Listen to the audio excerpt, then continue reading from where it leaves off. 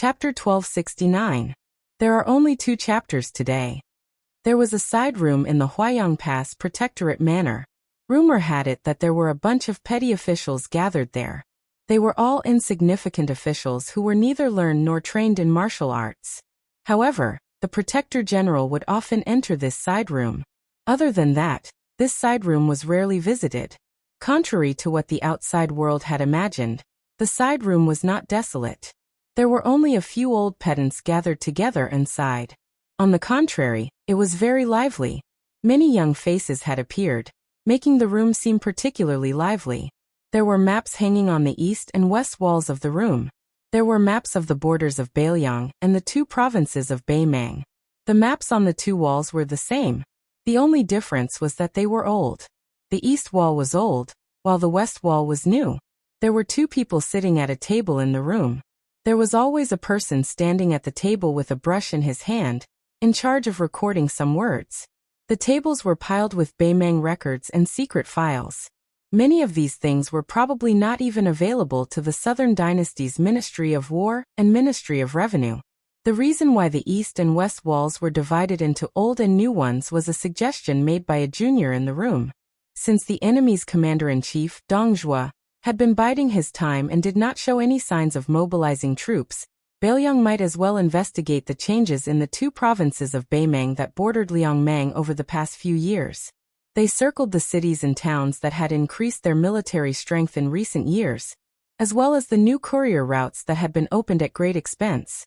They also focused on finding out the training grounds at the Beimang border over the years. The young man who gave this suggestion was surnamed Yu. It was said that he was an idle scholar who had gone to Liangmang to seek refuge in the Yamen, where he could not get enough money. Only then did he enter the room through his connections.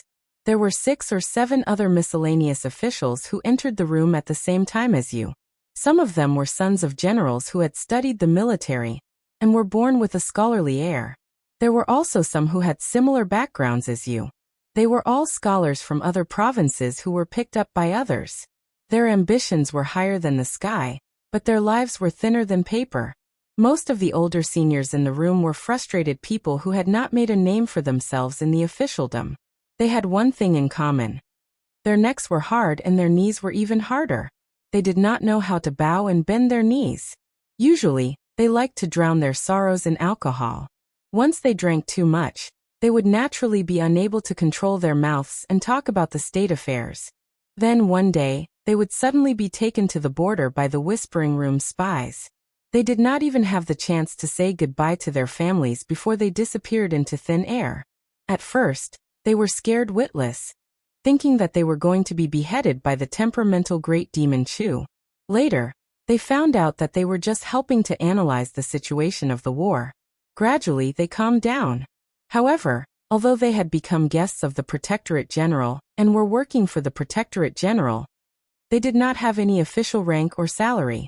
They were neither in heaven nor on earth, so it was not a pleasant job. Fortunately, these people had long worn away their ambitions in the officialdom. They were able to endure the dull and tedious work in the room. In addition, Lord Chu Lushan's reputation was too frightening. Every one of them was cautious and conscientious. They were afraid that one day, Chu Lushan would feel that they were officials who did not want to work hard without complaint.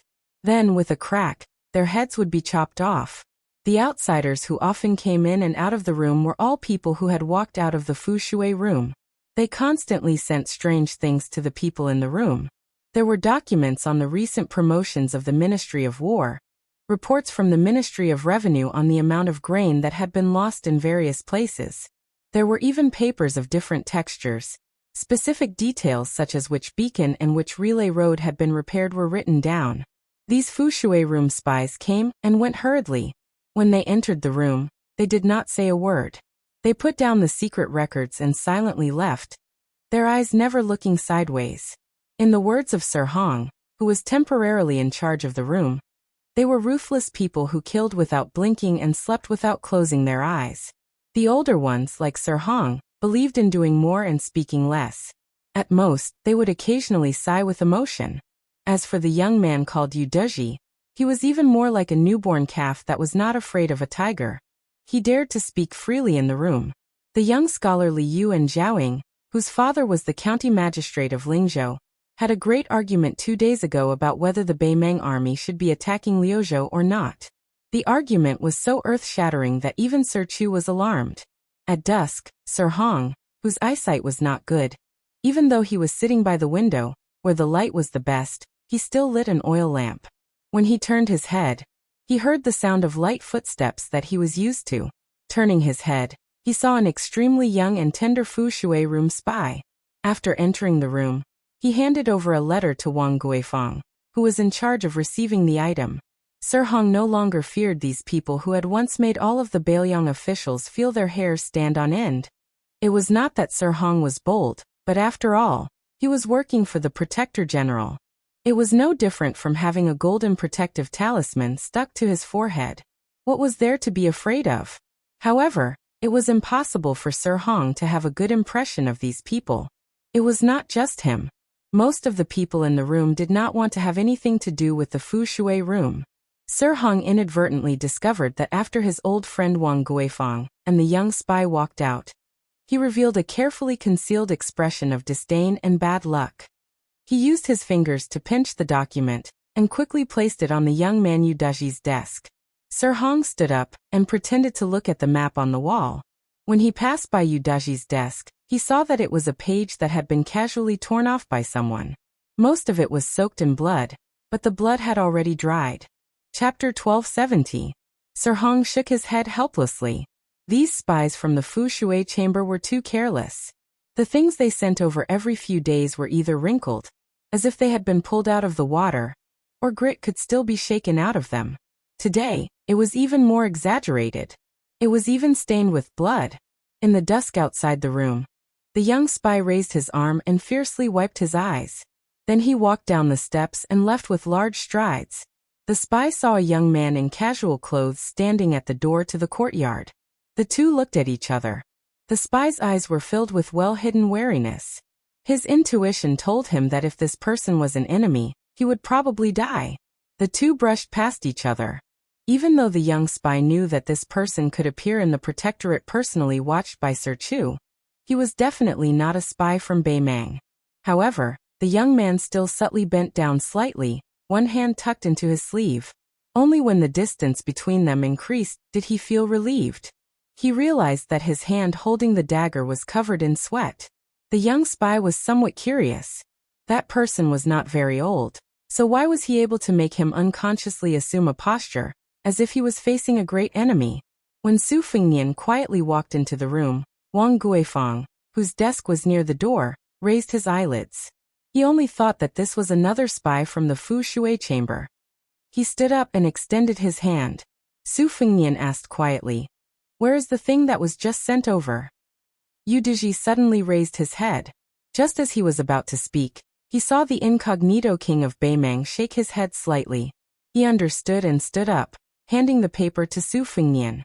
He was none other than Yu Luandao, the eldest grandson of the Yu family, a powerful clan in the Central Plains. His pseudonym was Yu Daji, and he worked as a handyman in this house. He was a nobody, and he spent all his time picking and choosing from those secret records and documents. In fact, as long as Yu Luandao wanted to get an official position, Hu Kuei, the provincial governor of Liangzhou, who was deeply respected by Su Fengnian, could make him a fourth-rank general, not to mention others. The piece of paper that Yu Luandao handed to Su Fengnian was a page from the famous prose collection, Small Window Leisure, written by Lu Jingsheng, the literary giant of the former Southern Tang dynasty. It was widely circulated among the remaining elders of the spring and autumn period. However, the pages of this Southern Tang edition could not be considered very valuable, and the text on the page was also very popular. However, the line of hastily written words added at the end of the page might not be worth 1,000 gold, but it was definitely more valuable than the life of the writer. Before the great battle, the scouts would die first. But many people didn't know that spies would die earlier. Moreover, they would only die silently. It couldn't even be considered tragic. Yu Luandao wanted to open his mouth to explain that those scattered, obscure, and unwritten words should be linked together in the secret file unique to Fu Shui Room to explain why. Outsiders didn't know that Fu Shui Room had an extremely hidden book of explaining words. Different death warriors and spies corresponded to their own written explanations. Therefore, even if a secret spy report was intercepted by Beimang, it would still be meaningless. The spy who sent this page was codenamed 24-foot in Fu Shui room. Yu Wandao needed to flip to the 24th chapter of the Book of Explaining Words on his desk to obtain the exact content. Su Fingyan was silent. Tightly holding the page, he walked to the wall and raised his head to look at a map of Gusai Prefecture. Sir Hong was confused. Unlike those inflexible spies of Fu Shui room, he guessed that this person might be the son of a general who was related to some important figure in the protectorate. Otherwise, he wouldn't be able to walk into this room. Looking at the situation, Yu Daji, whom he and Wang Guifeng privately said was Yu Daji, was most likely familiar with this person. Sir Hong pulled on Yu Daji's sleeve and said softly, "Little Yu, is this your friend? This is against the rules. If the Protector General finds out, you and I will both have to bear the consequences." Yu Wandao said softly, "It's fine." Even the usually easygoing Sir Hong couldn't help but feel anxious. The rules set by Protector General Chu were greater than the sky at the border of Beiliang. How could a little scholar say it was fine? When the time came, everyone in the room would be implicated by Yu Daji, who had broken the rules. Just as Sir Hong was about to remind the young man that it was time to leave the room, he suddenly heard the man murmur, "The historian's family is unfortunate. The country is fortunate. The country does not prosper. The family prospers." Sir Hong, who had studied hard for many years, immediately understood. Wasn't this a passage written by the great Southern Tang prose master Lu Jingsheng in Small Window Leisure? Next, Sir Hong saw the young man gently smooth out the wrinkled page and hand it back to Yu Daji. Yu Wandao took the page and handed it to Sir Hong. He said indifferently, "Sir Hong, this page can be filed away. I have already deciphered the words on the page. In a moment, I'll have to trouble you to have someone send it to Protector General Chu's study." Sir Hong took the page and glanced at it. He didn't have a deep impression. He only felt that the strokes were stiff and the transitions were stagnant. The woman played with the blade, and the man embroidered flowers. It was truly unsightly. Sir Hong suddenly raised his head and saw the young man looking at him expressionlessly. He was immediately frightened. But soon, the young man smiled and said softly, "Does Sir feel that the words on the page are somewhat unsightly?" Having been seen through, Sir Hong smiled awkwardly and didn't know how to respond. That person didn't make a fuss and only raised his voice slightly. Everyone in the room has worked hard. After saying this, Sir Hong didn't have time to criticize before he walked straight to the door. Sir Hong first saw Wang Guifeng standing dumbstruck at the door. Then he saw Beiliang's Protector General Chu Lushan, Cavalry Commander Yuan Zuozong, Infantry Commander Yan Wenluan, and many other people standing behind them. Sir Hong didn't dare to keep looking. If this wasn't shocking enough, then what made Sir Hong's scalp tingle was that the young man had just stepped over the threshold and walked out. Outside the house, a small group of people who deserved to be called the most powerful people in northern Liang were all making way for him. Chapter 1271. In the main hall of the Governor-General's office, Yan Wenluan looked at the young man wearing a black robe embroidered with gold. For some reason, his mind wandered. He remembered that when the general had put on Prince Liang's blue satin robe, he, Zhong Honggu, and Lu Yuanji couldn't help but go up and touch it. Of this group of old people, other than He Zhonghu and Chen Yinshui, Zhong Honggu was dead. Wei Taizhan and Lu Yuanji had retired from the army and returned home to retire. As for the younger group, only half of the general's 6 adopted sons were left. Yan Wenluan, as an important leader of Chongling's mountain, naturally had high hopes for Chen Jibao. In the old man's mind, Beiliang's best day was when Su Fingyan was stationed outside Chen Jibao's battle pass in Liangzhou. It was a pity that he would not be able to see this scene in this lifetime. Yan Wenluan gathered his thoughts. At this time, Su Fingyan was asking Chu Lushan about the movements of the Beimang army. Chu Lushan could not give a definite answer. Even though Beiliang's spies and crossbowmen had suffered great losses, Dongzhu's messy deployment of troops confused the Governor-General's office. This was like a celestial phenomenon expert facing off against a Xianfinger expert. He had the advantage but did not attack openly. At the same time, he did not play any sinister sneak attacks. Instead, he threw a flurry of punches on his own territory. He was not afraid of losing his footing. Su Fengnian joked. A large-scale shift of hundreds of thousands of troops is not child's play. This means that an astronomical amount of food and soldiers will be needed to support it. Fatty Dong is showing off his wealth to Beiliang? As one of the border commanders, great ancestor Gu's relationship with the new Prince Liang was purer than Yan Wenwan, Chen Yunshui, and He Zhonghu. After all, they had met outside Beiliang, and had been an honored guest invited by Su Fengnian. So great ancestor Gu had more leeway in his words. He smiled and agreed. In any case, it is not really the wealth of this great king of the South Courtyard. It will not hurt to squander it. Chu Lushan's fingers were crossed in front of his chest, his thick arms resting on the armrests. His eyes narrowed, his lips moving as though he was talking to himself. Su Fengnian looked at great ancestor Gu. Before he could say anything, the number 1 general of the old southern Tang straightened his back, straightened his clothes, and said telepathically, "Prince Liang wants to ask if we can fight outside the border?" Su Fengnian nodded. The fall of the old southern Tang was because they had given Gu Jiantang all the initiative on the battlefield. All the elite troops withdrew into the territory, which led to the destruction of the navy and the subsequent defeat. Otherwise, according to great ancestor Gu's strategy, Gu Jiantang would have to pay at least 200,000 more casualties to take down the southern Tang. More importantly, the southern Tang could use this opportunity to build up their morale, and not be afraid to fight to the death. Beiliang claimed to have 300,000 cavalrymen. Of course, not all of the 300,000 border soldiers were cavalrymen. In fact, only half of them were cavalrymen.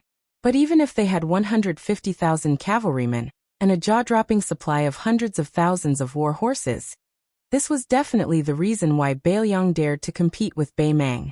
It could be said that if Beiliang did not have anything to worry about, and if the imperial court had enough support, such an invincible cavalryman with impeccable equipment and combat power could take the initiative to attack the northwest border and look for opportunities. The reason was simple. Compared to Bei Mang, Beiliang's territory was considered small. They could attack from all sides and maintain their advantage in numbers in a single battlefield. Even if the cavalrymen of Beiliang were on par with the border soldiers of Bei Mang, or even slightly inferior, they could still defeat the border soldiers of Bei Mang without any suspense. Then they would resupply and move to the next battlefield. The current predicament Beiliang was facing was that the imperial court had made up its mind to watch the fire burn across the river. Not only was there no way to retreat in the direction of western Shu, after the turmoil in Ji province and Yuan Tingshan became the strongest in Ji province, even the right side of Beiliang had become a hidden danger. It was true that Gu Jiantang could not meddle with the internal affairs of Beiliang, but it was easy for him to do something between Liao province and Beiliang. Great ancestor Gu kept them in suspense and said with a playful smile, "It's not impossible, but it depends on whether Beiliang has the courage or not." Yan Wenwan smiled and said, "General Gu mentioned something a few days ago. He said that it's not difficult to defend the mouth of the bottle gourd with the current Yuzhou army. The Yuzhou infantrymen are enough. Then, the 30,000 cavalrymen can sweep through Ji province and gain more geographical advantage for Beiliang. When the war between Liangzhou and Yuzhou is in a stalemate, the 30,000 cavalrymen can take an arc and directly attack Longyao province. In this way, Beiliang will not be in a dead-end situation where they can only be beaten. But Ji province." Chapter 1272. At this point, Yan Wenwan purposely left it blank. He Zhonghu and Chen Yunchui's gazes crossed each other, and then they both looked at Su Fengnian. Since the beginning of summer in the first year of Xiangfu, the current emperor had displayed a stance that puzzled everyone in court. Even if Yang Shenxing's troops had failed, even if Yan Zhenchuan's cavalry had been completely annihilated, the emperor did not show too much anger. Although the position of commander-in-chief Lu Xingxiang was shaky in the wind and rain, this was not caused by the unfavorable battle situation. Instead, it was a bleak situation from the beginning, and now there were signs of it becoming more and more stable. After Yan Zhenchuan died in battle, it could be said that he was extremely honored. He was posthumously given the title of Wuxia, and posthumously given the title of Jingzhong Marquis. His only son, Yan Daiden, immediately received an exceptional promotion. Yang Shenxing was trapped and lost the face of the court.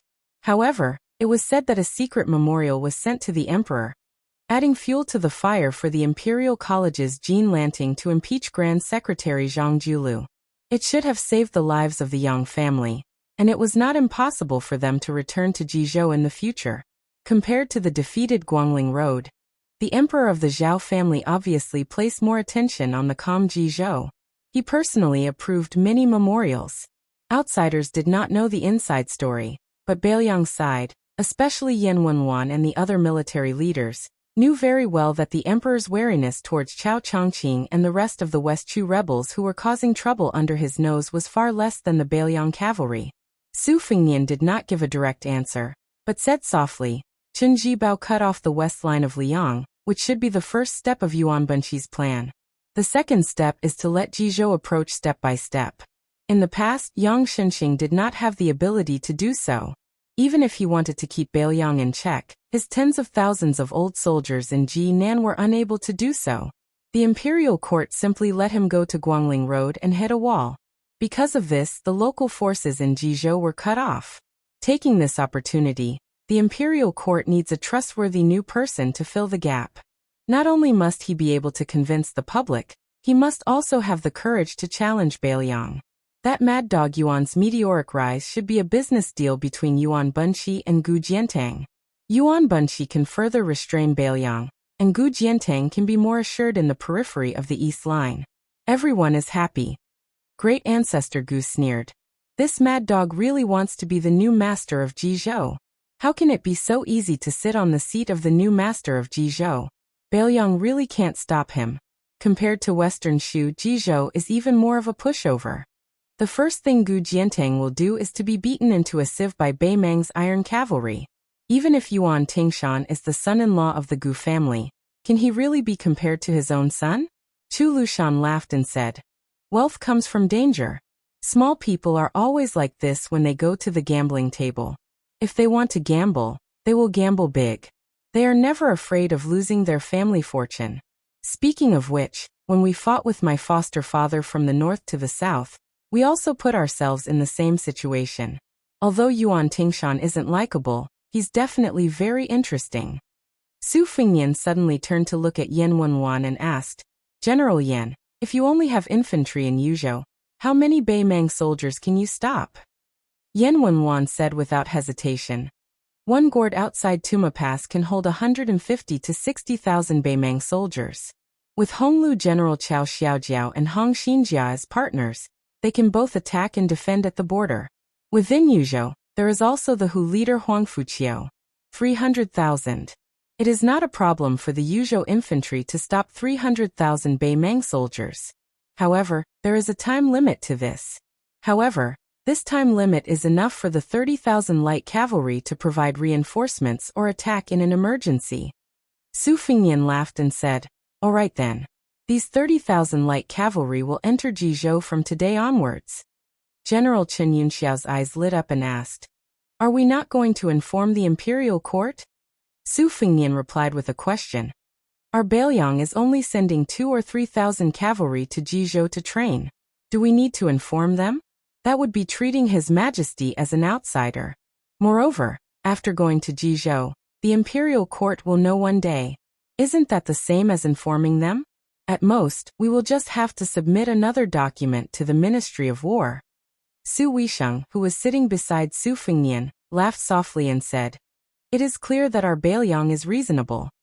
Chen Yunxiao suppressed his laughter. He Zhong, who was also in a good mood, could not help but laugh out loud. Your Highness, the difference between 3,000 and 30,000 seems a bit big. He Zhong suddenly waved his hand and said, 3,000 and 30,000 are only 20,000. It is not 30,000 and 300,000. Whoever wants to argue about this can argue about it. Moreover, that Minister Liu of the Ministry of War is our Highness's elder by marriage. Regardless of whether it is on the side of family or on the side of reason, Tangxi Sword Immortal should be helped. Su Fengnian rubbed his face and asked, In the past, this cavalry was made up of scattered generals and captains. If they go to Jizhou, who will lead them? Do any of you have a suitable candidate? As the general of Bailiang's 160,000 infantry, Yan Wenwan was not in a position to interrupt. After all, this was a family matter of the cavalry. Yuan Zuozong could speak, Chu Lushang could speak, and even some of the infantry generals could speak freely. However, this famous general from the spring and autumn period was too prominent, so he should be silent. However, Yan Wenwan still spoke bluntly. I have two candidates for the position of commander and deputy commander. The commander must be more astute in the use of troops than in the proper way, while the deputy commander must be relatively prudent, more proper than astute. This will allow the two of them to complement each other and prevent the cavalry from being too lame. The vice-general can be my subordinate, Zhong Tianheng. As for the general, Your Highness will have to use different people. Su Fengnian smiled and said, Old General, please speak. Yan Wenwan glanced at Chu Lushan and said, Then I will have to borrow someone from Protector General Chu. Chu Lushan stared and said, No, even if you beat me to death, I will not lend him to you. That kid is an important person in the Protectorate, and is also my right-hand man. In the future, I will have to rely on this kid. Su Fengnian could not help but be puzzled. Who was this extraordinary person that Lu Qiuer and Yan Wenwan liked?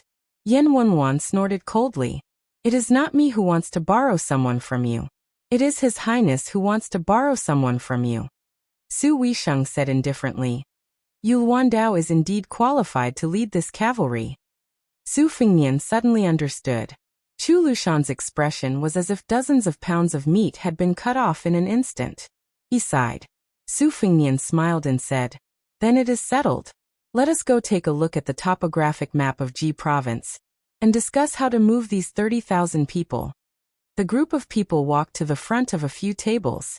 Someone had already brought over two maps.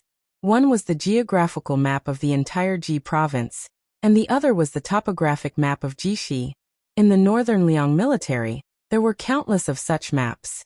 When Su Fengnian sent someone to invite Yu Wandao over, he stood in front of the table and looked around.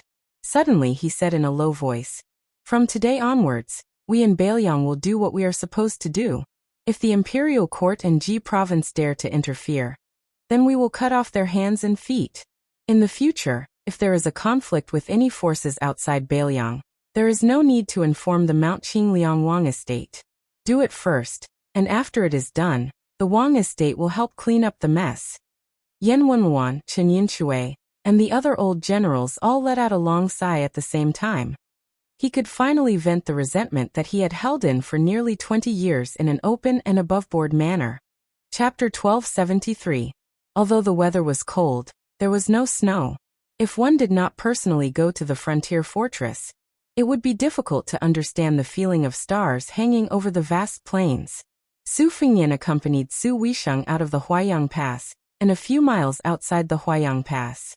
He was accompanied only by Chu Lushan. The old General Yan Wenwan, and the new Yu Wandao of the Dragon Gate, had already rushed to Yuzhou to take charge of military affairs.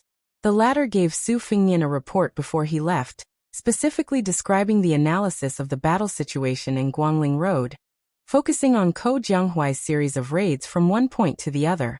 Large-scale cavalry battles in the wilderness had always been a scene that could only be seen on the frontier battlefield. In the hinterland of the Central Plains, large and small cities were scattered like stars in the sky and blocked by rivers, making it extremely difficult for cavalry to perform. To be precise, it was extremely difficult for cavalry to fight a battle in one go. It was not difficult to fight one or several exciting battles, but to fight to the end, abandoning the infantry and using the cavalry to the greatest extent, it was a test of the ability of the commander. Chu Lushan used the faint starlight to read the report carefully along the way, admiring it so much that he could not put it down. When Su Fengnian and Su Weisheng stopped at a small broken ground, Chu Lushan carefully put away the priceless rice paper, looked at the sky, and sighed softly. Lu Xingxiang's proudest work in his life was that snowy night in Luzhou, helping Gu Jianteng take down the entire Dongyue without shedding a drop of blood. As for me, I was fortunate enough to not fail my mission when thousands of cavalry marched into Shu. In the past 10 years, these two battles have been deduced countless times by the old scholars who teach the art of war in Shangyin Academy and Imperial College. But in my opinion, This unruly Ko Jianghuai in West Chu's new imperial court is much better than me and that assistant minister Lu. No wonder Yu Luandao, a proud and arrogant son of a powerful family, is willing to praise another son of the same age. Su Weisheng reached out his hand to ask Chu Lushan for the stack of rice paper, put it on his knee, and casually pulled out a page, saying flatly, Ko Jianghuai is recognized as a generalist in Shangyin Academy, but in the eyes of some scholars, he is somewhat miscellaneous and not a master. I have played a few games with him. Su Fengnian could not help but interrupt. Second sister, can this kid beat you in a game of chess? Su Weisheng raised his head and stared blankly at Su Fengnian. Su Fengnian smiled embarrassedly and quickly shut his mouth. Chu Lushan caught a glimpse of this scene. In today's world, there were very few people who could make the young king of Bailiang admit defeat, and he could not help but laugh. In the end, Su Fengnian was afraid of the strong and picked on the weak. He glared fiercely at the gloating Chu Lushan, and the Protector General could only resentfully withdraw his smile. It must be known that a person who could make him admit defeat was equally difficult to find in the two imperial courts. Su Weisheng continued, most of the people I have played against are national chess players. Among them, Ko Jianghuai is undoubtedly the weakest. However, this person's thoughts are the most unconstrained, and there is no set pattern to the game. He can play frighteningly strong moves, but he can also play stupid moves that do not make any sense, and he can also shamelessly play all the way to the end. These are not surprising. What is truly impressive about Ko Jianghuai is that he has the least desire to win. This kind of opponent is very difficult to deal with on the battlefield. Prince of Guangling, Zhao Yi, has clearly suffered enough. On the eastern front of West Chu, Ko Jianghuai, with inferior military strength, within 20 years, consecutively captured Huangyan Pass, including Daijai's and 6 other dangerous cities. They obtained the cities but did not defend them, giving up a temporary struggle for territory, and striving to obtain an overwhelming military superiority over the enemy on a single battlefield. They nibbled away the reinforcements bit by bit, making large movements and long-distance raids. This kind of seemingly unreasonable military strategy is indeed worthy for us, Bei Mang, who is at a disadvantage compared to Bailiang, to learn from. Probably because he was tired of standing, Chu Lushan sat down on the grass next to Su Weisheng's wheelchair. Unexpectedly, the height of his head was still about the same as Su Weisheng's. It could be seen that this head of Bailiang's officials, Lu Qiuer's body was very large. After entering the winter, the withered grass was sparse, so he did not feel uncomfortable. He laughed and said, after the restoration of the country, West Chu's situation is quite similar to our Bailiang's. We have almost become fellow sufferers who sympathize with each other. Under the joint suppression of the 2 southern armies and several vassal kings, Chu Lushan is really like a snail in its shell. If Chao Chongqing personally went into action, forcing Yang Shenqing to be unable to use his strength, Yan Zhenchuan's death in battle could be considered reasonable. But right now, West Chu only sent 2 young generals into action, and it has already caused the Zhao imperial court to be in a terrible fix. Zhao Yi had no choice but to bring out the spring snow building's auspicious general. Presumably, the battle in Guangling will not be as short as 3 months, or as long as half a year as predicted by the elders of the Liang Ministry of War, and it will not even be as long as we Bailiang predicted at that time. By the time the last wisp of smoke dissipates, I am afraid it will take at least 2 years. Su Fengnian laughed coldly and said, the Zhao family's son of heaven used the New Year's auspicious talisman. His original intention was to create a new atmosphere. A new atmosphere is indeed a new atmosphere, but it is not the least bit joyous. Suppressing Bailiang and indulging Guangling, these were all created by him. I don't know if he has any regrets, other than handing over the dragon robe and dragon throne to Crown Prince Zhao Zhuan. There is also this big mess. Chapter 1274. Su Weisheng shook his head and said in a low voice, the Zhao family is good at fishing in troubled waters in the middle of the game, and making the final decision at the end of the game.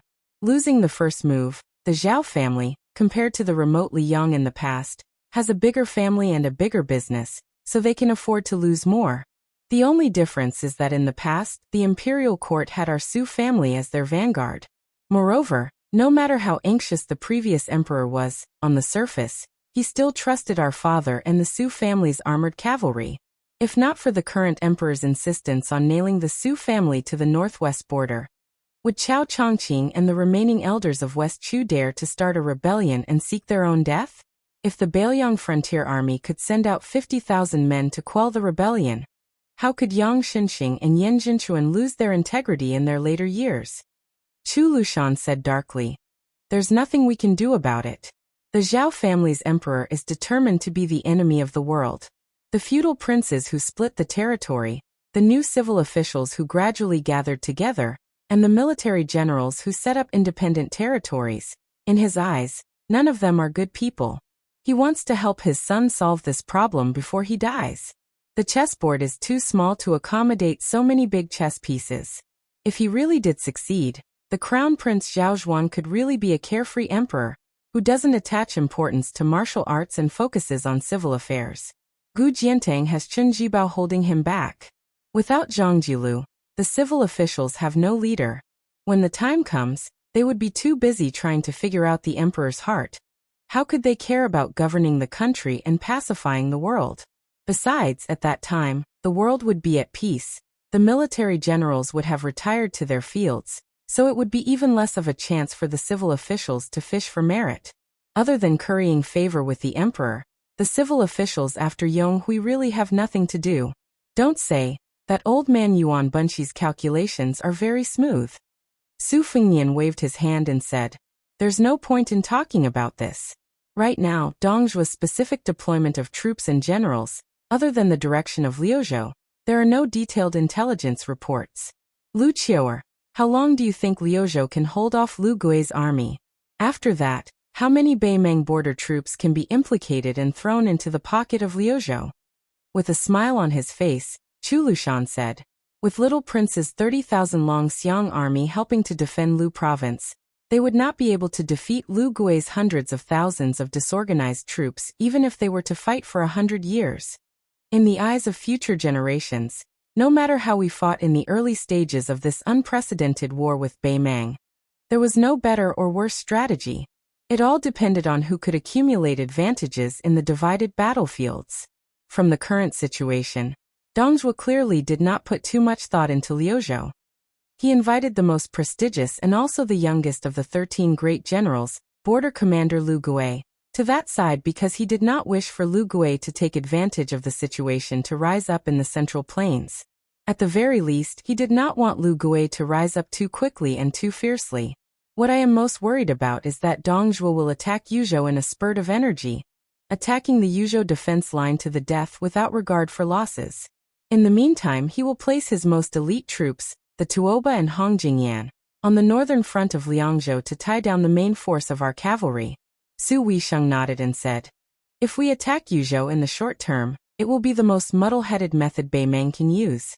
However, in the long term, it will be the best method to preserve Beimang's national strength. After all, Beiliang is not the Central Plains, which has a great depth. Even if Yuzhou has a few cities that can be defended, and there are many fortresses and military cities south of the mouth of the gourd, the saying that the mouth of the gourd alone can swallow up 160,000 soldiers is not an exaggeration. However, as long as Beimang has the courage to do so, they will only have to send out 100,000 soldiers to cripple Yuzhou. Next, they will have to rely on Liangzhou's main force to reinforce Yuzhou. Once this situation develops, whether or not Liuzhou is defended will no longer affect the overall situation. This is also the reason why Yan Wenwan insisted that Yu Wandao lead 30,000 light cavalry to Jizhou. He was determined to use Yuzhou to win more time and space for all of Beiliang. However, this is an action that has no choice. In the end, they will lose more than they lose. The Liang imperial court is happy to see this, but Beiliang cannot afford it. Su Weisheng folded his hands on the paper on his knees and looked into the distance. Bodyguard Chu insisted on having Liuzhou enter a stalemate, attracting the attention of both the North and South imperial courts of Beimang. He hoped that Beimang's border army would send troops to Liuzhou, but he was also worried that Dongzhou would focus on attacking Yuzhou. Over the past decade or so, Father has poured a lot of effort into Yuzhou and spent a lot of money on the soldiers. 7 years ago, during the raid led by the Dragon Waste province, he purposely stopped the border army of Liangzhou from reinforcing Yuzhou. He watched as the 30,000 soldiers of Yuzhou lost their cities and fortresses one after another, and sacrificed their lives for the northern barbarians. He wanted to make Beimeng fear Yuzhou's border army, and hoped that one day, Yuzhou would not become their fatal weakness. Chu Lushan said in a low voice, "Merciful people don't command troops." Chu Lushan suddenly exhaled a mouthful of turbid air. That old woman has been purging Beimeng's Jianghu forces for many years. Now she can finally be put to use. On the border, those experts are keeping a close eye on the big and small passes. As long as they see someone quietly crossing the border, they will kill him on the spot regardless of his identity. Many of our men of sacrifice spies who have been lurking for many years can hardly pass on important military intelligence. This time, the chess and sword music school and the Princess Grave have all been mobilized to seal off the news from the border and cooperate with Dongzhuo's border army. This move is really ruthless. Fushui Room has suffered heavy losses after being traced back to Beimeng. Many provinces have been uprooted after many years of operations. Chu Lushan, who was squatting on the ground, rubbed his cheeks. That's not all. Not long ago, Beimeng deliberately let a spy return. He had 16 heads of his colleagues from Fushui Room in his luggage. When the spy saw me, he cried and said that if it wasn't for the fact that he hoped Fushui Room could take back these heads, he would rather die than return to Beiliang. After the spy put down his luggage, he borrowed a cold knife and committed suicide that night. He didn't say his last words, he didn't write his will, he didn't leave anything behind. Chu Lushan said in a muffled voice. Our new cold knife hasn't even started killing the northern barbarians, but it was used as a suicide by one of our own. If I continue to hold in this resentment, my lungs will explode from anger. Su Fingyan didn't say anything. His hands were clasped in the large sleeves of his purple gold embroidered robe. After winter, the continuous battle in Guangling Road had come to an end. It was Beiliang's turn to be engulfed in smoke. There was no snow this winter. No one knew when it would snow. However, the cold knives at the waists of the 300,000 border soldiers could be unsheathed at any time. Chapter 1275. More than 8,000 valiant Chang cavalry went from the border of Gusai Prefecture to between Qingtsang and Linyao. Just as Chu Lushan had expected, the light-armored Chang cavalry were used by Lu Gui to cut off the connection between the two towns. The Chang people were once a thorn in the side of the overlords of the Central Plains. The Dafeng dynasty had been harassed by the Chang people for a full 200 years.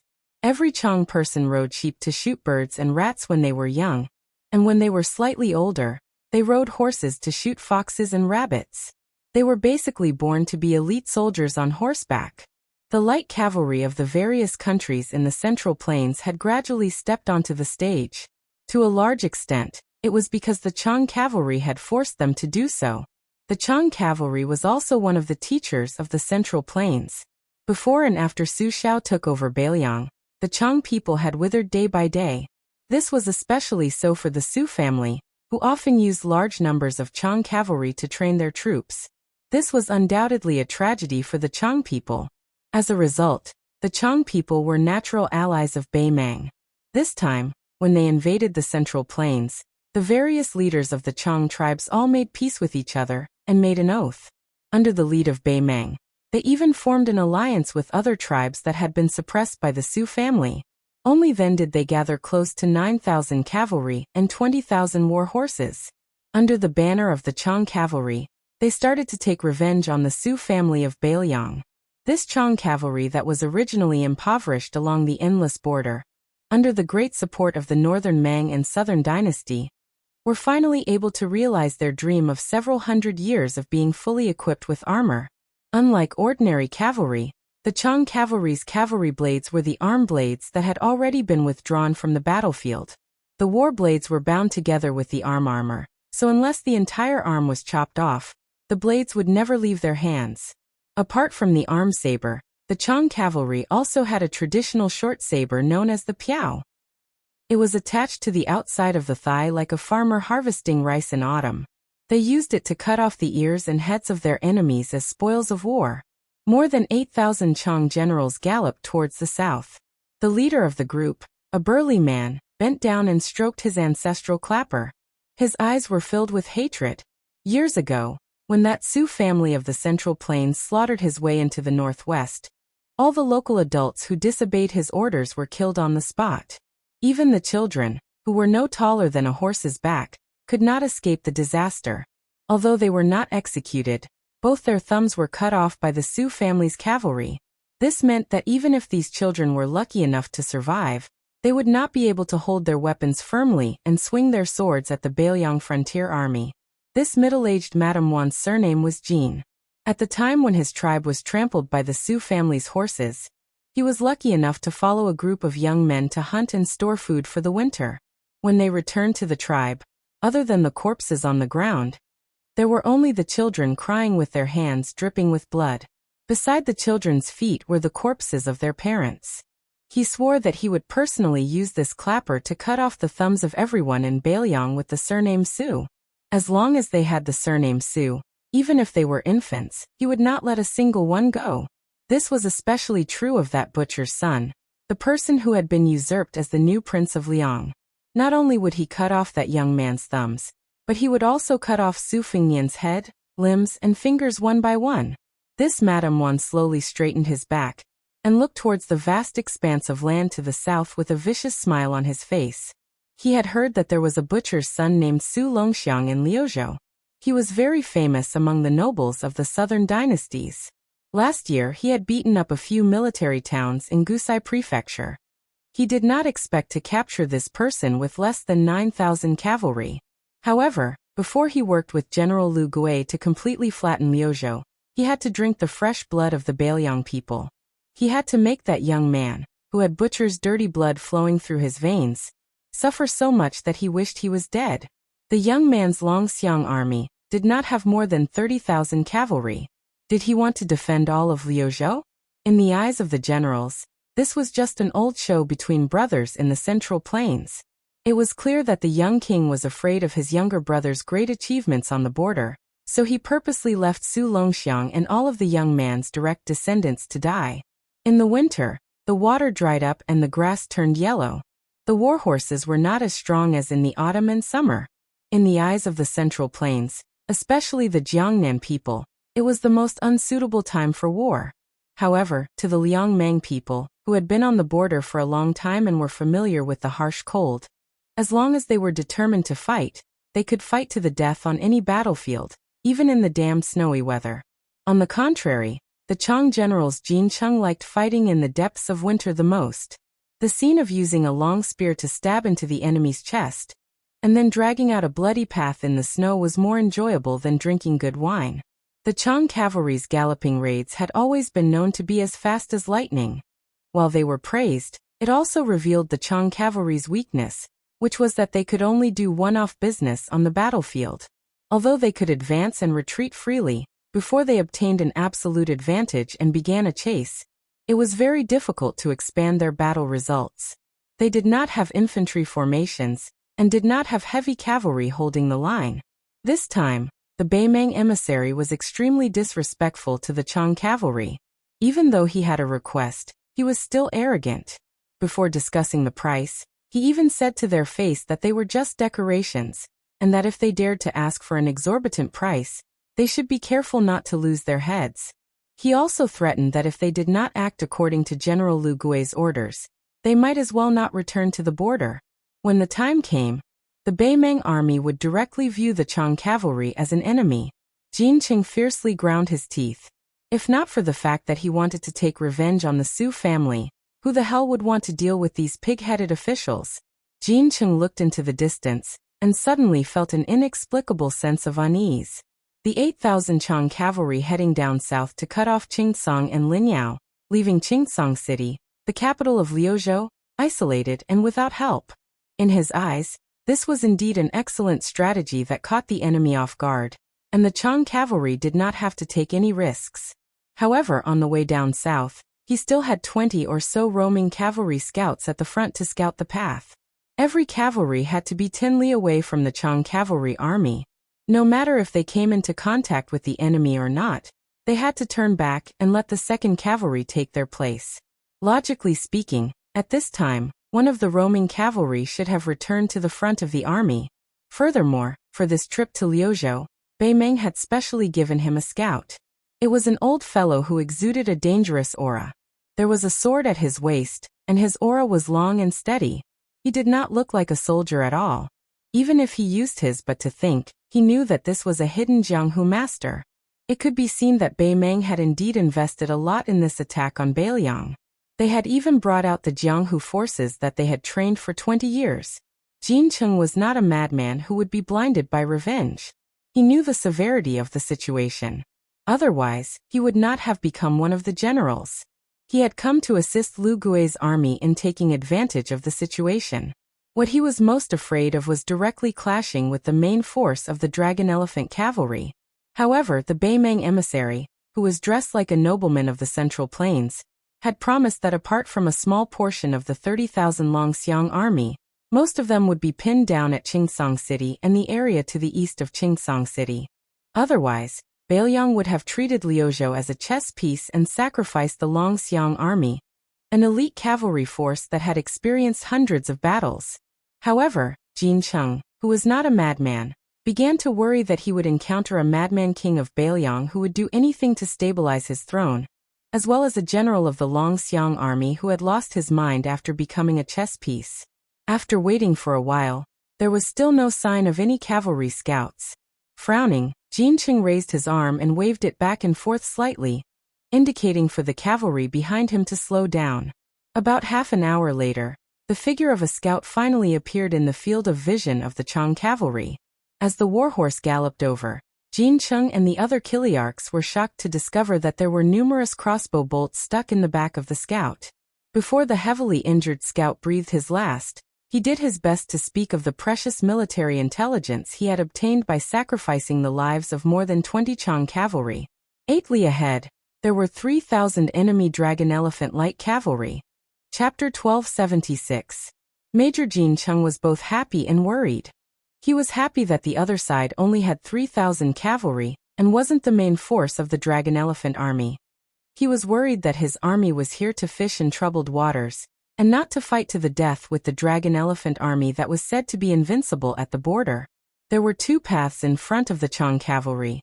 They could continue south and use their advantage in numbers to take down the 3,000 cavalry. They could grit their teeth and complete their mission of cutting off Lu province.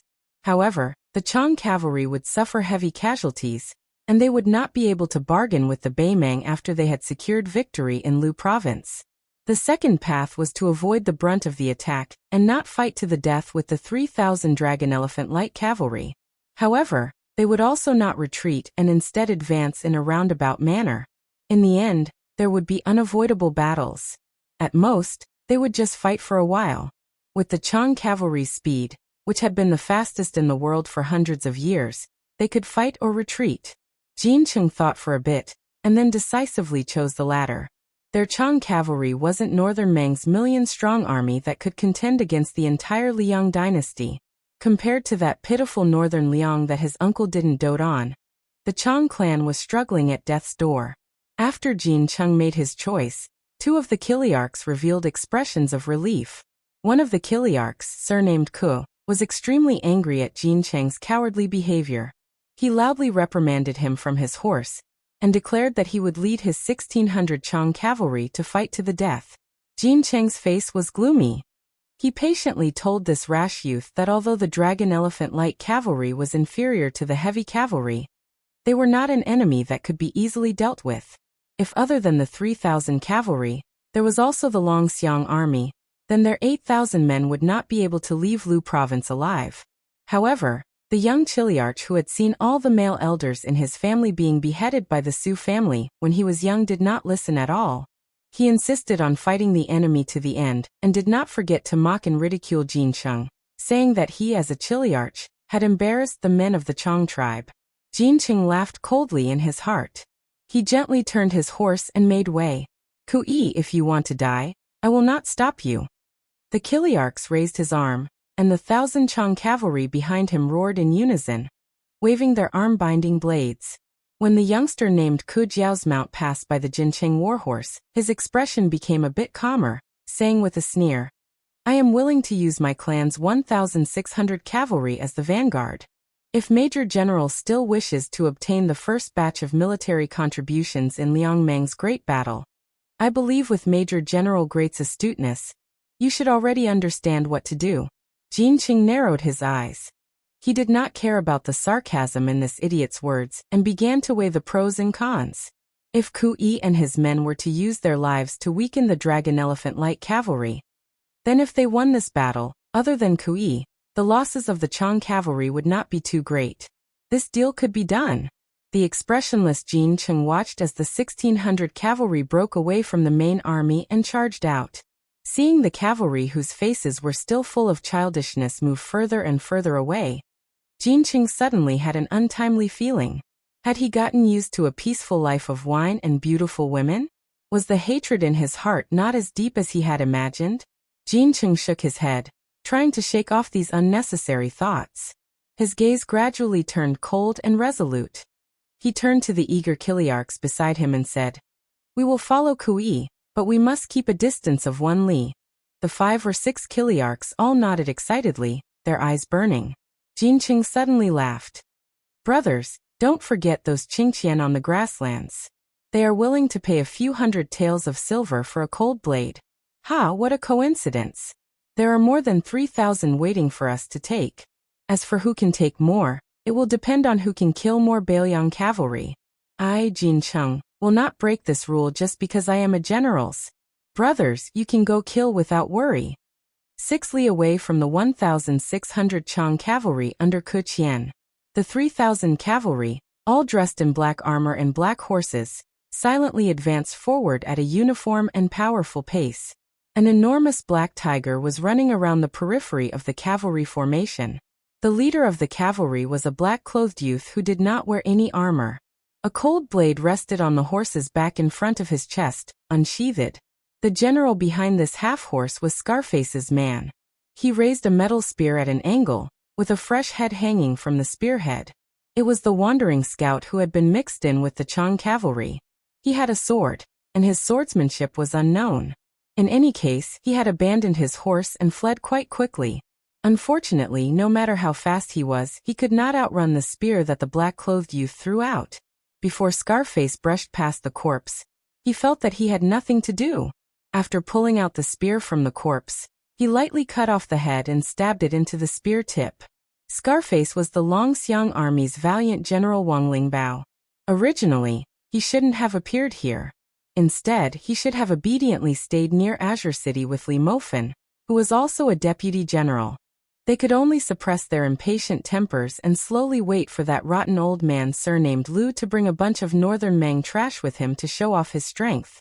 However, the commander had somehow heard from some scoundrel that a group of 8,000 Chang cavalry had broken through the border and was rushing to their deaths. Wang Lingbao wanted to kill these Chang cavalry who were tired of living, but the governor-general had sent an urgent military order to the Liuzhou provincial governor's mansion, telling the Longxiang army not to move. Provincial Governor Yang Guangdou had even gone out of the city to scout the camp, smiling as he whispered some kind reminders into Li Mofen and Li Mofen's ears. Wang Lingbao naturally did not dare to disobey a military order, let alone the new Prince Liang's order. Even if it was just Chu Lushan's order, Wang Lingbao would not dare to move the troops on his own. However, since his commander wanted to kill people, even if the sky fell down, the commander would be there to support it. How could Wang Lingbao miss out on this rare opportunity? In order to intercept and kill this group of Chang cavalry heading south, the 10,000 Dragon Elephant Light Cavalry had no choice but to split into 3 groups, each of them searching for the enemy between Qingsong City and Linyao military town. As the 10,000 troops set out, Yang Guangdou and the young scholar called Chun Shiliang quickly blocked their path, seemingly wanting to dissuade them. In any case, Wang Lingbao hid behind the army and picked his ears, pretending not to hear or see anything. As for the fact that the Longxiang army had broken a taboo in the art of war, Wang Lingbao really did not think much of it. It was true that the Longxiang army did not care about the situation in Liuzhou, but if one were to say that the 3,000 Longxiang army would be at a disadvantage in front of 8,000 Chang cavalry, Wang Lingbao would be the first to cut off his own head and use it as a urinal. When Wang Lingbao saw the provincial governor, he was quite angry. If not for the fact that he could not defeat the commander, he he would have definitely hit him. However, the scholar who seemed to be highly regarded by the prince did not have any obvious expression. Wang Lingbao actually knew that after returning to Qingsong City, the news of the Longxiang army violating military orders would definitely reach the Huayang Pass Protectorate Manor. At that time, even if the commander of the Longxiang army took the blame, as a deputy general, Wang Lingbao would not be able to bear the consequences. However, so what? More than 10 years later, the true Liangmeng Great War had finally arrived. Motherf *Ker, even a pregnant woman would only need 10 months to give birth. He and Li Mofen, these rough men, had waited bitterly for more than 10 years. In this first battle, if he, Wang Lingbao, did not take the lead, he would be the first to let himself down. As for why the young commander in front of him was so determined to fight the Chang cavalry, Wang Lingbao could not be bothered to care. Wang Lingbao let out a long breath. With a flick of his wrist, he shook off the head that was in the way. Looking into the distance between the two sides was less than 2 li. He could already see that the enemy cavalry had begun to speed up. Wang Lingbao softly muttered, "Bailiang is guarded by us. Great General, rest assured." Su Longxiang slowly pulled out his Bailiang saber. Under the illumination of the sun, it flashed with a snow-white light. At the same time, the 3,000 dragon elephant cavalry began to raise their spears. Chapter 1277. The two cavalry armies began to charge at each other without any fancy moves.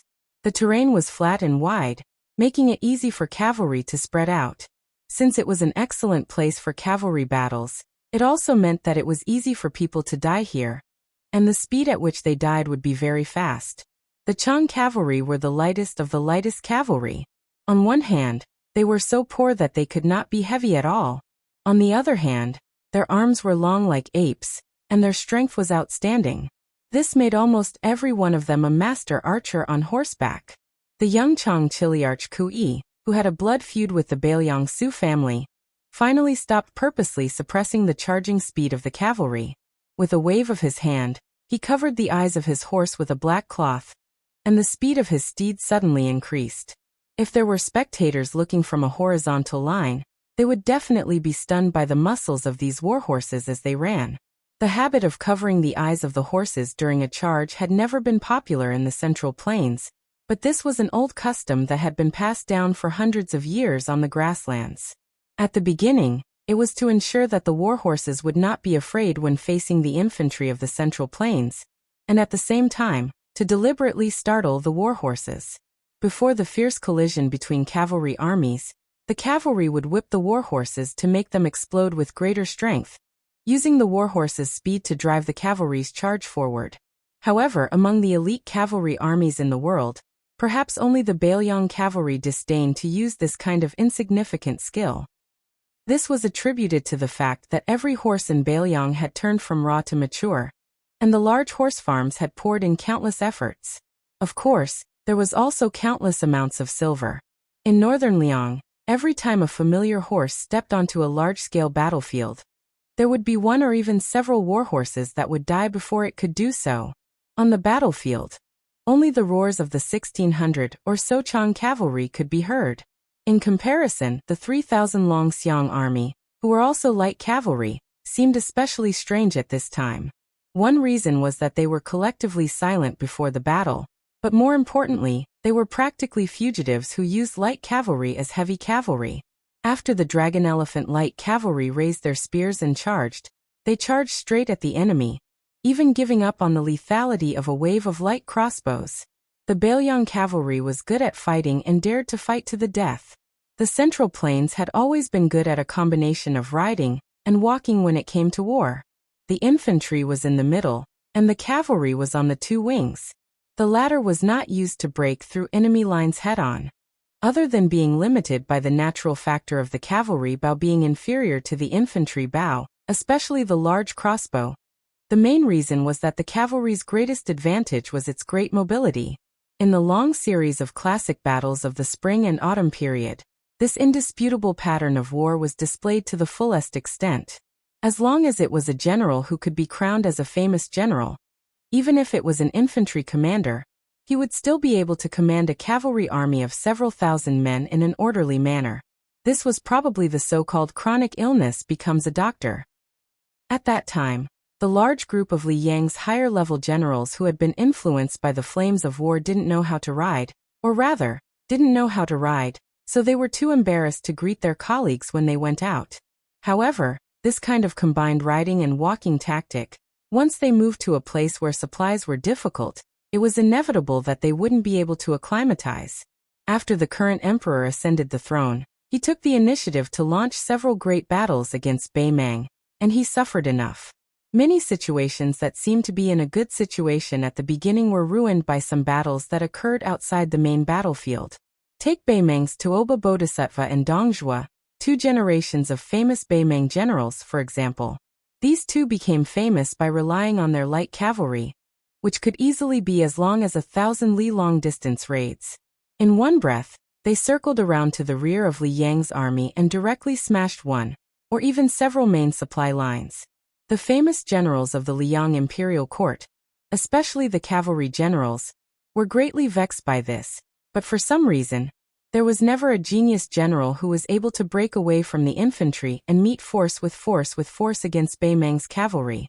Even so, the signs of the cavalry having to be separated and assume independent responsibility, as well as a series of books on the art of war that were derived from it, still appeared. Lu Xingxiang, who had been recruited by Zhao Yi to go to the distant Guangling riverbank, and Su Gong, who had never had the chance to go on an expedition beyond the Great Wall, each produced a military book. Unfortunately, it was not passed down to the generations, but it was widely praised within the military. Su Shao greatly admired that dragon general Su Gong, who came from the Gumusu family, and thought that this person should have been able to overshadow Lu Xingxiang, who led the charge in the southeast. However, that group of Liang's higher-ups all knew in their hearts that if at that time Chen Jibao and Chu Lushan were given the opportunity, then in Bei Mang, this brand-new battlefield, these two would undoubtedly become meritorious figures not inferior to the four great generals of the spring and autumn period. However, at that time, even if the new son of heaven, out of selfishness, was willing to give Chen Jibao the opportunity to display his skills, that large group of founding elders would not allow the Su family to have a successor. In close to 20 years of constant warfare with Bei Mang, the Bei Mang cavalry also developed a set of extremely powerful and mature tactics. For example, the Bei Mang cavalry lacked crossbows, but had many bows. Unless it was an elite soldier with astonishing strength, it would be difficult for an ordinary cavalry bow to break through the armor from 80 paces away. When the two armies collided and charged, under Chen Jibao's influence, the Bei Mang cavalry was abnormal to the point where they directly abandoned the crossbows in the process of exchanging fire. Relying on their advantage in armor, they allowed the Mang cavalry to throw out their arrows and fire at them, while their own side only focused on charging forward. As a result, Chen Jibao once made a presumptuous statement that made the outside world feel unimaginable. Under the premise that the military strength was roughly equal, or even slightly inferior, the Bei Mang cavalry could only survive 40 paces. After all, outsiders were unable to witness this scene with their own eyes, and all along they held a strong skeptical attitude. However, it was undeniable that in the entire Liang dynasty, perhaps only the Bei Mang frontier army had the precious experience of more than 10,000 pure cavalry fighting in pairs with cavalry. Don't look at how the Zhao imperial court acted like they didn't know anything about the northwest border. Every time the wind blew and the grass blew, the current golden weaving bureau Li Shifeng would patiently and quietly send secret memorials to the capital. And the contents of these memorials were bought by Guangling Prince Zhao Yi and Yanqi Prince Zhao Bing through who knew how many favors and connections, so that the various advisors could ponder over and over again. At the same time, the Liang imperial court was not waiting for death. They decided to treat Bei Mang and Beiliang as imaginary enemies, thinking about how to truly go against the iron hooves of those warhorses. After all, the outstanding generals of the Central Plains who stood out from the smoke of war were not useless people. They were quite effective. The division of troops and weapon combinations of the infantry, and the cooperation of the weapons, could be said to be at the peak of perfection. In the imperial examinations of the spring of Yonghui, there were even similar questions that had a deep meaning. This led to many bold and unconstrained ideas in the answers. Although most of them were seen as the nonsense of a scholar, there was an argument that suddenly shone brightly after many years of silence. That was to use extremes to fight extremes. The examinee who failed in the imperial examinations at that time proposed to invest all of his financial and material resources to develop the deformed heavy cavalry and strive to cross the threshold of 10,000 people. Even if he had to sell everything, he had to develop one or several heavy cavalry units and place them in an important town not far from the border. At that time, his answer sheet was like a clay ox in the ocean in the Liang imperial court. However, at the same time, the Beimeng Palace began to crazily use money to build heavy cavalry units. It was not until many years later that the Liang imperial court realized that these were the two units of cavalry that Beimeng named after the country's surname, the Yelu heavy cavalry and the Murong heavy cavalry. The number of people barely touched the threshold of 10,000. However, even the layman civil official knew that to raise these two units of heavy cavalry, it was the same as cutting off the country's flesh and blood to feed these two large gluttons. This was because the true cost of the heavy cavalry was not in the establishment of the structure, but in the maintenance of the soldiers. The Liang imperial court, who was slow to realize this, was forced by public opinion from all levels of society, especially Gu Lu of the Ministry of War and the Eastern Border Army. Only then did they bite the bullet and follow behind Beimeng to create the Duo Yen cavalry and the Yanmen heavy cavalry. The former had less than 8,000 cavalry and the latter had less than 5,000. As for why the scholar who went to the capital to take the imperial examinations would mysteriously die in a nameless alley, who cared? However, if someone knew of this secret, they would sigh. A little essay of less than 1,000 words written by a nameless Jiangnan scholar had actually affected the life and death of 2 million soldiers in the desert frontier fortress. The enemy was 80 paces away from us. The front line of battle spread out like a line. The surging tide of Chang cavalry skillfully knocked their bows and shot arrows. The violent jolting of the back of the horse during the fast charge, the armor of the enemy cavalry, and the lack of time to switch shots in a hurried battle were all important reasons why cavalry archery was only the icing on the cake. Beimeng's proper border army's spears and spears were not bad. Not to mention Dong's Dong family army. Even the generals and personal troops who held the edict had reached the level of the elite border army of Liang. However, this Chang cavalry was much more shabby. It was not that Beimeng was so stingy that he was not willing to take out tens of thousands of refined spears and spears. However, even if he gave them to the Chang cavalry, who had their own set of tactics, it would only be drawing legs on a snake and not sending charcoal in snowy weather. The training of war horses was already a headache, much less the training of cavalry in horse battle. The weight of the spear and saber was related to the strength of the cavalry's arms. How many battles and how many lives would be sacrificed before an optimal answer could be found? The precise area of the spear to stab the enemy cavalry, the optimal angle of the saber, the appropriate weight of the armor were all different from person to person and required great knowledge. Therefore, if the Chang cavalry suddenly changed their main weapons to the overly extravagant and unfamiliar spears and spears, and thus slowed down the speed of the Chang cavalry, then once the Chang cavalry reached Liuzhou, they would either be lucky and not run into the Longxiang army, or they would just treat it as a happy trip. If they were unlucky, then Generals Jin Cheng would not even need to think about it. He would just turn and run and try to sell those spears and spears for some money to escape. Those spring and autumn survivors who left their homes and fled north brought along many secret and superb forging techniques to Beimeng. However, Beimeng lacked a large amount of iron, causing many of the craftsmen of the southern dynasty to become hardworking housewives who could not cook without rice. Qin Jibao once said, "The northern barbarians who lack spears and spears are just a group of foot soldiers on horseback. That's all." Chapter 1278. It could be said that the war saint of West Chu Yi Baikue had pushed the cruelty of large-scale warfare to a peak. Thus, Qin Jibao had divided the war into the shoulders of every junior captain.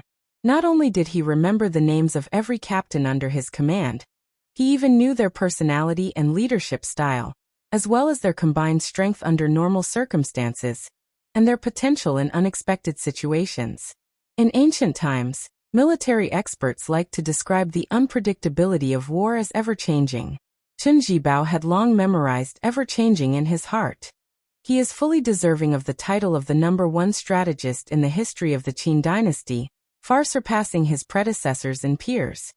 Any Jiangnan scholar who had read a few military books and admired the elegant demeanor of the white-clothed war saint would be able to say this kind of overflowing praise that sounded common. But in reality, the person who said these words was Chao Qingyi, who was publicly recognized as invincible in chess. Liu Zhou did not hear the cries of the horns or the war drums. Just like that, people died in a hurried battle. The 2 rounds of long-range shooting by the Chang cavalry were expected to achieve merit, but the magnitude of the merit surprised the Chang cavalry.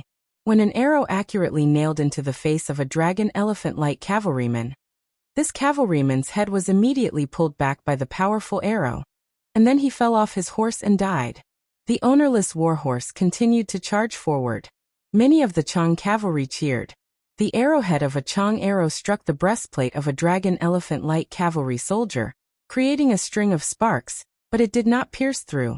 However, this northern Liang border army soldier's luck was truly terrible. His warhorse was struck in the neck by another extremely powerful arrow through the gap in the armor.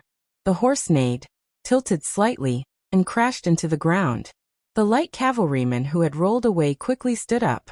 His arm that was holding the spear had been broken, but without his spear, he quickly pulled out the cold saber at his waist.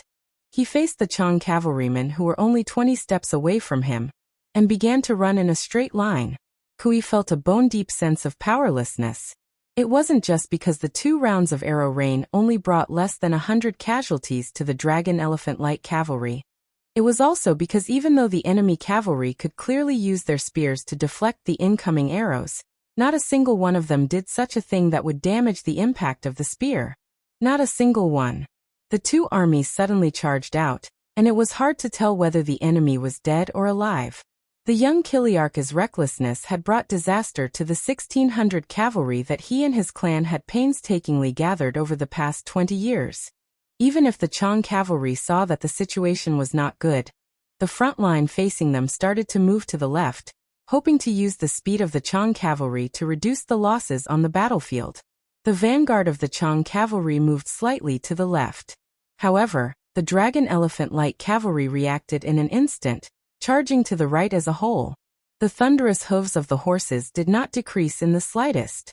The rapid changes on the battlefront were actually not much when it was divided between 2 enemy cavalry positions.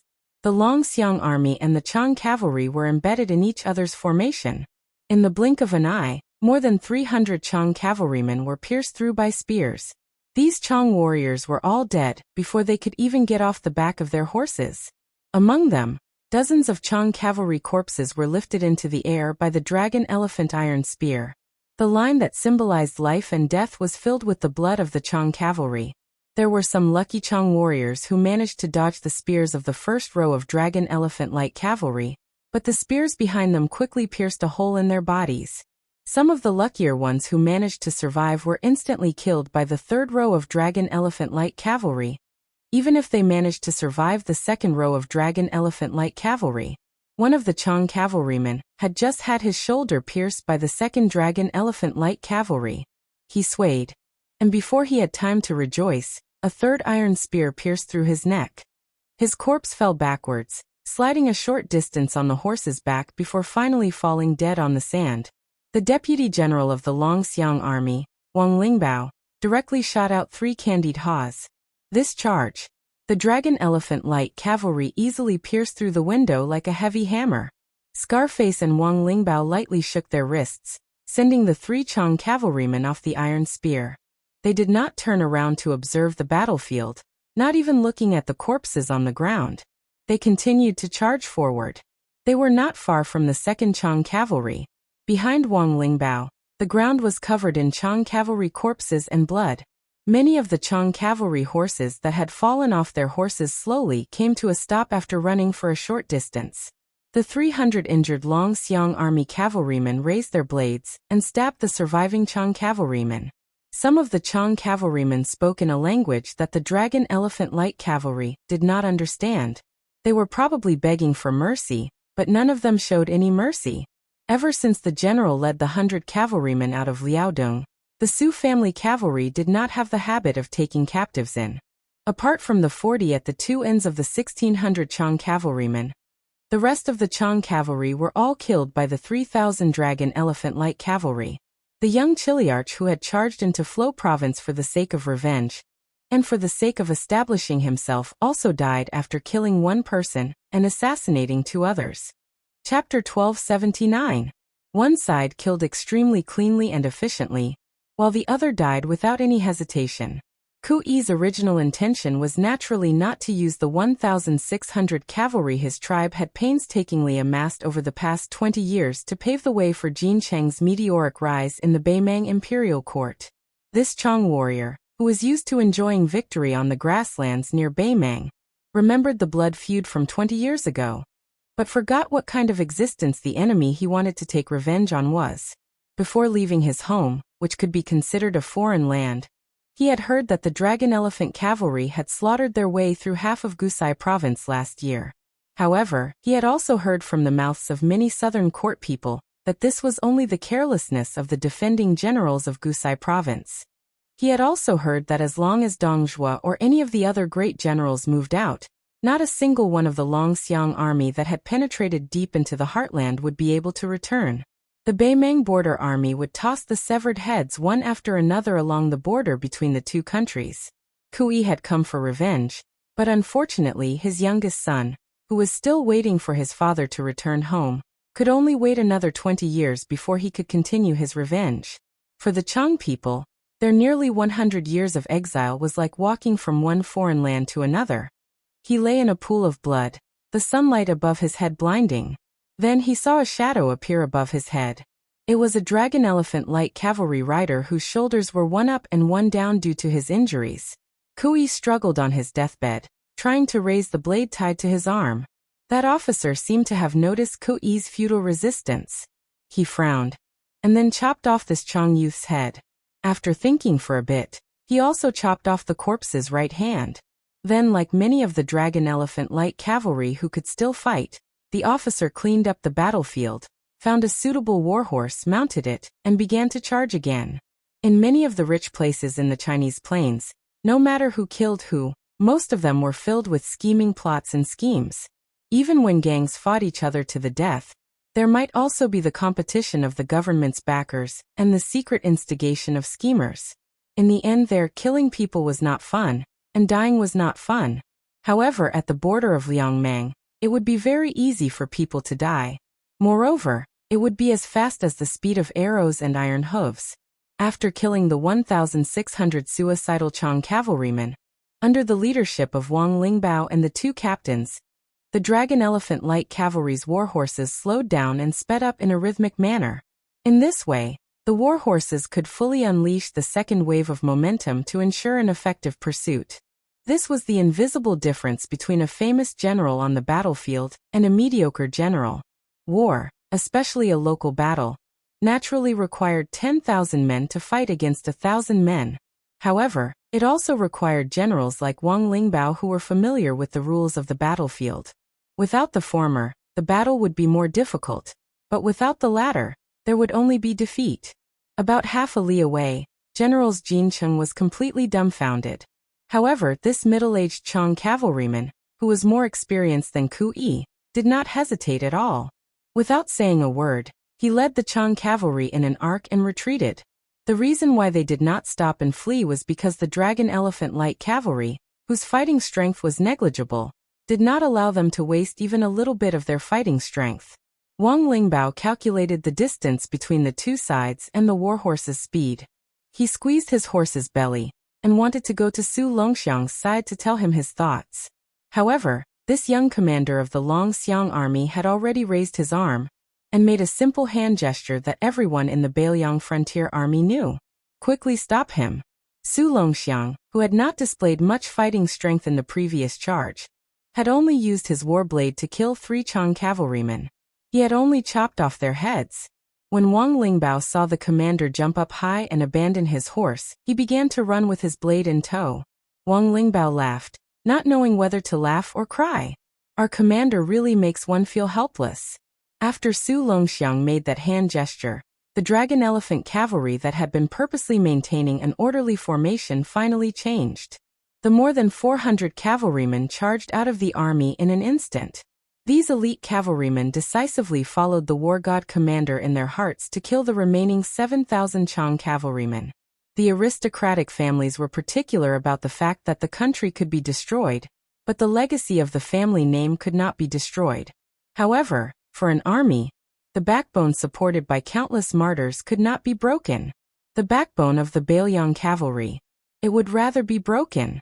As for whether or not the Baimang had the ability to break this backbone, they would have to kill each other. As Su Longxiang ran faster and faster, a giant black tiger rushed to his side.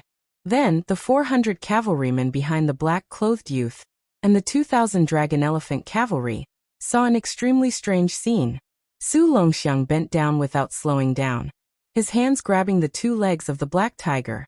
His body spun, and just like that, he smashed the black tiger into the center of the Chang cavalrymen. After the giant black tiger crashed into the ground, it continued to roll. Dust was kicked up from the ground. Countless mud-like corpses, and a large number of people were thrown off their horses. Scarface and Wang Lingbao's mouth could not help but twitch. Those fellows that were smashed would definitely be in a lot of pain. When the 400 fast riders at the front were about to catch up to the tail of the Chang cavalry, Wang Lingbao glanced at the large crater that was created by the black tiger's explosion. On the mashed-up corpses, large flowers of blood bloomed. Chapter 1280. The first year of Xiangfu. Early winter. Near the city of Liangzhou, a delicate and pretty girl in thin clothes, and a young monk in a shabby kasaya were walking together. Stupid Nambe, we're almost at Liangzhou. Why am I getting more and more nervous? It's almost as nervous as the first time I peeked at the love letter that the vixen at the foot of the mountain wrote to my father. You're nervous when you're close to home. Anyway, Su Fingyan's home is half your home. A monk is pleading for you. Aren't you afraid that the Buddha living in the Western paradise will drown you with a sneeze? Master still has his wife. I don't see him being afraid of wind, rain, or thunder. Stupid Nambe, we don't even have a copper coin to buy beautiful rouge and face powder this time.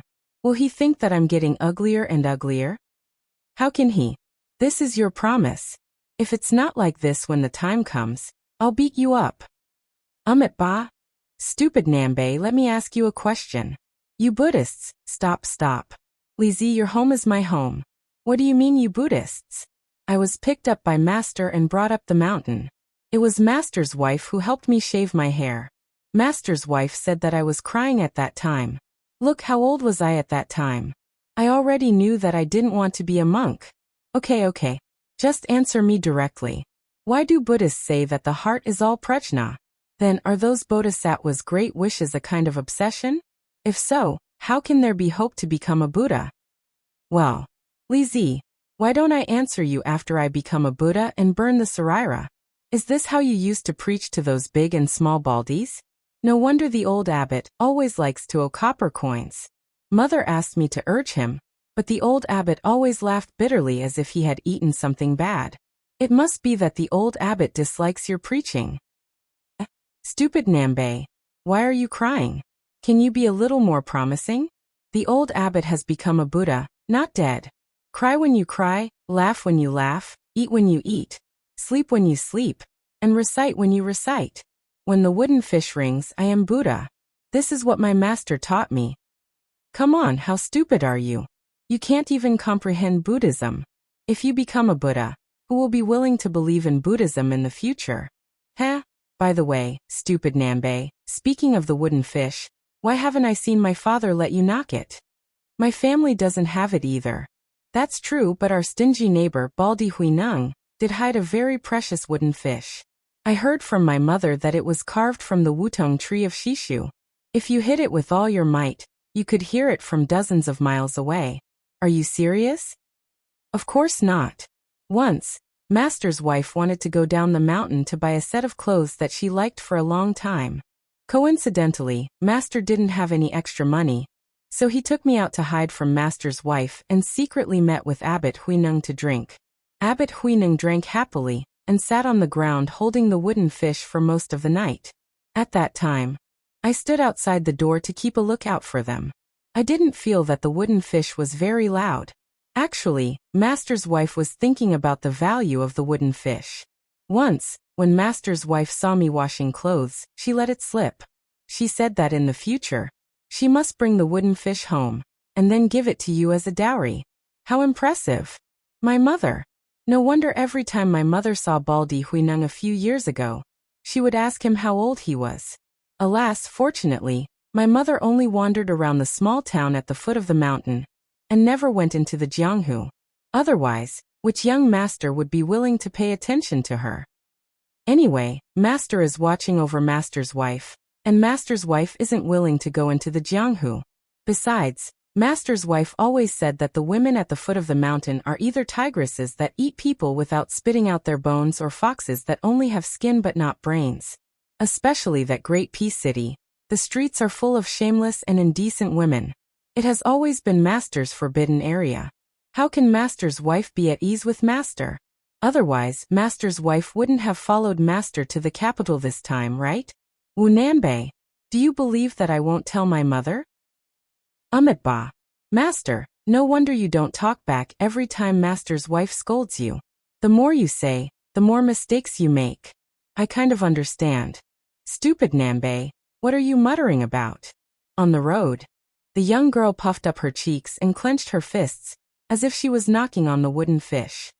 Dong dong dong, when the wooden fish sounds, I am Buddha. Ya dong dong dong. The young monk secretly turned his head and snickered. On this day, the sun was warm. As the center of Beimang's southern dynasty, Shijing City was originally called Good Son-in-Law City. It was once just a normal city. With the influx of scholars from the north, it gradually had deep and secluded courtyards in Jiangnan. It had thick black tiles and white walls in the style of respecting one's ancestors. It had the private library of an aristocratic family that cultivated and studied. It had the unfamiliar sounds of reading, elegant high hats and broad belts, beautiful women's long dresses that dragged on the ground, and all kinds of food that dazzled the locals. Good Son-in-Law City became more and more prosperous day by day until it became Beimang's auxiliary capital. With continuous expansion, there was a court where the local nobles and foreign scholars each occupied half of the country. There was a system of 3 provinces and 6 departments. There were many talents, and it was beautiful. With the passage of more than 20 years, this city seemed to have grown from a thin little girl into a plump, beautiful woman. Then, on this imperial road that was slightly more deserted than usual, a group of people walked slowly. The leader was an old woman. The old woman's age was naturally not something that New Shijing City could compare with. The old woman with an old fox fur draped over her shoulders was followed by an old Confucian scholar.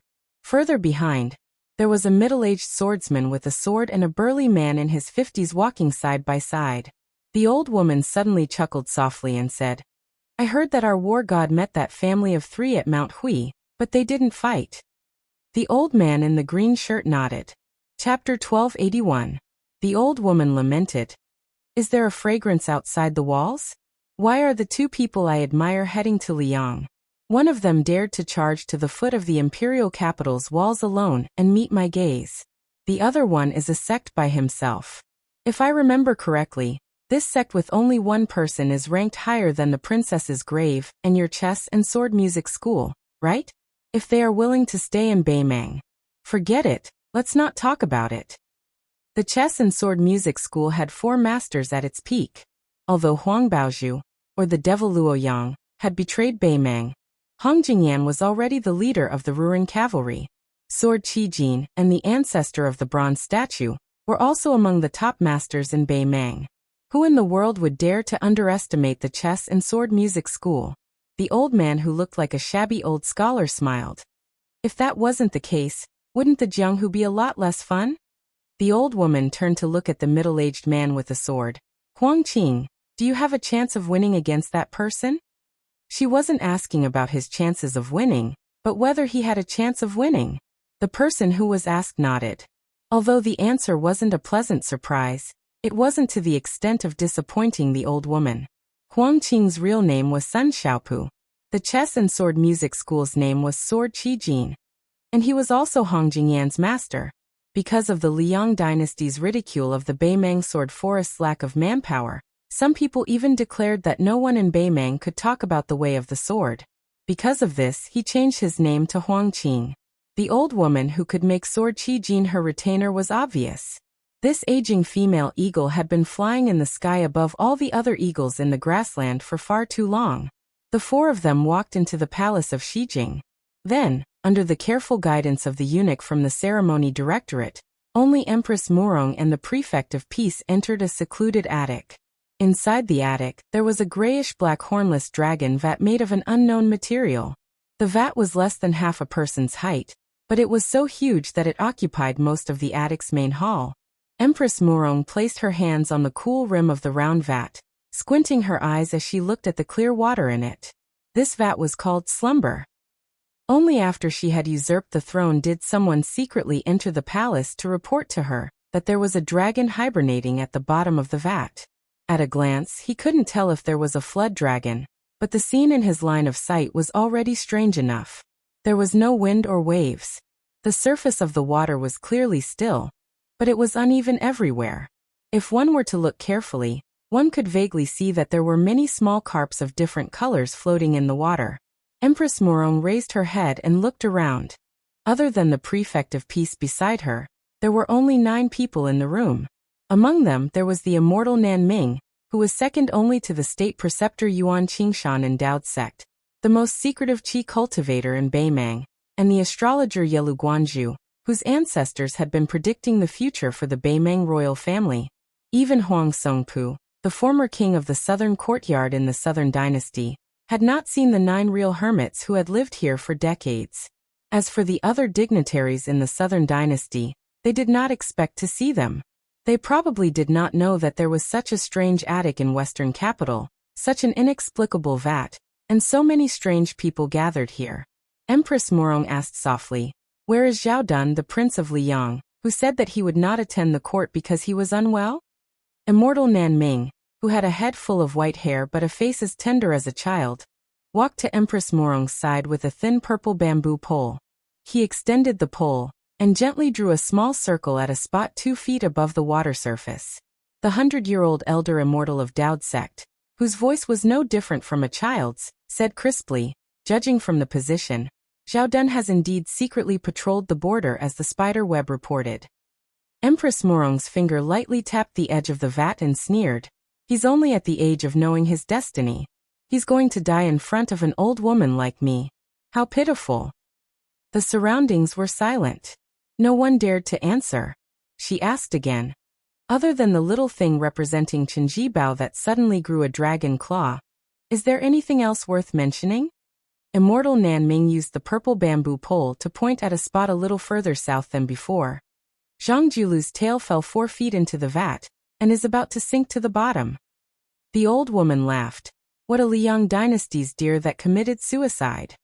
At this moment, the place that the old immortal Nan Ming was pointing at should be Great Peace City. After immortal Qilin's ascension, the new sect master of Dao's sect was expressionless. He moved the pole and pointed at the northwest direction. "Su Fingnian is still around Huayang Pass." Suddenly, a small black carp less than 2 inches long jumped out of the water. Then, it didn't fall back to its original position. Instead, it shifted slightly to the west. Empress Murong frowned. "This is..." Immortal Nan Ming still used his childish voice to say unhurriedly, "It's Su Longxiang." Some martial artists who haven't entered the celestial phenomenon realm, but are blessed with providence will be indistinct, even if they occupy a spot in the vat, unless their qi leaks too much. It's even more so for those qi cultivators who are good at restraining their qi. But once they leak the secrets of heaven, it's hard for them to escape the net of justice. As for those who are close to earth immortals, their natal fish will even disturb the water in the vat. For example, Wudong sect master Li Yufu. Previously, this person caused the secrets of heaven to tremble, causing the vat's water to overflow. Anything else? Yes. Huang Longshi, Tantai Pingjing, and Xiefeiyu. The 3 people who originally had the most vague clues have shown signs one after another.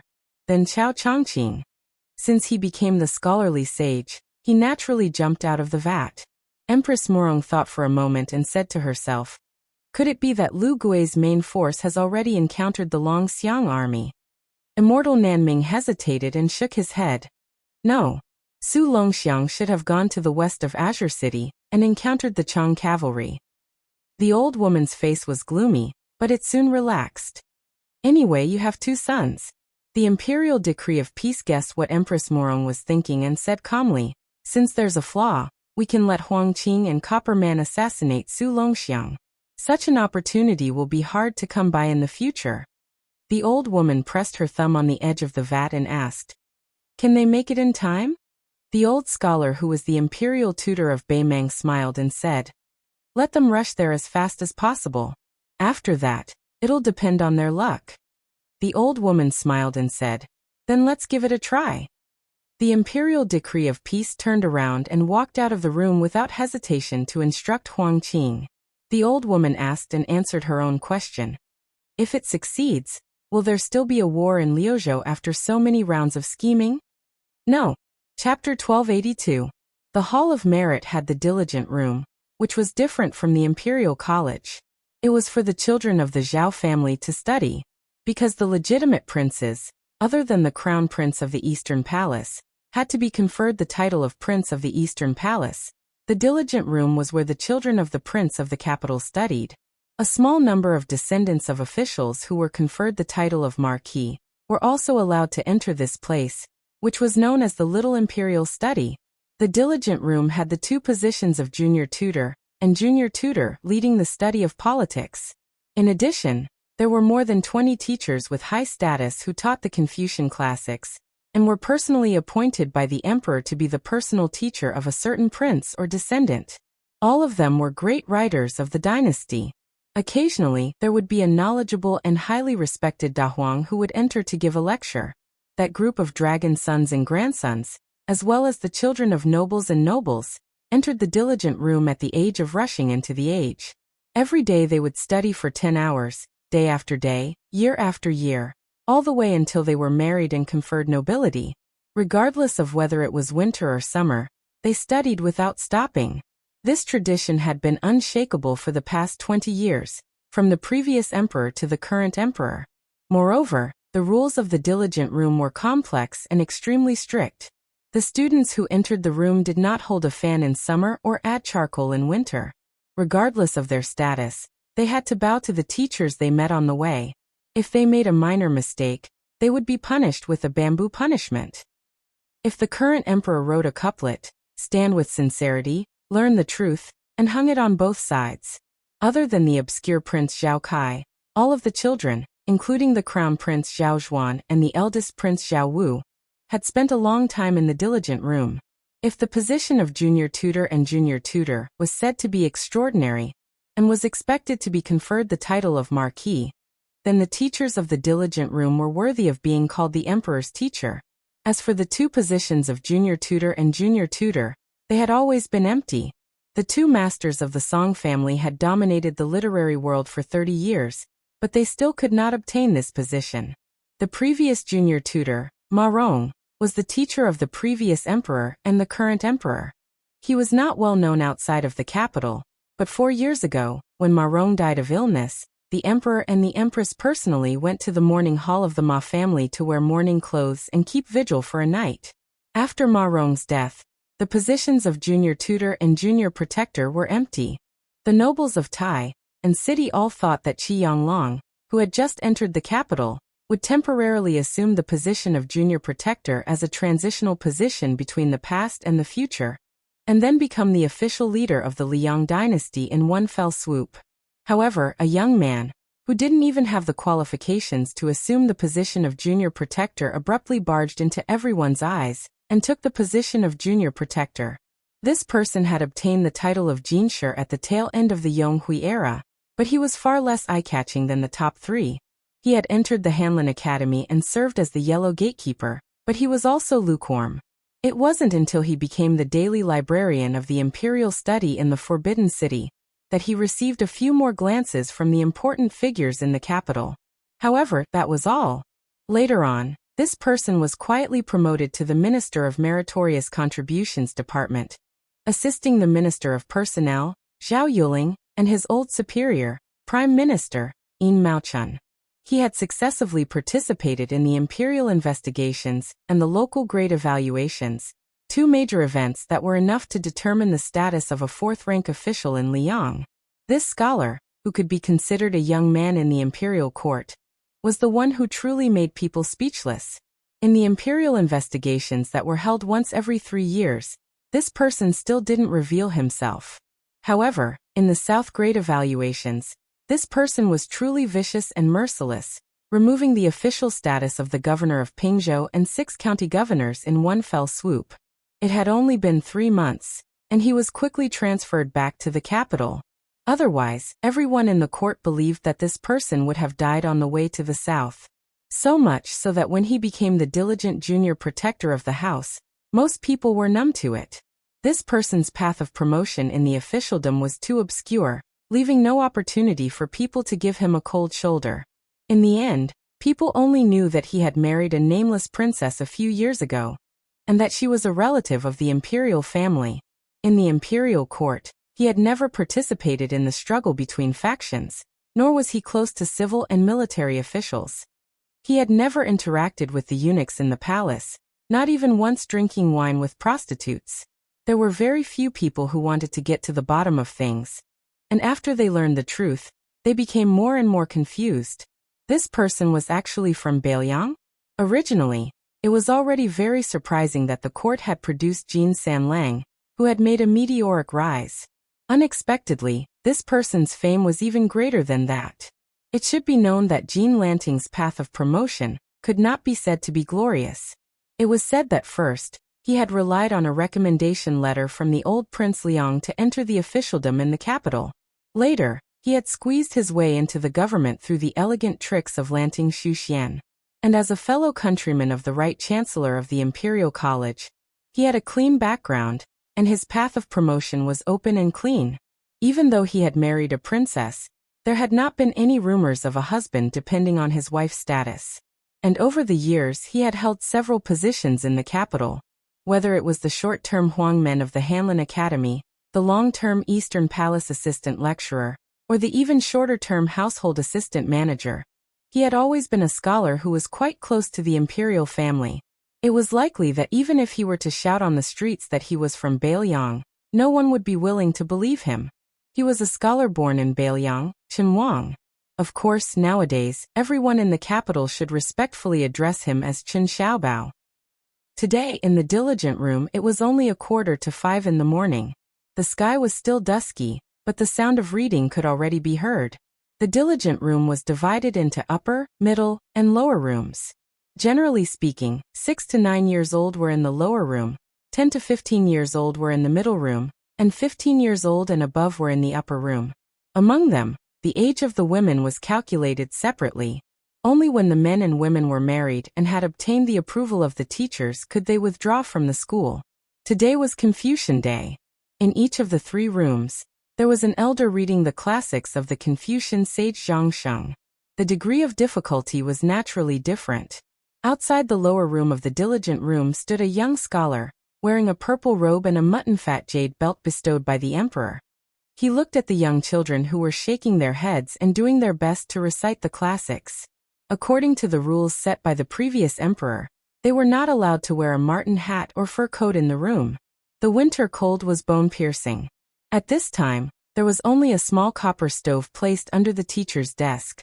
Most of the children who were born with the same surname as the country were no different from the children of poor families attending private schools. Most of their cheeks were frozen red, and their hands and feet were trembling. Taking advantage of the time when the teacher was reading, they hurriedly lowered their heads and blew a mouthful of hot air on their frozen fingers. Outside the room, in addition to this scholar who was dressed in special clothes and was quite unfamiliar to the eyes of ordinary people, there was also an old eunuch in the palace who was allowed to wear a red python robe. He stood outside carefully. The old eunuch was a little absent-minded, and did not notice the arrival of the scholar. This was not surprising.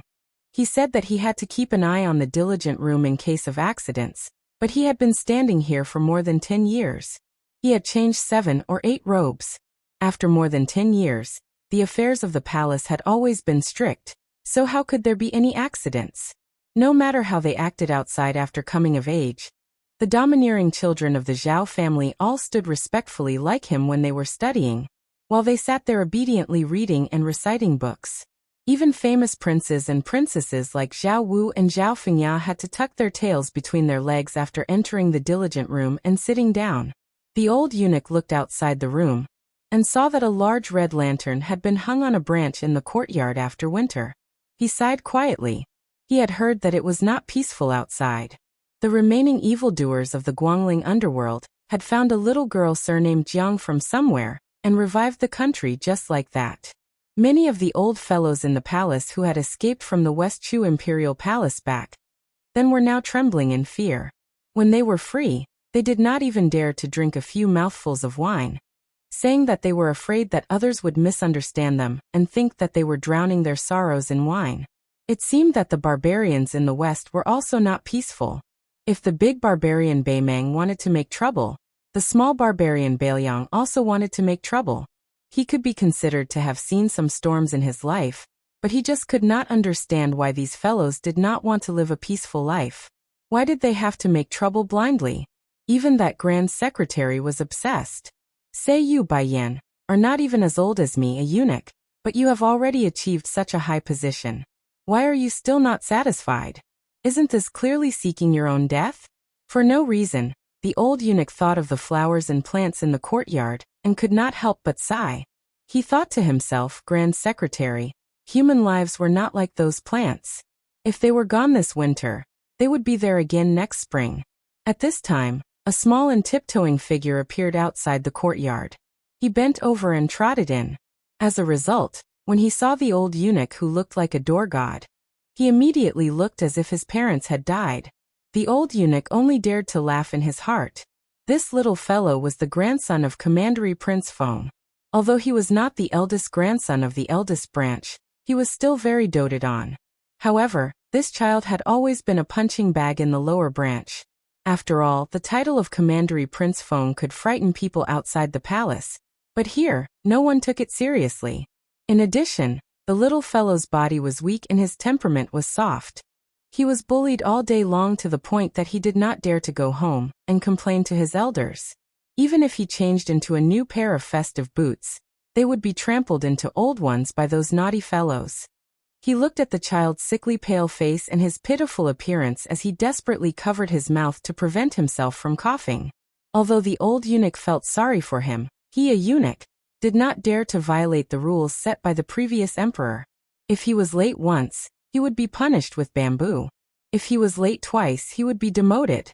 If he was late 3 times, he would be demoted again.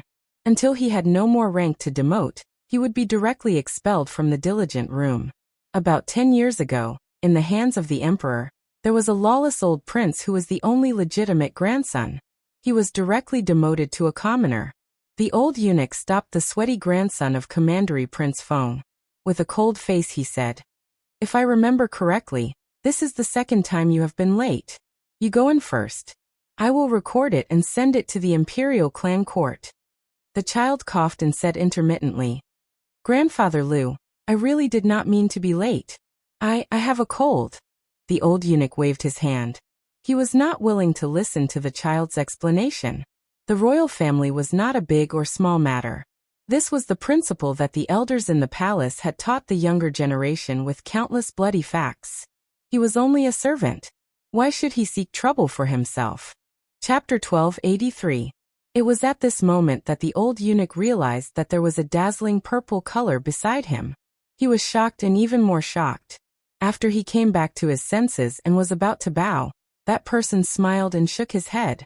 The old eunuch, who was already the head eunuch of the palace, could only bow. The scholar in purple robes and jade belt walked to the old eunuch's side and grabbed the child's cold hand.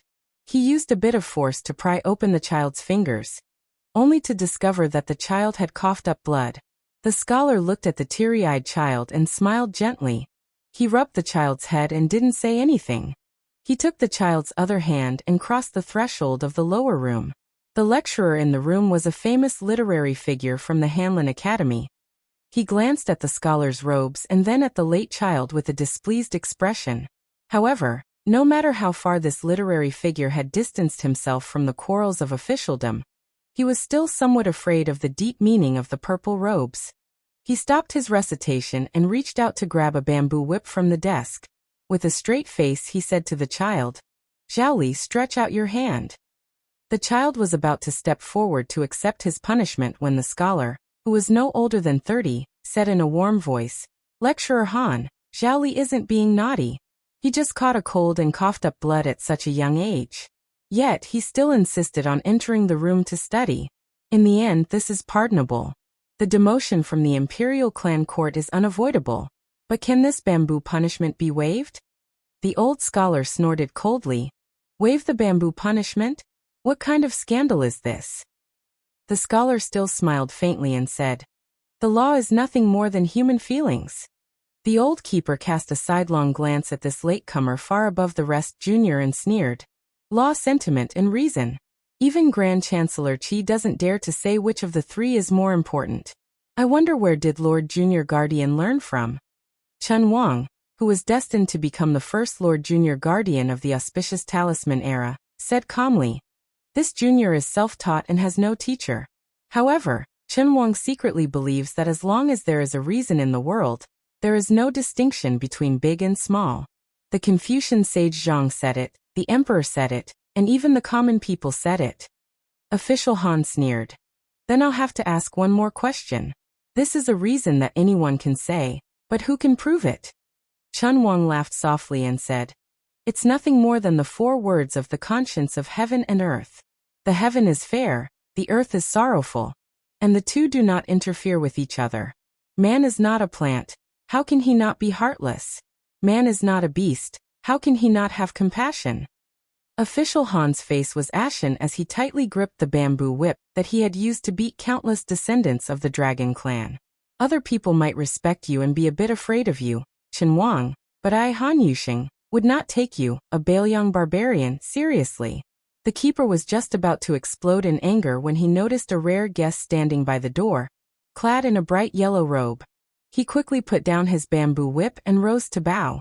The other children also rose to their feet and saluted. "Greetings, Your Highness the Crown Prince." Zhao Zhuan laughed heartily and said, "I've disturbed Scholar Han's teachings. Forgive me, forgive me. There is one thing I must explain to Scholar Han. Zhao Li's nephew was on his way to the diligent room when I stopped him and inquired about his well-being for a long time, causing him to be delayed. I will personally inform the Imperial Clan Court. As for the bamboo punishment, if Scholar Han is afraid of breaking the rules, I will take the punishment for Zhao Li. Furthermore, this child is suffering from a severe cold. I have to ask Han Yuxing for a leave of absence. Studying is important, but the body is even more important. We study, we study. It doesn't matter if we die from studying. Studying is a good thing, the more the better. But if we die from studying, then it won't be pretty." Han Yuxing hurriedly smiled and said, "Your Highness is too serious, too serious." With the Crown Prince pleading for leniency, Han Yuxing didn't dare to argue. He didn't feel that he was insulting the educated. He only felt that if Sage Zhang were alive he would do the same. Well, didn't Chen Xiaobao say before that the law is nothing more than human feelings? Zhao Zhuan rubbed Zhao Li's little head and said with a smile, "Don't forget to ask your aunt for more sweets in the future." Then he let the old eunuch lead Zhao Li to find an imperial physician. He walked with Chen Wang on a dark path. After a moment of silence he joked, "Chen Wang, it seems like you're not happy being the junior guardian." Chen Wang laughed and dismissed it. Zhao Zhuan stopped and looked at this guy. He asked seriously, "It's said that a place's environment nurtures a place's people. You and our unyielding Jin Sanlang are both people of Bailiang. Why are you so different?" Chen Wang hesitated and shook his head. He said self-deprecatingly, "A place's environment also has its own differences. It seems that when I, Chen Wang, was practicing writing with firewood in the snow, the right chancellor was already thinking about how to develop high-quality rice paper." Zhao Zhuan said helplessly, "With your personality, who would dare to let you be a local official?" This who obviously wasn't referring to him in general. It was referring to him, the crown prince who was supposed to be the regent of the country. Chen Wang smiled. "If I were to be sent out, I'd at most be a county magistrate. If my official hat was bigger, it wouldn't be stable. Zhao Zhuan patted his shoulder. Do you think I'm stupid to be willing to use a sledgehammer to crack a nut? Chen Wang didn't reply. Zhao Zhuan suddenly asked, how do you evaluate the Grand Secretary and Chancellor Qi? Chen Wang didn't hold back and said straightforwardly, Zhang Julu's personality is strict and fearsome, like the scorching summer. Qi Yanglong's personality is gentle and cute, like the warm winter day. No matter if it's their ability to govern the country or their personal integrity, they are close to saints. It's my honor to be able to be an official with them. Chapter 1284. Zhao Zhuan sighed. It's a pity that a mountain cannot accommodate 2 tigers. Zhao Zhuan quickly smiled. The Minister of Revenue, Wang Xiongui, may go to Guangling as the administrator. Do you have any thoughts about this empty position? Yin Maochun will definitely look down on this small temple, so you don't have to worry about competing with him. The Minister of Appointments, Zhao Yuling, the Minister of Rights, Bai Guo, and the Minister of Revenue, Wang Xiongui. Along with the Prime Minister, Yin Maochun, they were all once the favorite students of Grand Secretary Zhang Julu and Tantanan. Now only Wang Xiongui, who was publicly acknowledged as the least talented of the 4 scholars of Yonghui, was still persisting in supporting the facade. It sounded like even Wang Xiongui was going to leave, and to become the Guangling administrator, the biggest joke in the world. Even a blind person would understand the meaning of the imperial court's words. To kill a flying tiger, first cut off its wings. Chen Wang only shook his head and said nothing. Zhao Zhuan grunted and reflected. I was too hasty. Not only did I not help you, I even made you the target of public criticism.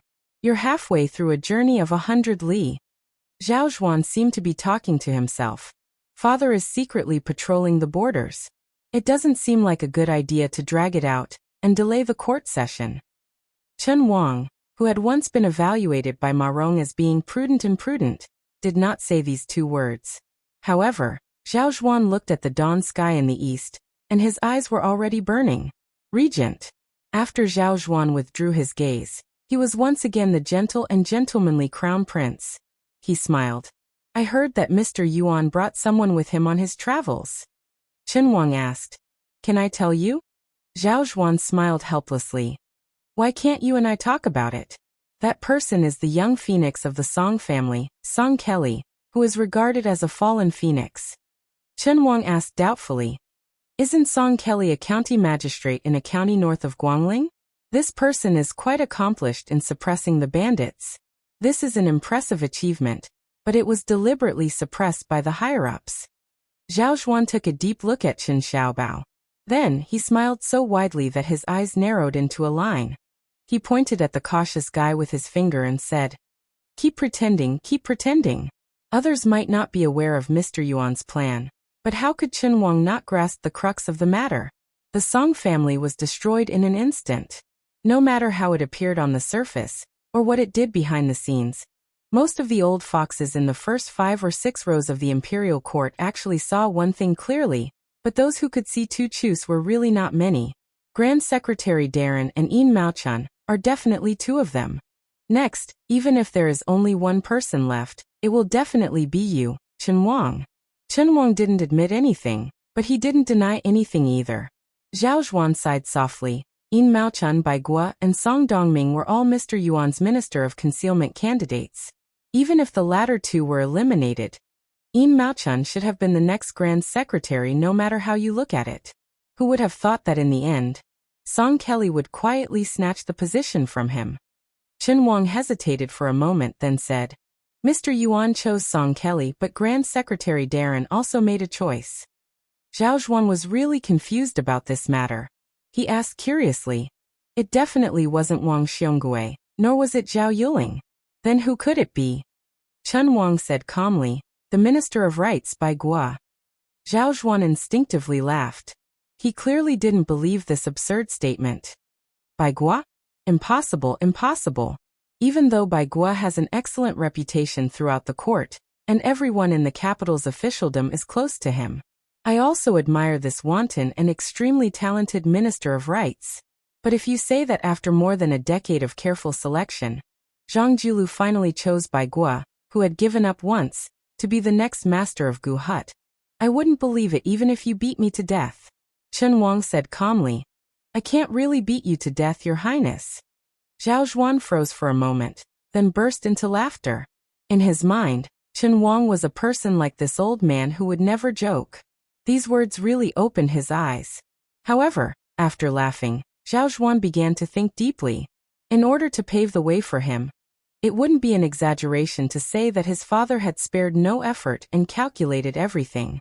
Among them, the one that gave his father the most headache and pain was undoubtedly the Minister of Rights, Green Eyes. After Zhao Zhuan acknowledged Grand Secretary Darren's contributions, he had absolutely no good impression of Zhang Jilu. Before His Highness the Crown Prince, the fourth Prince Zhao Zhuan was extremely fearful of this Grand Secretary, who had no selfish desires even though he had the power to overturn the court. If Zhang Jilu was only a scholarly sage who devoted himself to learning, he would at most be made into a statue by the court and placed on an altar beside Sage Zhang. It was very simple. However, Zhang Jilu was different. He valued merit over learning. He was a typical powerful minister. In the depths of Zhao Zhuan's heart, he felt that Zhang Jilu was a lifeless living dead. He wanted nothing more than to stay away from him. If Zhang Jilu really did as Chen Wang said and chose his former favorite student Bai Guo to be his tombkeeper after his death, then Zhao Zhuan would have to carefully weigh the pros and cons. Song Kelly, who needed many years to mature, could be easily dealt with in the future even if Zhao Zhuan didn't have any tricks up his sleeve. This was just thinking about the future. This was because every new emperor was never afraid of any new officials. They were only afraid of those old officials. It was obvious that Bai Guo could become a great threat close at hand. This was the immediate worry. Chen Wang didn't disturb the Crown Prince's thoughts. After waiting for a while, seeing that he still hadn't come back to his senses, he quietly turned around and left. After a long time, Zhao Zhuan opened his arms and stretched. He turned his head and didn't see Chen Wang. Zhao Zhuan left alone.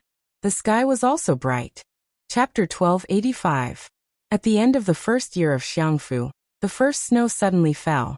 If it did not fall, it would be a heavy snowfall.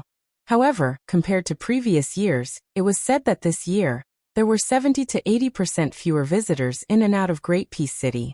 It would probably cause the scattered stalls to make less money.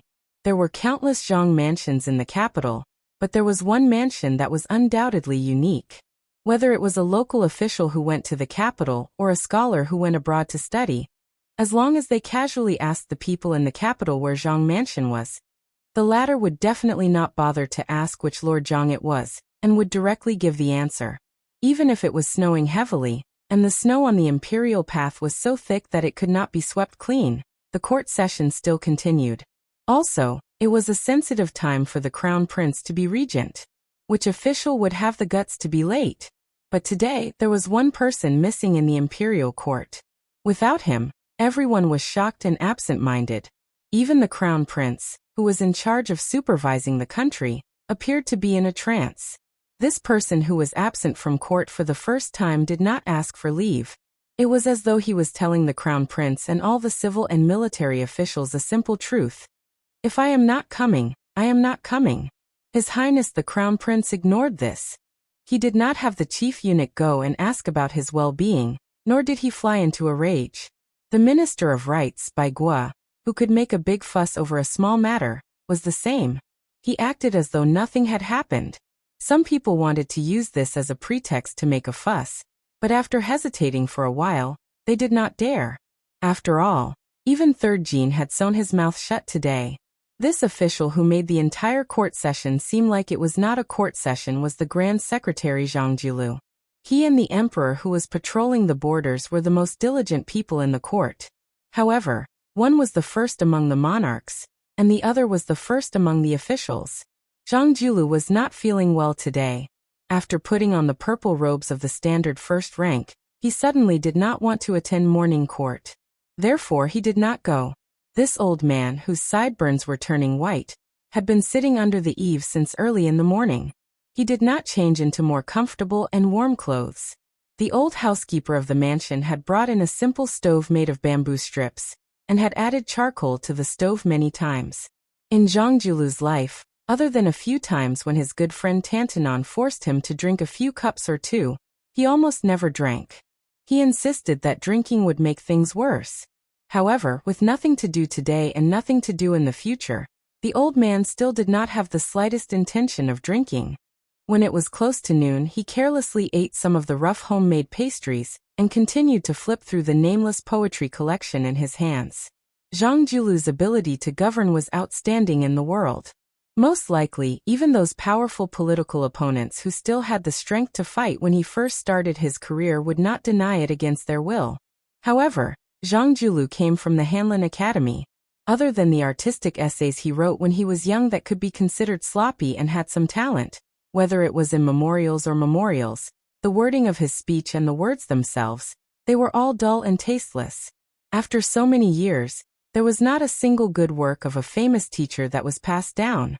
There were also no rumors that he favored a literary master, and no comments that added the finishing touch to a good work. From an outsider's point of view, the Grand Secretary seemed to have a natural resistance to writing. In reality, only Huan Wen knew that his old friend Zhang Julu did not hesitate to write, but he would also fall in love with the good works of many scholars, especially the good sentences that added the finishing touch.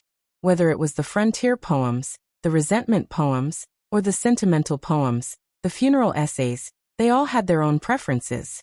They were all collected in that self-edited poetry collection.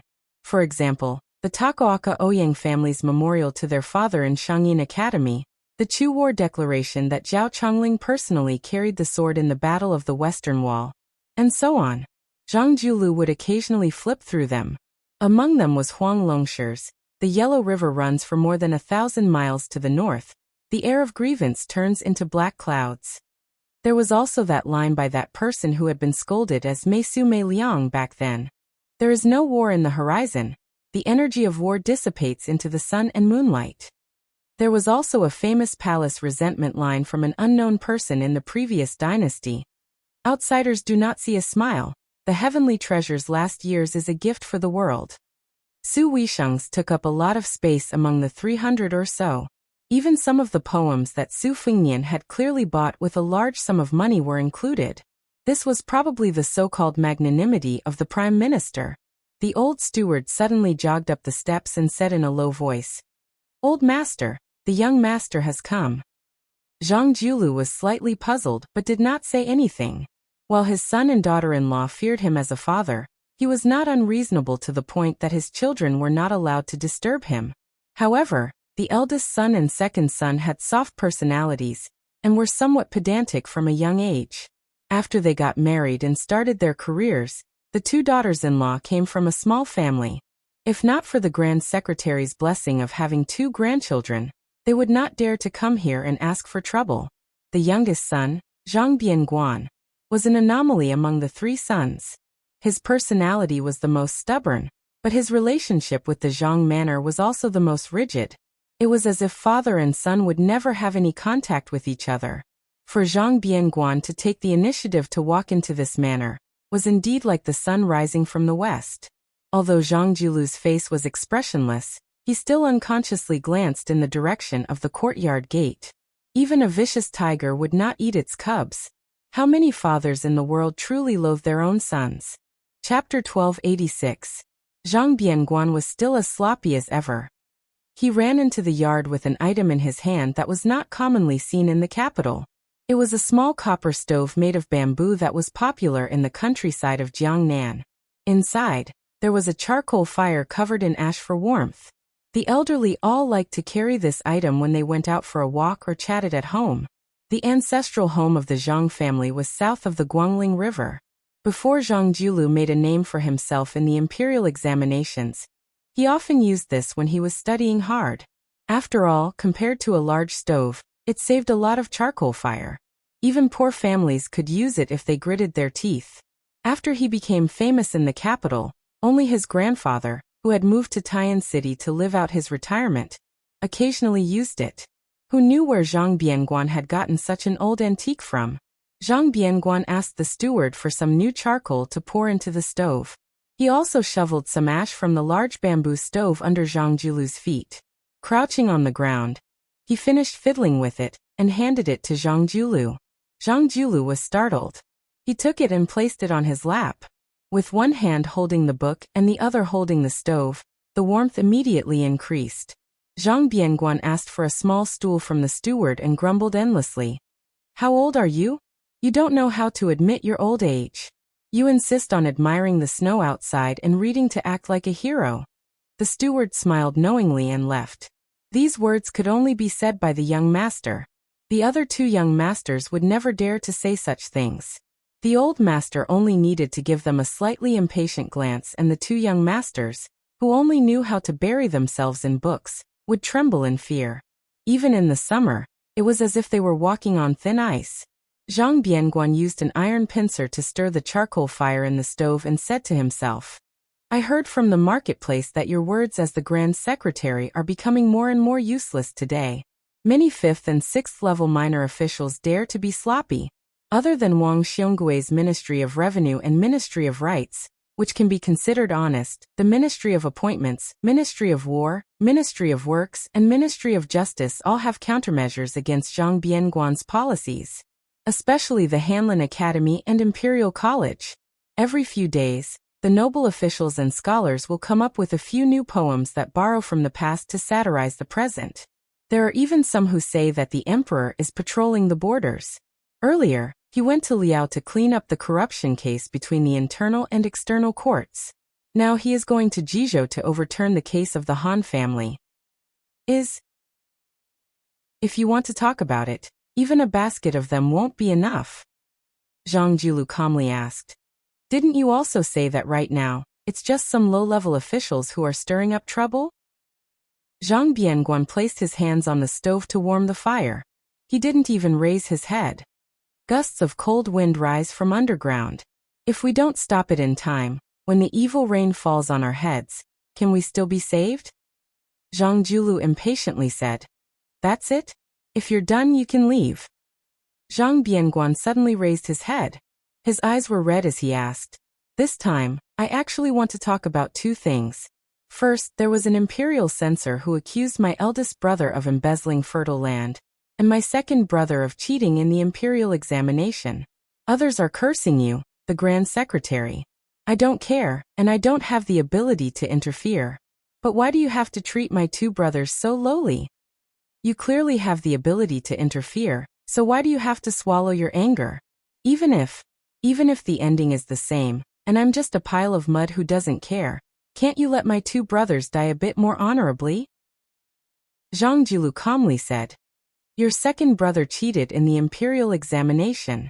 He said that the 6th place in the provincial examination had an improper origin. Although I didn't incite him to do anything back then, if you think about it carefully, it can be considered true.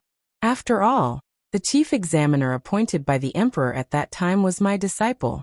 With your second brother's craftsmanship, although it wouldn't be difficult for him to pass the provincial examination, to obtain the title of the chief examiner was no different from a fool's dream. As for your eldest brother embezzling fertile land," Zhang Bianguan angrily said, "my eldest brother, that bookworm, and my eldest sister-in-law, every time they come to the residence, they wear the exact same clothes and jewelry that can be considered valuable. How can they compete with the common people? For the sake of his reputation, your Grand Secretary has never taken a look at eldest brother's official residence. I, Zhang Bianguan, have been there countless times. I know better than anyone what kind of poor life eldest brother and sister-in-law lead." Zhang Julu interrupted his youngest son's words and calmly said, "In the 8th year of Yonghui, I indeed helped your eldest brother purchase 300 mu of fertile land. My method was not honorable, but your eldest brother has always been kept in the dark." Zhang Bianguan was stunned. Then, tears immediately gushed out of his eyes. He muttered to himself, "Why is this? Why do you even have to scheme against your own son?" Zhang Julu looked at the snow in the courtyard. It was a vast expanse of white. No one had swept it away for half a day. Perhaps it was knee-deep. He softly said, "The so-called spring of Yonghui. All the officials in the imperial court are well aware. In the future, those who stand side by side will mostly come from humble families." Zhang Julu put down the book and stood up. He carried the small stove with both hands and muttered to himself. The rule of humble families having no noble children has already been broken. The significance is great. Compared to the past when the great Emperor Qin established the Qin dynasty, the wandering scholars were no longer rootless duckweeds. However, in the past 800 years, everyone has deeply experienced the advantages and disadvantages of the noble families. In that case, in the next 800 years, will those poor scholars who have jumped over the dragon's gate today reflect on themselves? How much will they reflect on themselves? Poor scholars suddenly become rich and powerful. In the morning, they become field-salaried workers. In the evening, they ascend to the hall of heaven. Do you really think that anyone can control their own hearts in the dyed vat of officialdom? It is precisely these barefooted people who stand at a high position. Once they do evil, they have no bottom line. Zhang Julu smiled and said, "This door was opened by me, Zhang Julu." Then looking at me, Zhang Julu, the Grand Secretary of the Imperial Court, who has been in power for 20 years, I have lost my reputation because of the corruption of my descendants. Does this count as giving a dose of refreshing medicine to the poor scholars and officials who have ascended to the Imperial Court in the future? Chapter 1287. Zhang Bianguan slowly raised his head. With tears streaming down his face, he said in a trembling voice, "Father, you are always so high and far-sighted, saying the loudest words under the heavens, doing the boldest things under the heavens. But have you forgotten to turn around and look down at us, your children?" Zhang Julu did not turn his head to look at his youngest son. He sneered and said, "What are you afraid? That's right. Who in this world is not afraid of death? Even those upright officials who frequently ask their families to prepare coffins and then generously go to their deaths are also afraid of death. For some reason, I thought of an interesting matter. Some of the officials who had been thrown into the imperial prison were not afraid of death, but they were more afraid of dying without knowing why. Almost all of them used charcoal pens to write suicide letters on the walls of the prison. Perhaps the common people did not know that a charcoal pen in the imperial prison cost several hundred taels of silver to buy. For the poorer ones, it was not a problem for them. Dipping their fingers in blood, they were still able to write a letter in blood that was both praiseworthy and tragic. Your eldest brother is inflexible, he cannot do this kind of thing that can accumulate prestige the most. Your second brother is slightly more clever. If he is lucky enough to become an upright and noble official, he would not dare to do it even if he wanted to. As for you, Zhang Bianguan, you probably feel it is beneath your dignity to do it?" Zhang Bianguan stood up and snatched the small stove from Zhang Julu's hands. He fiercely smashed it into the snowy ground below the steps. The raging charcoal fire that rolled out of the stove quickly dissipated. Zhang Julu did not care about this son's disobedient behavior. Not to mention licking his children's affection, he even wanted to personally serve his son's 3 bowls of death rice. Even if his son wanted to beat him, the Grand Secretary, a few times, it did not seem to be a big deal. Zhang Julu slowly turned his head. Looking at his ashen-faced youngest son, he asked, "Do you really think your eldest brother and second brother do not know the situation of the imperial court at all? Do you really think they do not know the fate of the entire Zhang family? Only you, Zhang Bianguan, can be smart all your life, but they can't be smart for once?" Zhang Julu retracted his gaze and sneered. "Then you are too self-righteous. Among my sons you, Zhang Bianguan, are the most thoughtful. But your 2 brothers are pedantic. But how can they be stupid? They have been influenced by the political situation for so many years. No matter how pure their thoughts are, they have long been enlightened." Zhang Bianguan squatted down and murmured, "Back then, you insisted that our 3 sons could only marry women from small families. You were waiting for this day, right? If she was a woman from a noble family, she would implicate many people. When the time comes, when His Majesty the Emperor wants to kill people, he will also be overcautious. You really are a rarely seen Grand Secretary with a conscience, not making things difficult for the monarch sitting on the dragon throne. Eldest sister-in-law and second sister-in-law can both be considered to be good at managing their families. These years, their families can be considered to have benefited from the Zhang family's glory, profiting greatly in the open and in the dark, vaguely becoming a large family in the local counties. You even made an exception and turned a blind eye to this. Hey, you are doing this to make your conscience feel a bit better, right? Zhang Jiulu did not say anything. Zhang Bianguan rubbed his cheeks. He looked at the small stove left behind by his grandfather in the snow and said quietly, Father, in order to become a good official, from the very beginning at my grandparents' side, you were not a good son. Then you were not a good husband. Then when you came to our side, you were not a good father. In the end, you were not even a good grandfather. Was it really worth it? Zhang Jiulu raised his hands and blew out a mouthful of fog. He smiled and said, A good official?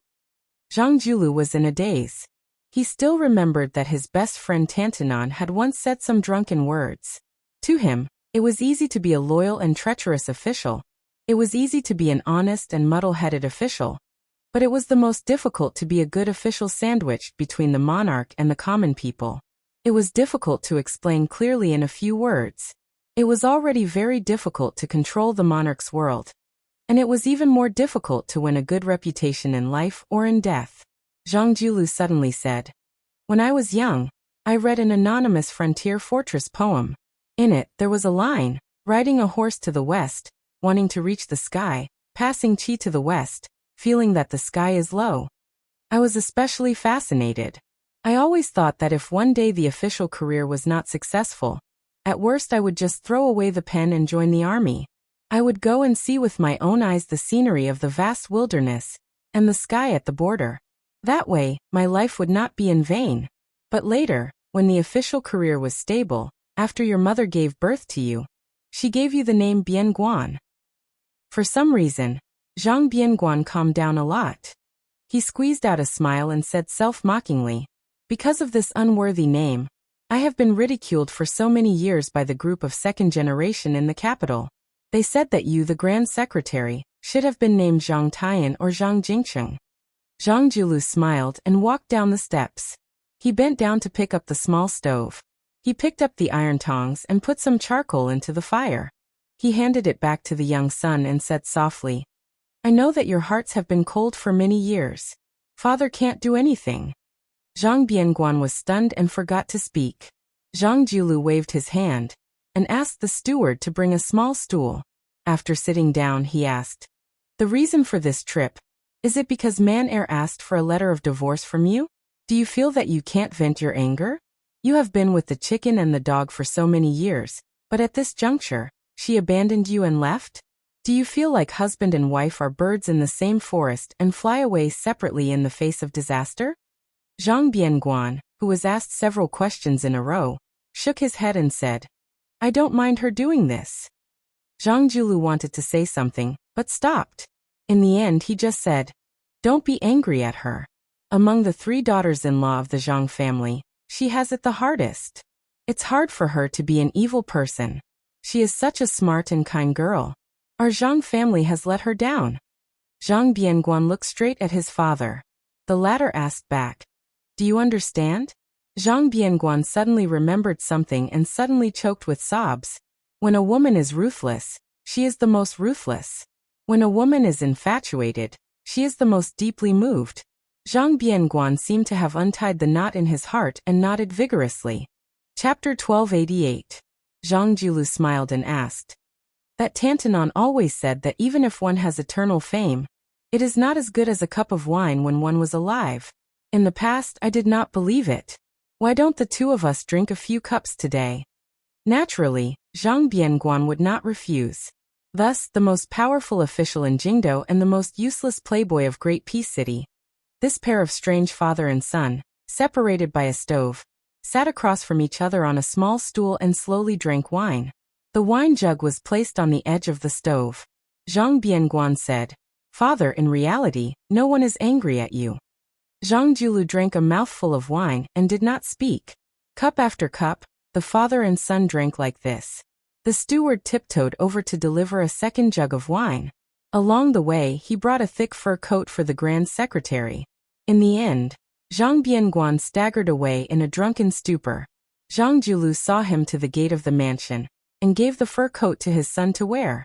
Zhang Jiulu stood on the steps and reached out to catch some snowflakes in his hand. There was nothing one could do about the affairs of the world. When one could say it, one did not want to say it. When one wanted to say it, One could not say it. Perhaps half a year ago, no one would have believed that the West Chu Navy would be able to fight the Guangling Navy downstream like a lion hunting a rabbit. Like an arrow on a bowstring, they were only waiting to go down the river and head straight for the spring snow building. Even in the darkness, just by the light of the lanterns, those towering ships exuded a savage aura of war. Presumably, every old remnant of West Chu who saw this scene would find it hard to restrain their joy and sorrow. For 20 years, the world had only heard that the Bailiang cavalry was the best in the world. Did anyone remember the majestic sight of the De Chu Navy of the past? In the last few months, there had been an endless stream of old remnant people walking or riding carriages to the riverbank to look at this scene from afar. They either knelt or clasped their hands, all of them weeping and then laughing madly as they returned home to tell their old friends. Chao Chongqing personally commanded the navy. The Divine Phoenix was named after the capital city of Dechu. A middle-aged Confucian scholar in green, who had been holding a lantern and admiring a painting, raised his head and gently extinguished the lantern. Walking out of the cabin on the top floor, he gazed toward the right bank of the Guangling River. He saw a group of cavalry dressed differently from the navy suddenly appear. Afterward, the leading knight and a few retainers leisurely crossed the river on a small boat. At the bow of the small boat stood a person. His figure was tall and slender. As the boat approached, the knight's face became clearer under the light. He was determined, conceited, and full of heroic spirit. He lacked the gentleness of a gentleman. However, this young man really couldn't ask for more. It would be strange if he was just a kind and gentle scholar, who could trample the territory that Zhao Yi had painstakingly built for more than 10 years in 3 months. One of the deputy commanders of the Dechu Navy, Song Yuanhang, stood beside the Confucian scholar in green. After seeing the uninvited guest, he did not hide his displeasure at all. Not only him, but the Navy generals who had walked out of the cabins on the lower levels of the Divine Phoenix ship also did not have a good impression of this young man. It was not a bad thing for a young man to show off his ability, but to be so arrogant that he did not consider the rules as rules was rather annoying. Similarly, as the son of one of Dechu's most powerful families, Pei Sui, who had made great contributions earlier, was very humble. Ko Jianghuai, if it weren't for this person in charge of the navy helping him smooth things over, he would have long rolled up his things and scrammed back to Shangyin Academy to read his books on the art of war. Earlier, he had repeatedly disrupted the plan and acted on his own initiative to move troops and generals. Not to mention that he had come to visit the navy tonight, and he didn't even give a greeting? Did he really think that the great Dechu couldn't accomplish great things without one Ko Jianghuai? The scene that followed made the navy commanders on the ship even angrier. Ko Jianghuai did not board the ship to greet the commander of Dechu's 3 armies, Chao Chongqing. Instead, he stood at the bow of the small boat with his hand on his sword. He raised his head to look at the green-robed man. After directly calling his name, he asked in a low voice, "Chao Chongqing, why won't you allow me to take down the 6,000 soldiers that Song Li dropped into my pocket?" The white-haired Chao Chongqing did not make a sound and met the young man's gaze. The tall Ko Jianghuai had no awareness that he was talking to Dechu's second stabilizing needle after Yi Baikue. His tone was angry and dissatisfied, almost questioning. The opportunity is fleeting. Song Li is not an idiot who doesn't understand military matters. Wait until he has a firm foothold on the Eastern Front and straightens out the internal conflict in the spring snow building before I want to do it in one go. Ko Jianghuai, you are already General Ko. As for the imperial edict to remove you from your position, you will receive it a few days later. However, it is all the same whether it is early or late. Chao Chongqing. I Ko Jianghuai originally thought that Dechu still had 2.5 people who knew how to use troops and enough to conquer the world. Since there is only half left tonight, then there is no hope of reviving the country. It doesn't matter if I am an official or not. I want to open my eyes and see if that half can help you take down the spring snow building. Ko Jianghuai angrily threw his sword into the Guangling River. The small boat turned around and left. Song Yuanhang quietly asked, "Minister, has this kid lost his mind?" Chao Chongqing smiled slightly. He has not gone mad. Ko Jianghuai is very clear-headed. His view of the Eastern Front is correct. However, what Ko Jianghuai does not know is that he has been blinded by a single leaf. "Minister, Why do you say this? The main general of the Eastern Front that I, Chao Chongqing, want should not only focus on the spring snow building in Zhaoyi. If he stops here, then Xie Shibian will be able to achieve his so-called half a person. The blue-clothed official lowered his head and looked at the Guangling River flowing east. He was in a daze. Ko Jianghuai should be able to see further. He should be looking at the Great Peace City. Chapter 1289. In the prince's mansion in Xiangfan City, the young king of Jing'an, Zhao Sun, was summoned to Guangling to quell the rebellion. So far, he had not made any contributions. The large Qingzhou was handed over to a blind man who was also young. It was peaceful.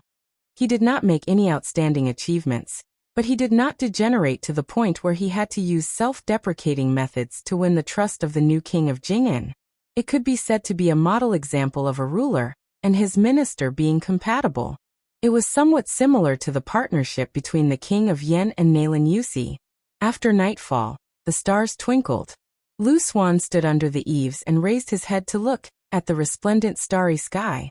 Next to him was the maidservant that Prince Jing'an's estate had placed at his side. He never thought that after spending so much time together, they would end up in the same boat. But this might not necessarily be the young Prince Jing'an's original scheme. Teacher, you asked the prince to only lose and not win. When the time comes and the Zhao family loses face, the emperor will most likely blame you, right? Of course he will, and it will be a heavy punishment. Then why did the prince agree? When the old and the new take over, the new emperor will bring in new officials. The close and distant relationships of the past will be overturned. Often, it is not about contributions, only loyalty. It is about enough to use a few thousand lives in Qingzhou to show loyalty.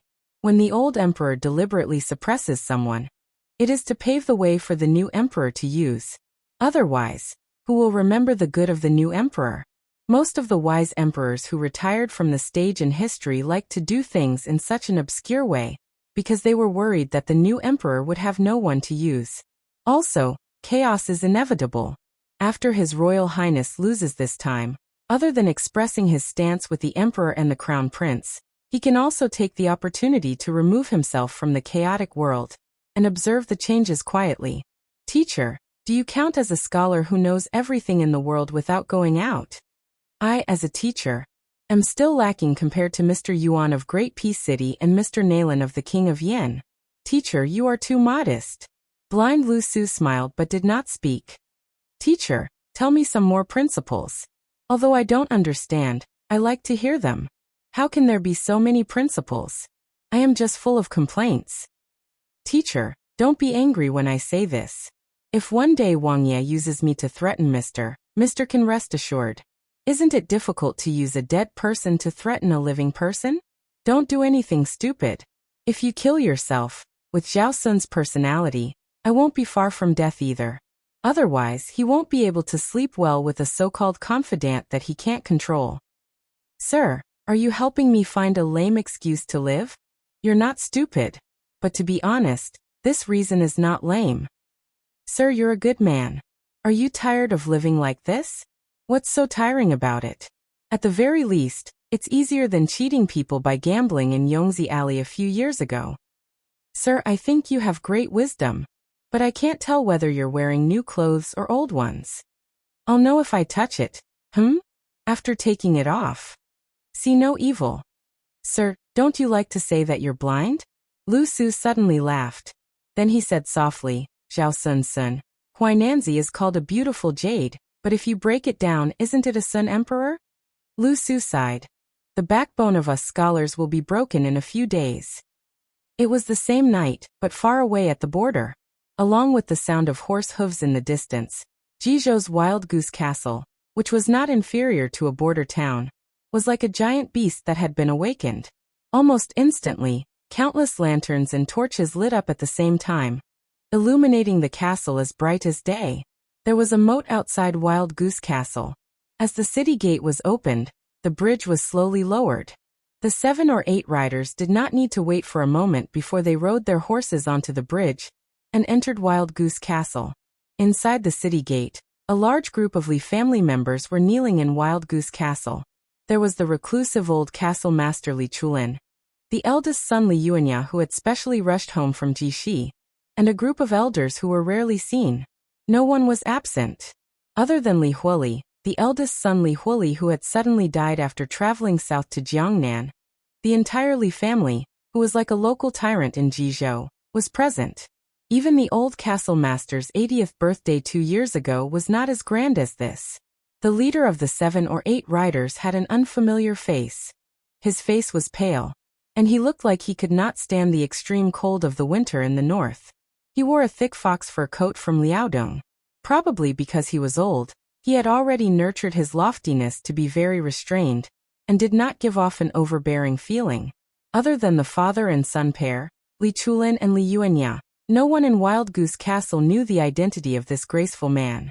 However, with the help of the brilliant lights and the corner of their eyes, the others could still see some clues. The rider behind the man who was acting as an attendant was actually the only great pillar of Liyang, General Gu Jiantang. The members of the Li family kneeling on the ground, other than the ignorant teenagers and ignorant children, all guessed the identity of this man. For a moment, their eyes were filled with awe, anxiety, and pride. What a great honor it was to have such a distinguished guest visit them. How glorious was it to bring glory to their family. Perhaps because Gu Jiantang had reminded them before, Li Chulin and Li Yuanya only knelt to welcome him, and did not greet him superfluously. The man dismounted from his horse and smiled warmly. The north is cold and the land is cold. Besides, the records of rights of the king states that 80 strokes of the rod should be used in court. Old castle master, please rise.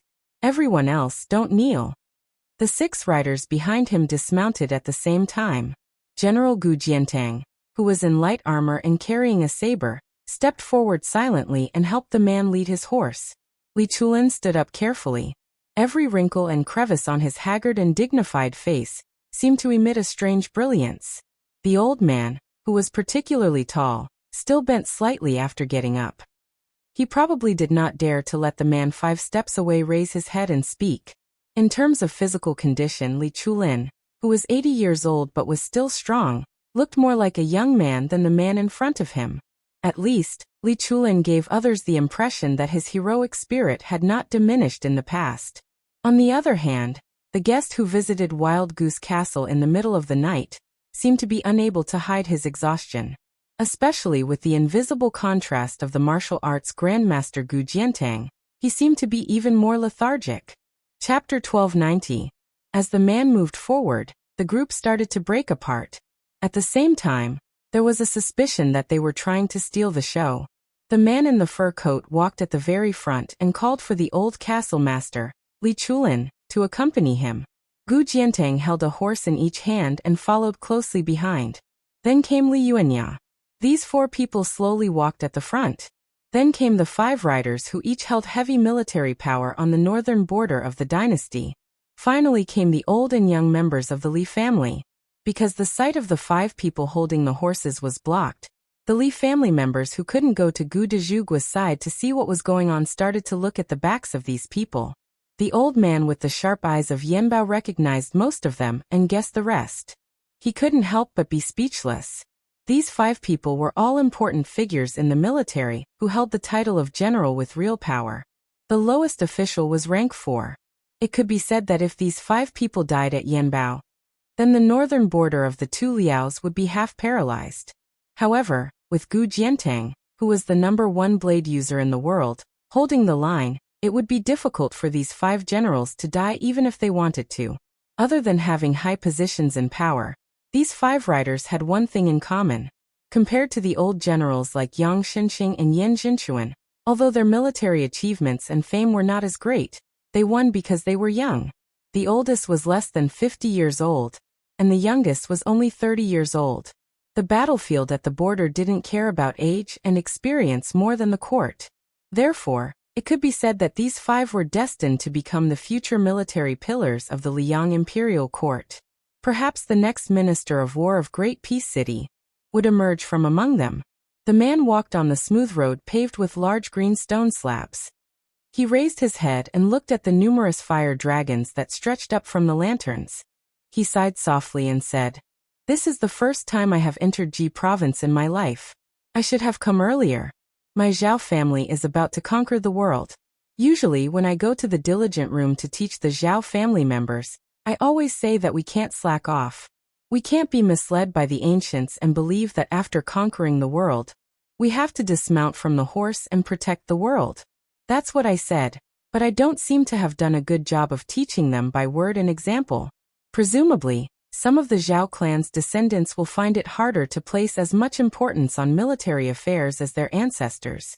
No matter how brave the old fox Li Chulin was, he didn't dare to interrupt the Son of Heaven's family affairs. He could only perk up his ears and not miss a single word. As long as the emperor, who was traveling incognito, didn't ask questions, he would just listen and not speak. This man who could allow Gu Jiantang to lead his horse and guard him with a clear conscience was none other than the current emperor, Zhao Dun, who had stealthily arrived at the border. However, the emperor did not issue an edict for the crown prince to be regent as soon as he left the capital. Instead, when he was about to return from Jizhou, he had the head eunuch of the ceremony directorate, Song Tonglu, hand a secret edict to Bai Guo of the Ministry of Rites and make it public. The edict was ambiguous, and it was enough for the purple-cloaked officials in the officialdom to chew on. This was the first time the old man had seen the emperor with his own eyes, and his heart palpitated violently. That year, the execution of the entire Han family had caused turmoil in Jizhou. The Li family of Yanbao, who had a marriage alliance with the Han family, had also been implicated. At that time Li Chulin, who had yet to vacate the position of family head for Li Yuanya, was extremely vicious and merciless. Not only did he tie up the young couple and bring them to the execution ground in Jizhou's capital, he didn't even spare their young children. In the end, the two children, who should have been surnamed Li, were beheaded along with their parents. Thinking about it now, although Li Chulin felt somewhat guilty, he didn't regret it in the slightest. Under the strife of the general situation, the lives of a few innocent people didn't count for much.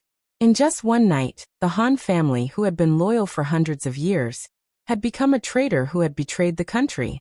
For the past 10 years, everyone in the imperial court had said that it was the blue-eyed grand secretary who had harmed the public interest. It had even turned into one of the most powerful crimes that the imperial censorate had used to impeach Zhang Jilu. This made the old man, who liked to read history in his spare time, feel somewhat distressed. In the past dynasties, there had always been treacherous officials who manipulated power and deceived the public. In the end, they were executed under the law, and never dared to say how muddle-headed the emperor was. To be honest, Li Chulin admired the grand secretary who was in the center of the imperial court, but kept himself clean in all aspects.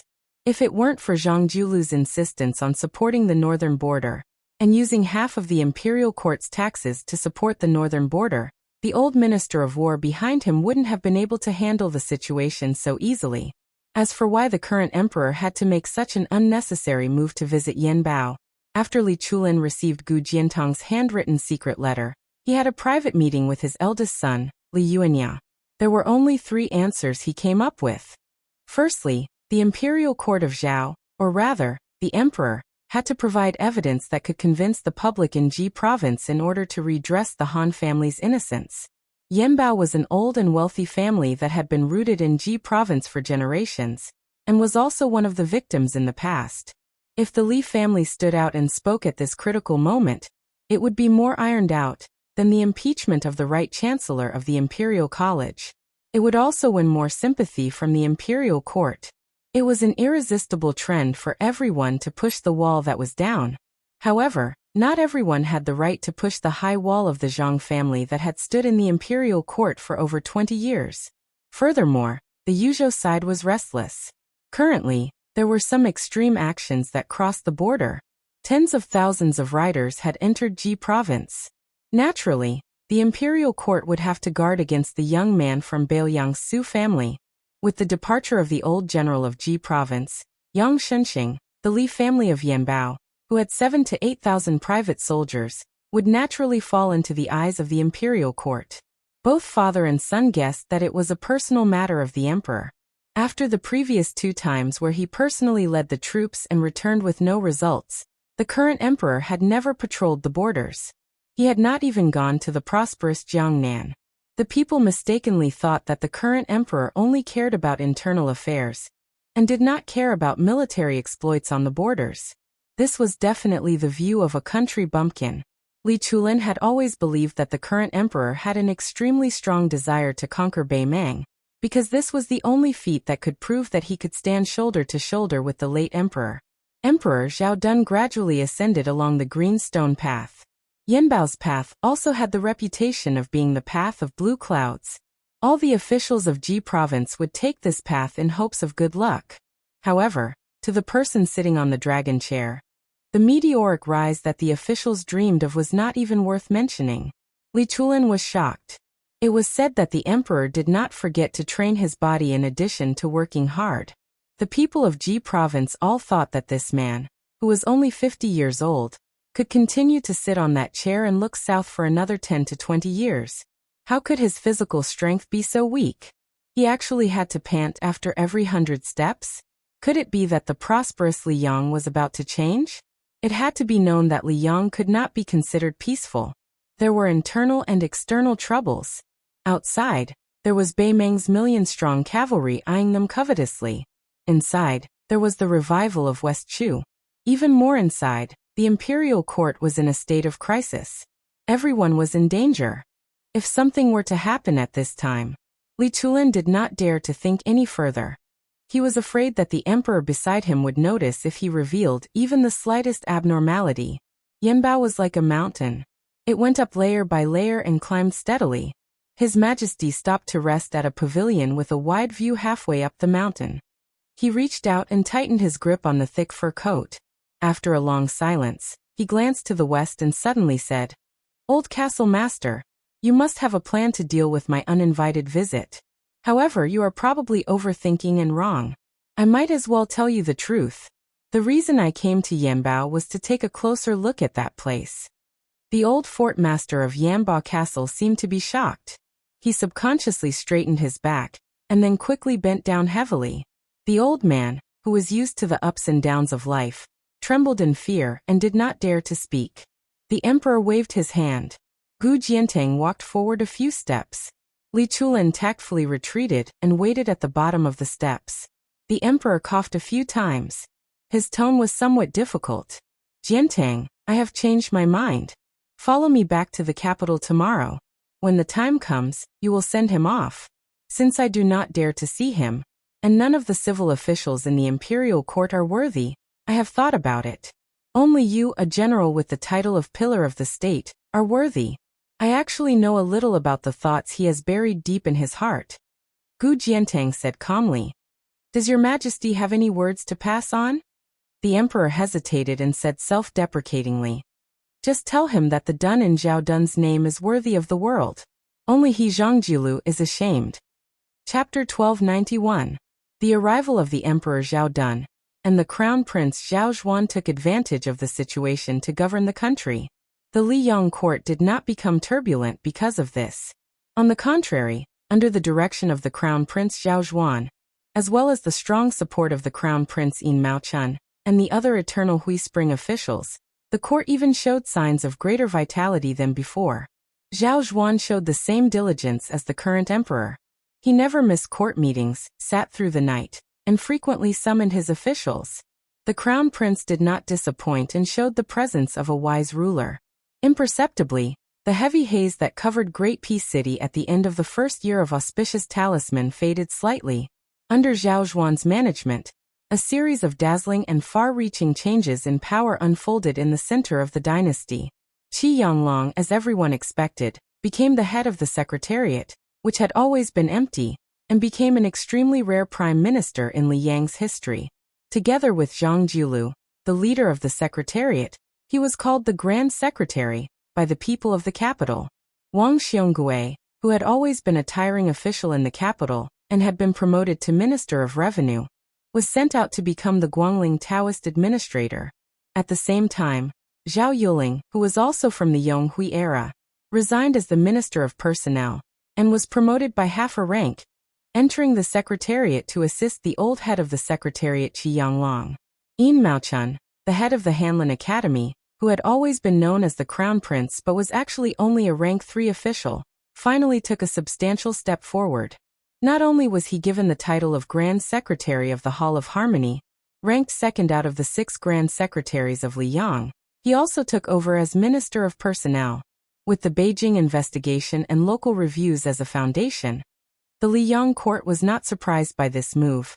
Bai Guo, the Minister of Rights, filled the vacancy left by Wang Xionggui's departure, moving from the Ministry of Rights to the Ministry of Revenue. Although their ranks were the same, one was the Minister of Rights of the Yamen, and the other was the Ministry of Revenue that was in charge of land taxes. Everyone could see that Bai Guo had also stepped onto a new level, and did not fall too far behind Zhao Yuling and Yin Maochun. As for the Right Chancellor of the Imperial College, Jin Lanting, who had a public conflict with Yao Baifeng, he became the luckiest person in the Liang dynasty in the past 5 years. After the left assistant minister of the Ministry of Rights was promoted to minister, Jin Lanting, who had been on the cusp of Great Peace City for the past few years, once again gave everyone a huge surprise. He was promoted to secondary grade 2 left assistant minister of the Ministry of Rights. The left chancellor, Yao Baifeng, who was supposed to be in charge of the Ministry of Rights, became the unexpected person. The commander at the front, Lu Xingxiang, who did not know how to use troops and caused problems in the rebellion, was promoted instead of being demoted.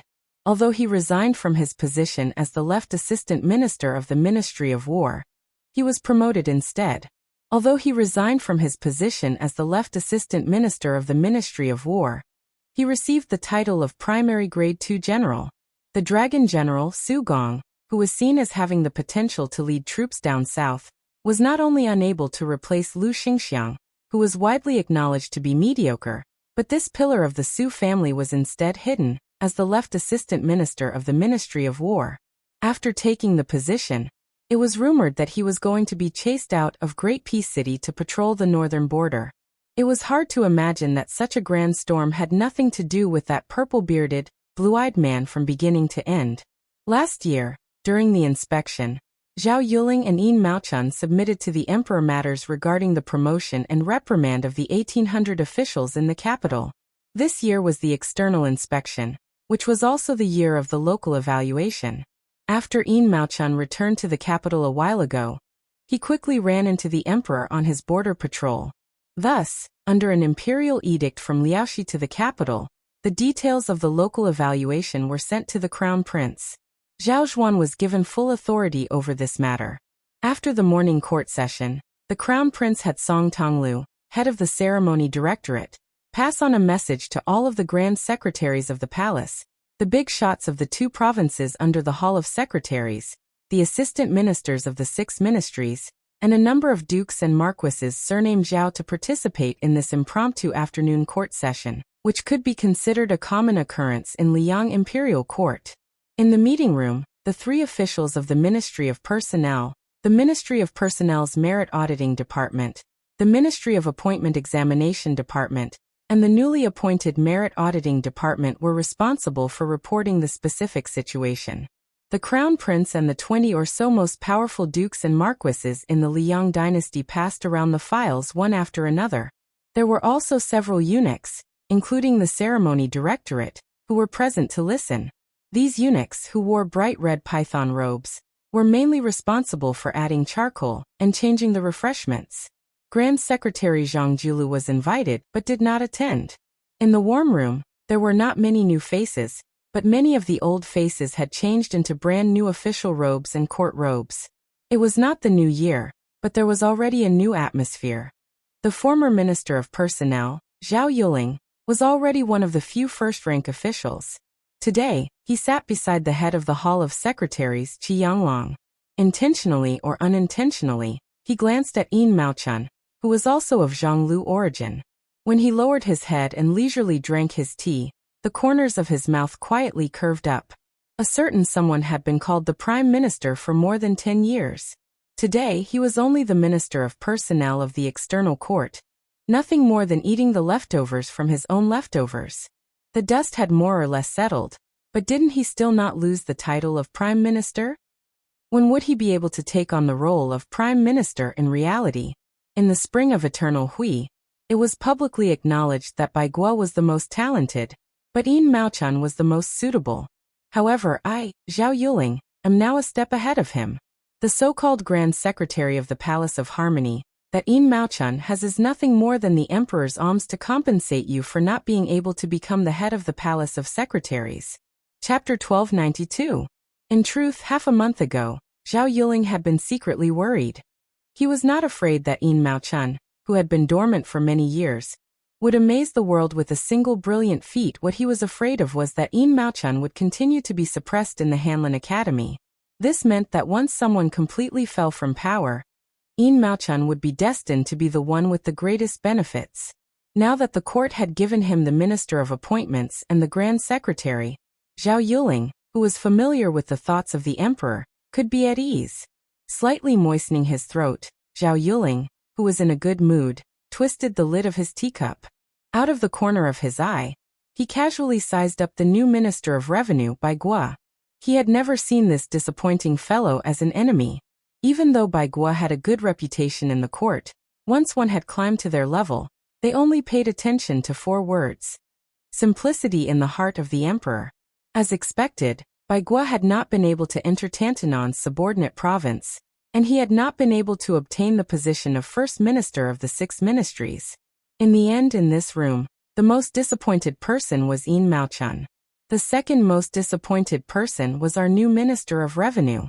However, in Zhao Yuling's view, Bai Guo, who did not have much of a foundation, should be satisfied to be able to obtain the position of Minister of Revenue. Zhao Yuling raised his eyelids and just happened to see the bearded young third minister Jin looking over. Zhao Yuling's face was expressionless. The newly appointed left assistant minister of rights, Jin Lanting, hurriedly smiled in greeting. Zhao Yuling did not pay him any attention. He turned around and put down his teacup, laughing coldly in his heart. Did a lucky fellow, who had relied on crooked methods to barely make it to the center of the dynasty, really think he could last forever? In the court, one was not afraid of the battles between gentlemen, or even between factions. However, the greatest taboo was to make enemies everywhere because of personal grudges. Coming from a small, unknown noble family in Beiliang, in just a few short years, he had angered Huan Wen and Yao Baifeng. Even if he managed to use his influence to take down someone, could he, Jin Lanting, clean up the mess afterwards? Other than Jin Lanting, who was attending such a high-level court meeting for the first time, there was another official who was even more unfamiliar to Great Peace City than Jin Lanting. That was Su Gong of the Gumu family of Gangnam-do. As the assistant minister of the Ministry of War, he was still a famous general even though he had missed the spring and autumn war. At this moment, he was sitting upright beside his superior, Liu Baijia. His eyes were focused on his nose was focused on his heart, and his expression was firm and rigid. Compared to the elegant bearing of the Tongxi sword immortal Lu Shangshu, Su Gong was more like a military general on the battlefield. His body was tall and sturdy, and his appearance was rough. His ascension this time was the most confusing of all the officials who had changed positions. Logically speaking, Su Gong did not have any great achievements, nor was he Gu Jiantong's direct line of command. He did not have any big tree in the court that he could rely on, so he should not have been included in the Jingdo court. But this time he had suddenly appeared out of nowhere, and then was quickly expelled from the capital. This made Su Gong seem even more like a joke. The court meeting only came to an end at dusk. The Minister of Works and the Assistant Minister of the Ministry of Justice, both in their 60s, could not hide their fatigue. Crown Prince Zhao Zhuan ordered the ceremony directorate to have the imperial kitchen send over some food. During this time, all the officials could find time to rest or walk out of their rooms to get some air. Huan Wen was an important official with sufficient experience, reputation, and achievements. Naturally, he would not be as reserved and uneasy as the assistant ministers of the 6 ministries. He was the first to leave the room. Crown Prince Zhao Zhuan quickly rose and walked out quickly. He called out to Tantanon with a smile, and then they walked out together. This scene, in the eyes of those who paid attention, could not help but cause their imaginations to run wild. Jin Lanting sat in his seat without moving. He also did not take the initiative to exchange pleasantries with any of the seniors in the room. He seemed particularly lonely. In the corridor outside the room, Huan Wen smiled and asked, "What matter does your highness have?" There was no one around. The crown prince blinked and secretly made a gesture of raising his cup to drink. Huanwen was not polite. He chuckled and said, "That would be great." The two of them walked to a distant side room. Behind them was the head eunuch of the ceremony directorate, Song Tonglu. The crown prince hesitated and then said, "The position of the Right Chancellor of the Imperial College is temporarily vacant. Master Yao has not recommended anyone for the position. Does Tantanon have any suggestions?" Huanwen was stunned. Crown Prince Zhaozhuan smiled and did not speak. Huanwen also smiled and did not hesitate. He said straightforwardly, "There is no candidate for the Right Chancellor of the Imperial College. The province under my tutelage is lacking a satisfactory assistant official. Coincidentally, I can take this opportunity to ask for someone from your highness." Zhaozhuan furrowed his brows and asked quietly, "Could it be?" Although the crown prince did not say a name, Tantanon had already nodded. Both sides were well aware. It was Chen Xiaobao, Chen Wang of the diligent department. He was born a poor scholar and had achieved jinshi. He did not make it into the top 3, but he was barely qualified to enter the Hanlin Academy and become a noble servant. He then served as the personal attendant of the Son of Heaven. Later, he was briefly a lecturer in the Eastern Palace and a doctor in the Meritorious Service Department. Noble was noble, but his official position was not high. Junior Guardian could only be considered a title bestowed by the Son of Heaven. But if Chen Wang could go to the Munxia province and become Huanwen's right-hand man, then it would not make sense if he did not have a high third-rank official. It was even possible for him to be a second-rank official. In this way, the popular Jean Lanting in Great Peace City would pale in comparison. Huanwen suddenly slapped his head and said, "The candidate for the Right Chancellor of the Imperial College. I have thought of a very unsuitable candidate." The crown prince couldn't help but smile. He said helplessly, "Tantanon, your words." Huanwen laughed loudly and didn't say anything else.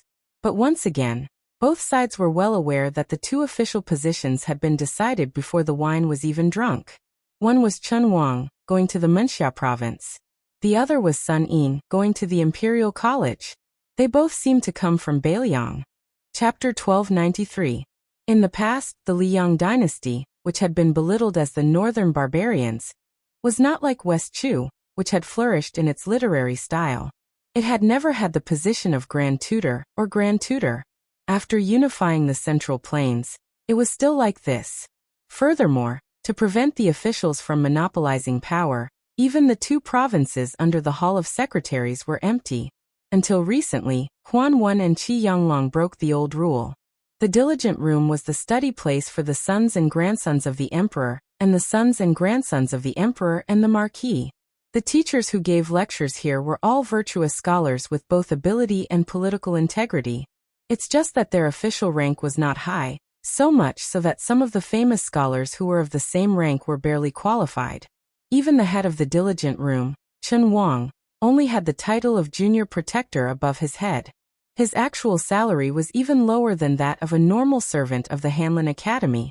Thus, when Chen Wang appeared out of nowhere and took over the position of junior protector of the diligent room, Taigan City only thought that a little prime minister second to Yin Maochun had appeared. He would have to train step by step for a decade or two before he could truly enter the center of power. However, a rumbling rumor quickly spread. Not only did this person have to immediately rush to the Munxia province to take up an important position, he might even steal food from the tiger's mouth from Yin Maochun, who had controlled the Hanlin Academy for decades. As if to prove this rumor that came from an unknown mansion in the capital, Tantanon and the Imperial College's left chancellor, Yao Baifeng, visited Chen Xiaobao together. It was said that they had a good chat and became friends despite the difference in age. Looking back at Third Minister Jin, compared to the previously unknown Chen Wang, although he was riding on the crest of success, he had never received such special treatment among the top officials of the dynasty. From this, it could be seen that Chen Wang's ability to raise Wang was far more natural and smooth than Jean Lanting. In a moment, Wang County Street in Tai and city was filled with nobles and relatives of the emperor. This originally inconspicuous little county manor was suddenly filled with people and carriages. The grandfather of Chen Wang's wife was not from the legitimate line of the previous emperor. He was a lowly person and his words carried little weight. However, during the Spring and Autumn War, he stood firmly behind the previous emperor and waved the flag and shouted for him. The eldest son of the first wife could inherit the title of Commandery Prince of Chai. Chen Wang's wife, as the daughter of the Commandery Prince of Chai, should have been demoted to a county princess. However, the emperor remembered the loyalty of the 2 generations of Chai Commandery princes, and made an exception, and arranged for her to marry Chen Wang. Now it was not only Chen Wang, but the Commandery Prince of Chai Commandery Prince's skills of Chai Commandery Prince. Chen Wang and the Commandery Princess had already moved out of the prince's mansion. Their new mansion was not far from each other. If his wife wanted to go back to her parents' home, it would only take the time to drink a cup of tea. At first, Prince Chai was afraid that his daughter's frequent visits would make Chen Wang unhappy.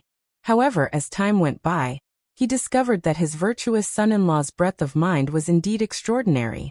Now that Chen Wang was the junior guardian, and was about to enter the Wuxia province, which was gradually becoming more and more powerful, he did not have the slightest bit of arrogance that was common among the children of poor families.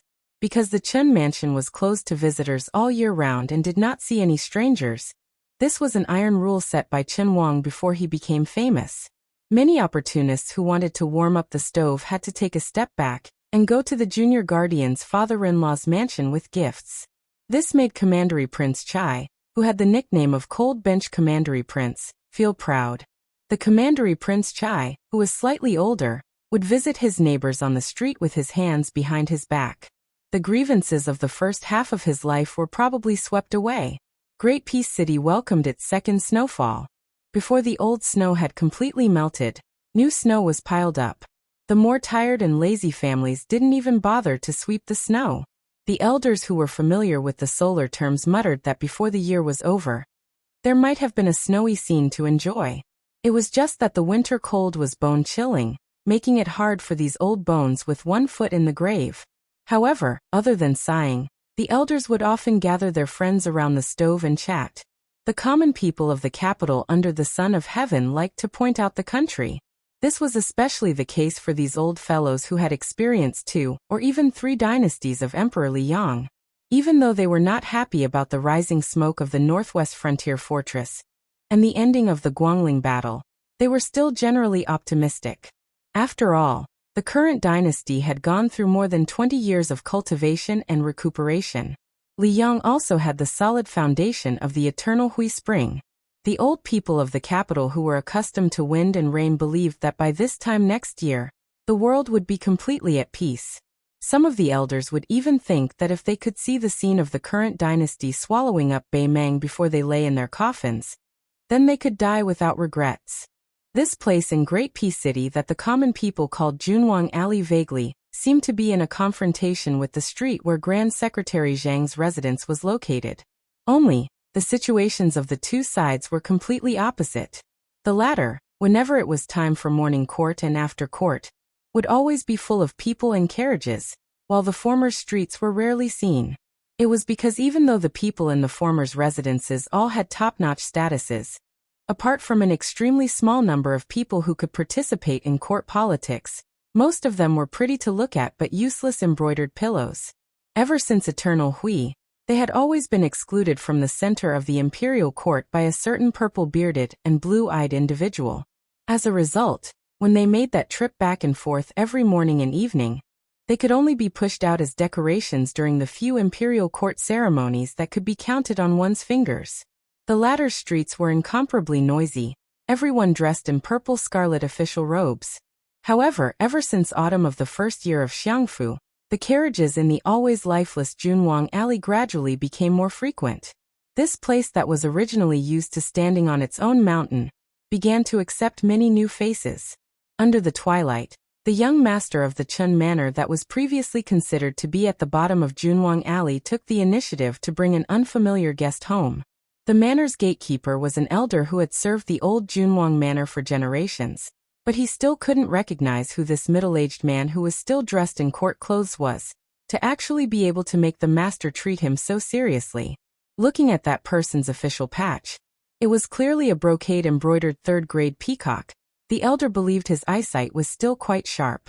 Whether or not he was an aristocratic family's descendant, the old gatekeeper had confidence that he would be able to recognize him with a single glance. He carefully sized up this fella who crossed the threshold with his master, always feeling like this person's aura was a bit contradictory. He was clearly a civil official, yet he seemed like a military general who had just walked out of the battlefield. Yet he also didn't seem like those crude people who often entered and left the Ministry of War's Gu hut and made a fool of themselves. The number of servants in the manor was just enough to ensure that the 4 courtyards of the manor could operate without hindrance. Thus, when Chen Wang and his guest entered the manor and walked all the way to the study, they didn't encounter anyone. Not to mention the luxurious mansions built according to the standards of a prince, even the nearby Junwang mansions that had 3 roads and 5 courtyards, according to the ancestral system, were all bustling with people coming and going at this banquet. In the heavy snow, there was no reason to hold a bowl of wine, invite 1 or 2 close friends, and have a high status to talk to one's heart's content. On the contrary, this Chen Manor, which paled in comparison in terms of size, had the richest courtyard with a profound artistic conception. After the host and guests sat down, a tall woman of middle age rushed over when she heard the news. When she entered the room, her husband was personally brewing tea. The flame in the stove flickered slightly, and the pot of water gradually boiled, adding some warmth to the slightly cold room. Chen Wang raised his head and glanced at his wife. With a smile he introduced, "This is Assistant Minister Su of the Ministry of War." Regardless of status, there were no ignorant and ill-informed people in Junwang Alley.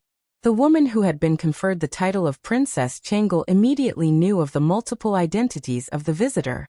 General of the Dragon, Su Gong, the pillar of support of the Gumusu family, and a young and strong general whose prestige ranked among the best in the Liang army. Presently, he was ridiculed by everyone in Junwang Alley as the new wife of Great Peace City. She had also heard that this assistant minister Su was not very well liked. Although it could not be considered a public promotion or a hidden demotion, it was as difficult as ascending to the heavens for him to successfully integrate into the capital's court as quickly as the Tongxi sword immortal, Lu Baijia. The woman, whose real name was Zhao Song, had never been interested in court politics. As usual, she did not think deeply about why her husband had brought this assistant minister of the Ministry of War home. The visitor was a guest, so she naturally knew how to respond. She could not lose face for her husband. Thus, after a tepid greeting to Su Gong, she hurriedly took over Chen Wang's task of brewing tea. After pouring 2 cups of tea for the 2 men, she immediately bid farewell and left. Su Gong joked, "Junior Guardian has good fortune. We really can't be envious." Su Gong had always been a proper local official. He had never purposely built any connections in Great Peace City, where it was easier to become an official if one had connections in court. Just as the rumors said, he was able to enter the capital this time because he had relied on the elders of his clan and a number of seniors in Gangnam-do to sell their old faces to beg for this position. His path in the future was really up to the teacher to lead the way, and cultivation depended on the individual. Thus, after he entered the capital, he was extremely restrained and reserved. He almost never left his home. The reason he was able to get in touch with Chen Wang was because Chen Wang had once interacted with Su Gong when he was assisting Yin Maochun in the great plan of conducting the local examinations. They were friends and regretted not having met earlier. At the time, Su Gong could never have imagined that Chen Wang would rise so quickly and become one of the important officials in the center of the dynasty. Chen Wang was not too humble. He nodded and smiled. "My wife's personality is one of the better ones among the many golden branches of the Zhao family." Chen Wang paused for a moment. His expression was gentle as he subconsciously added, "I cherish it." Su Gong hesitated for a moment and then asked, "Forgive me for asking, but although my clan has hoped for many years that I would one day enter the Ministry of Military Personnel, for some reason, the elders in my clan were very surprised that I was summoned to the capital this time. In particular, Elder Yu gave me the words half fortune and half misfortune." In his words, there was an inexplicable sorrow about the unpredictability of the world. It is clear that Gangnam-do hopes that I, Su Gong, can enter the capital, but whether or not I can enter the capital is not something they can control. Junior Guardian, did anyone in the capital put in a good word for me? If one could speak, they would speak. This was the friendship of a gentleman. Su Gong knew that his direct question was not in accordance with the rules of an official, but he believed that he was sincere in his friendship with Chen Wang, and did not bother to hide it. Chen Wang smiled and pointed at himself. Su Gong was stunned. Chapter 1294. Chen Wang straightened his expression and said, when the Yu family first entered the capital, there was no doubt that they had the intention of introducing Brother Su to the capital. They also had some plans. For some reason, they did not follow up. In my view, at the last moment, they felt that Brother Su should not come to Great Peace City for now. At the time, I had not entered the diligent department as junior protector, and was still sitting in the position of merit examiner of the Ministry of Appointments. I was in my position and said some things to His Highness the Crown Prince. Of course, that was just icing on the cake. If not for Brother Su's own abilities, allowing me to exaggerate, His Highness the Crown Prince would not have any ideas. Su Gong didn't know whether to laugh or cry. Chen Wang said honestly, Yu Jiankong of Shang Pillar State has his considerations, and I have my own thoughts. The situation is unstable, and I feel that with Brother Su's talent, if not now, when will you come out? Does Brother Su want to miss the spring and autumn war again after missing it once? Let me ask, how many more 20 years and opportunities do Brother Su have to miss? Of course, I also understand Shang Pillar State's cautiousness. They treat Brother Su as a rare commodity and wait for the situation to deteriorate further. Maybe at that critical moment, an assistant minister of the Ministry of War will not be able to send away a hidden dragon general like you. Su Gong nodded and said, I will listen to Junior Protector's words. Chen Wang smiled and said, so this time, Brother Su has been forced to patrol the borders and become the laughingstock of Great Peace City. Don't blame me for drawing legs on a snake. How about I use tea in place of wine and punish myself with 3 cups? Su Gong laughed open-mindedly and said, Brother Chen's words are pretentious. Chen Wang countered, you called me Junior Protector so many times and only called me Brother Chen. You dare to say I am pretentious? Who is the pretentious one? Su Gong, who was as tall as a mountain, said shamelessly, Junior Protector, please forgive me. Chen Wang drank tea. The woman who stood at the door hesitated for a long time, but still did not knock. She had turned back to tell her husband that she was going to her maternal home to take some things home.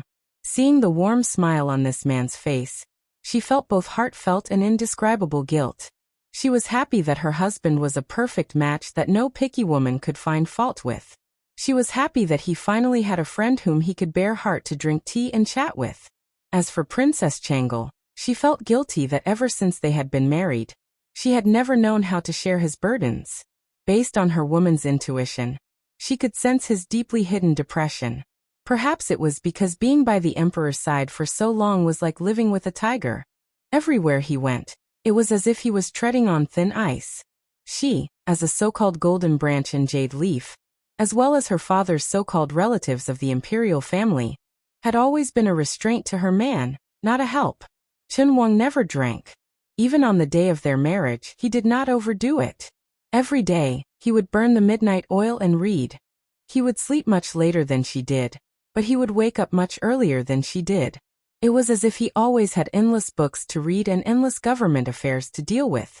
But what was rare was that he never made her feel left out. Although she was not an intelligent woman with exquisite thoughts, she was not stupid. She believed that he truly cared for her and would not flirt outside. Chen Wang's self-respect was unsurpassed in the dozens of manors in Junwang Alley. He cared about her. She loved him very much, but she did not know what to do for him. In the room, the 2 most talented men of the Liang dynasty were drinking weak tea and talking without restraint. She quietly left. Chen Wang asked Su Gong about the trend of the Guangling Road War. Su Gong was deeply worried, and his tone was somewhat heavy. The Ministry of War's earliest estimate was that they would be able to quell the rebellion in half a year. In fact, it was not completely blind optimism. If Yang Xinxing and Yin Zhenchuan had not won a great victory at the time, as long as they had held on, then West Chu's revival would have been tantamount to a slow suicide. However, the 2 old generals' defeat facilitated the sharpening of West Chu's new blade. This allowed the two young geniuses, Xie Shibian and Ko Jianghuai, to have enough leeway to grow from battle to battle. The more they fought, the braver they became. Now that West Chu's wings are growing, it will be very difficult to end the war quickly. In addition, the commander-in-chief, Lu Xingxiang, has always been a figurehead. His true enemies are not only West Chu's rebel army, but also the intrigues of the imperial court and the struggle for power within the army. On the other hand, West Chu's side is united as an impregnable fortress. With one side weakening and one side strengthening, this war will be difficult to fight. Fortunately, the imperial court did not push all the blame onto Lu Xingxiang, and did not change the commander-in-chief. Otherwise, Chen Wang nodded and said, His Highness the Crown Prince said that he has already mentally prepared himself for the remnants of West Chu's army to attack the capital. Su Gong turned pale with fright and hurriedly looked around. Chen Wang said calmly, Don't worry. Even if these words reach His Highness, nothing will happen to you and I. His Highness still has this bit of magnanimity. Su Gong's emotions were surging. Chen Xiaobao's simple words had revealed too many secrets. On the surface, it was praising Crown Prince Zhao Zhuan for his magnanimity and his negative attitude towards the West Chu war. The deeper meaning was that Chen Wang was sending him a hidden message. His Highness the Crown Prince was a magnanimous heir and worthy of Su Gong's allegiance. If he dug deeper, Su Gong felt a chill run down his spine. The Crown Prince was only supervising the country at a sensitive time. The Emperor was still alive. Was it not too early to persuade or remind an assistant minister of the Ministry of War to take a clear stand? Could it be that there was some kind of mystery behind this? It had to be said that in these years, there had never been any shocking secret information from Great Peace City that the Emperor was unwell. Could it be? Just as Su Gong's mind was in a fierce struggle, Chen Wang seemed to have just said a few casual words and quickly jumped to the next question. Then how long can Bailiang defend? If the northwest gate cannot be defended, how will it be defended next? Su Gong was experienced and ruthless. Chen Wang, who was sitting silently across from him, did not move. His expression did not change at all. He naturally had a plan for this kind of matter. He immediately replied, Under normal circumstances, the Bailiang Frontier Army can defend for 2 years, but this is based on the premise that neither side makes any major mistakes or plots. In reality, when two armies are facing each other, you can never guess whether the opponent's next move will be stunning or muddle-headed. There are many classic battles in history that were created by a strange combination of factors. Some made the best of the mistakes, and some made the best of the mistakes. Some people lost mysteriously, and some people won in a strange way. Some people won in a strange way. Some people won in a strange way. Some people won in a strange way. Some people won in a strange way. If it was a normal confrontation between two armies, the leader's ability to use soldiers was mediocre. It was just a competition of the resources of both sides. There was no suspense. But in the Great War of Liangmang, it could not be compared like this because both sides had too many famous generals. Su Gong was slightly fascinated, and a dazed look appeared in his eyes. Bailiang had Chu Lushan, Yuan Zuozong, Yin Wenwan, Chen Yinchue, He Zhonghu. Which one of them was not a general who had been exposed to the smoke of battle and could take charge of an area? Bei Meng had Tuoba Bodhisattva, Dong Zhuo, Lu Gui, Huang Songpu, Yang Yuanzan. Su Gong sighed and said, Almost everyone can cause unpredictable changes to the entire battle situation. Chapter 1295. Su Gong gradually entered a good mood. Once he started talking, he could not stop. He held a cup in one hand, but did not drink the tea. He raised the other hand and pointed in the air. Before Bailiang was absorbed into Liang territory, there were 2 paths for the northern nomads to invade south. One was to use Bailiang, which was at the head of the central plains, as the first choice. The army occupied the high ground and was usually unstoppable. The disadvantage was that the battle line was slightly longer. Even if they fought all the way to Xiangfan, which was at the middle of the central plains, it would be difficult to advance any further. Often, they could only retreat. The second was to go south through the gaps at the border of Ji province, and send cavalry to search in batches to clear out the scattered obstacles outside the pass. On one hand, they would cover the army, and on the other, they would pillage villages and force the Central Plains dynasties to retreat to their strongholds. Right now, the Northern Mang seems to have chosen an unwise path, but in fact, choosing short-term troubles and abandoning long-term considerations is a method they have no other choice. The Northern barbarians are determined to attack our dynasty, and there is no better plan to speak of.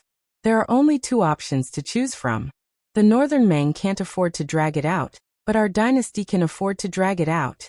If we wait until the Guangling Path and West Chu are destroyed before the Northern Mang starts the war, then we really won't be able to fight.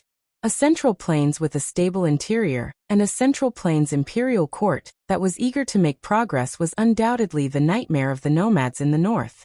If Beimang attacks their western front first, which is the two Liao defense lines that our court built with half of our dynasty's national strength, outsiders may think that this line is closest to Graydon City, and that Beimang should use their troops this way. However, the truth is that Beimang will not be able to go south at that time because Beiliang's 300,000 border army will definitely respond to the two Liao on the eastern front and initiate an attack on Beimang's southern court. Once the Beiliang cavalry wantonly enters the heartland and enters the grasslands, even if the Beimang army is lucky enough to advance all the way to Graydon City, they will not be able to return. Not only will the southern court be gone, but even the northern court will be destroyed. Since Beimang has chosen the stubborn Beiliang as their breakthrough point, let's take a step back and say that if Beimang really manages to defeat Beiliang, it is not yet time to take a breather because there will be two fierce battles soon to be fought. The most fatal thing is that these two battles are happening at the same time. Beimang, whose strength has been greatly damaged, has no choice but to fight on two fronts. Western Shu has Chun Jibao holding the fort, and the eastern front has General Gu Jiantang leading the army. In front of Beimang, they are not soft persimmons. If we take another step back, Chun Jibao is unable to contain Beimang, and Gu Jiantang's supposedly impregnable eastern front is completely destroyed. So what? Graydon City will be given to Beimang. Our dynasty still has the strength to fight. At this point, Su Gong's hand suddenly pulled from north to south.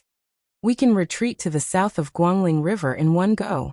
Don't forget that we still have Zhao Bing's battle-hardened army. With Zhao Bing's army as the core fighting force, His Majesty can easily gather an army of 500,000. It is not a difficult matter. Su Gong suddenly laughed self-deprecatingly. Speaking of which, Beimang can really force us to this point. They are quite capable. If they win the world in the end, I, Su Gong, will accept it wholeheartedly. The worst that can happen is that we die in battle, Chun Wang said softly. There is a prerequisite to all of this. Su Gong was silent for a moment and then nodded. The prerequisite is that Beiliang is willing to fight to the death. Chun Wang muttered to himself. I know that person is willing. Su Gong grunted. There is no other way. He is Su Zhao's son. Anyone can retreat, but not him. Chun Wang smiled slightly and said, It is very difficult for me to connect the young master who spent money to buy poems from me to the king of Beiliang, who dares to fight when he says he wants to. Su Gong didn't know how to respond. Chun Wang muttered, The snowflakes in Beiliang are as large as a banquet. Thinking about it, if Graydon City is already so snowy, my hometown will be even colder. Su Gong felt some admiration for this scholar, who was more than a decade younger than him. A young man from Beiliang who entered the capital to take the Jinshi exam and passed. In the capital's officialdom, he had never said a single bad word about Beiliang. He had also never concealed his little relationship with the veneer of Beiliang. Even so, he was still in the emperor's heart and walked step by step to a high position.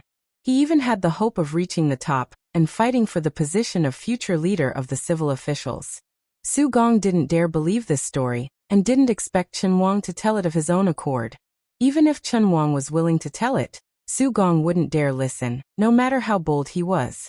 Unless, one day, Chun Wang really did remove the prefix of prime minister, and became a second Zhangjilu, and Su Gong also needed to become a second Gu Jiantang of the Liang dynasty. The conversation between the two was like drinking tea. It was 70 to 80% enjoyable, but there was still a lingering aftertaste. If they continued talking, they would probably feel disgusted. Su Gong stood up and bid farewell. Chun Wang also stood up to see him off. He walked him all the way to the door and said with a smile, Brother Su will be heading to the northern front tomorrow. I have to be on time to go to the diligent room, so I won't see you off. Su Gong nodded. No matter. You and I will have plenty of opportunities to meet in the future. Su Gong sat in the inconspicuous carriage and slowly left in the wind and snow. The tracks left behind by the wheels were quickly covered by the goose feather snow. Chen Wang turned around and stepped onto the steps. He looked up at the night sky and suddenly ordered the old gatekeeper. Old Song, prepare the carriage. I want to go enjoy the snow.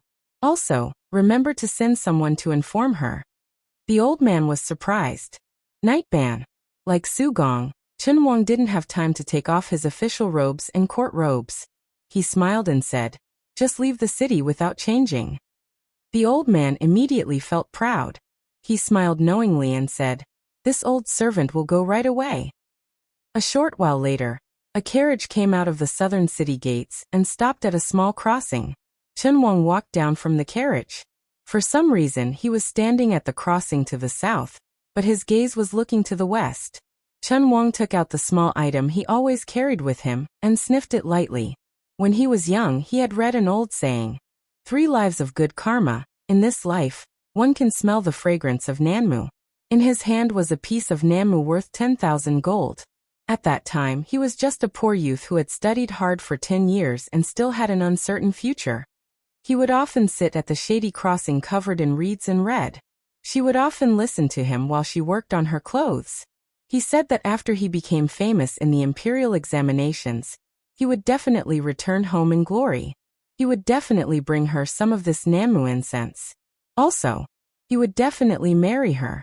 Then he traveled thousands of li to this great peace city, the most virtuous city in the world. He successfully jumped the Dragon's Gate in the imperial examinations of thousands of soldiers and horses. But in the end he married, lifting the red veil, that beautiful face in the candlelight. Not her. He only sent the 4 words, don't think about me, don't wait. After so many years, the person he was most afraid of was not the emperor whose heart was unpredictable, or the crown prince who hid his sharpness, or the omnipresent Zhao Go. He was most afraid that he would talk in his sleep, afraid that he would call out her name. He was even more afraid that the path he had chosen in his hot-bloodedness would implicate the graceful woman far away in Bailiang. She had once told him with a red face that if they married in the future, he would not be allowed to do farm labor. Why? Because he was a scholar. Chen Wang gripped the piece of Nanmu tightly. His lips trembled as he closed his eyes. The heavy snow in the middle of winter covered his shoulders. Also, he did not pay attention to the falling snow. Chen Wang. Wang, the name of the full moon. The sun was in the east, the moon in the west, looking at each other from a distance. This worthy young prime minister slowly opened his eyes and said softly, have you found a good family? Even if you haven't, don't wait anymore. If you marry, you should find a scholar who knows how to cherish you more than me. You must hate me, this heartless person, right? Chen Wang's face was filled with tears. What he didn't know was that Wataguchi Yoshihiko was still waiting for him. But he used to be standing at the ferry, but now he was lying in the reeds, waiting forever. The dead do not complain, but those who have not returned do not know. Chapter 1296.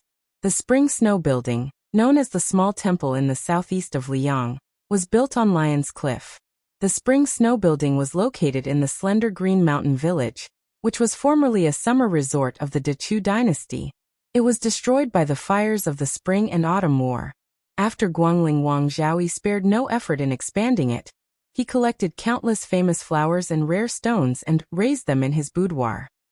Among them was a huge rock from the Spring God Lake that was carried to the village by the Guangling Navy and the vassal king's cavalry. It was shaped like a pearl, and was worthy of being called the most famous stone in the world. It was also a treasure that contained feng shui. The slender Green Mountain Village faced the Guangling River to the south. In the Lion's Cliff area, scholars from Jiangnan often climbed high to write poems. After it became the vassal king's exclusive residence of the emperor's younger brother, Zhao Yi, only the Guangling Path had the right to enter the Spring Snow Building to discuss politics. It was a special benefit for a small group of influential people. Lion's Cliff was also known as the Treasure Trove Mountain.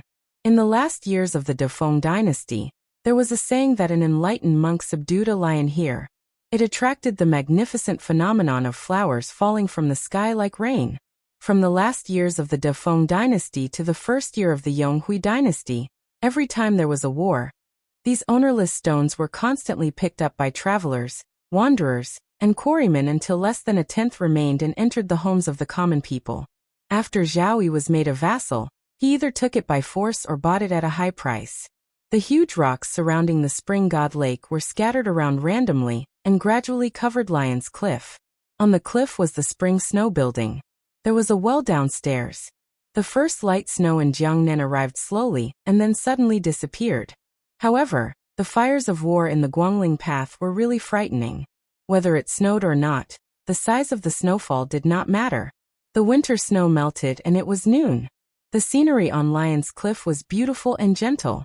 A fat man sat alone at the mouth of the well below the building. This small well had always been dry and it was unknown why it was dug. It had been a mystery since ancient times.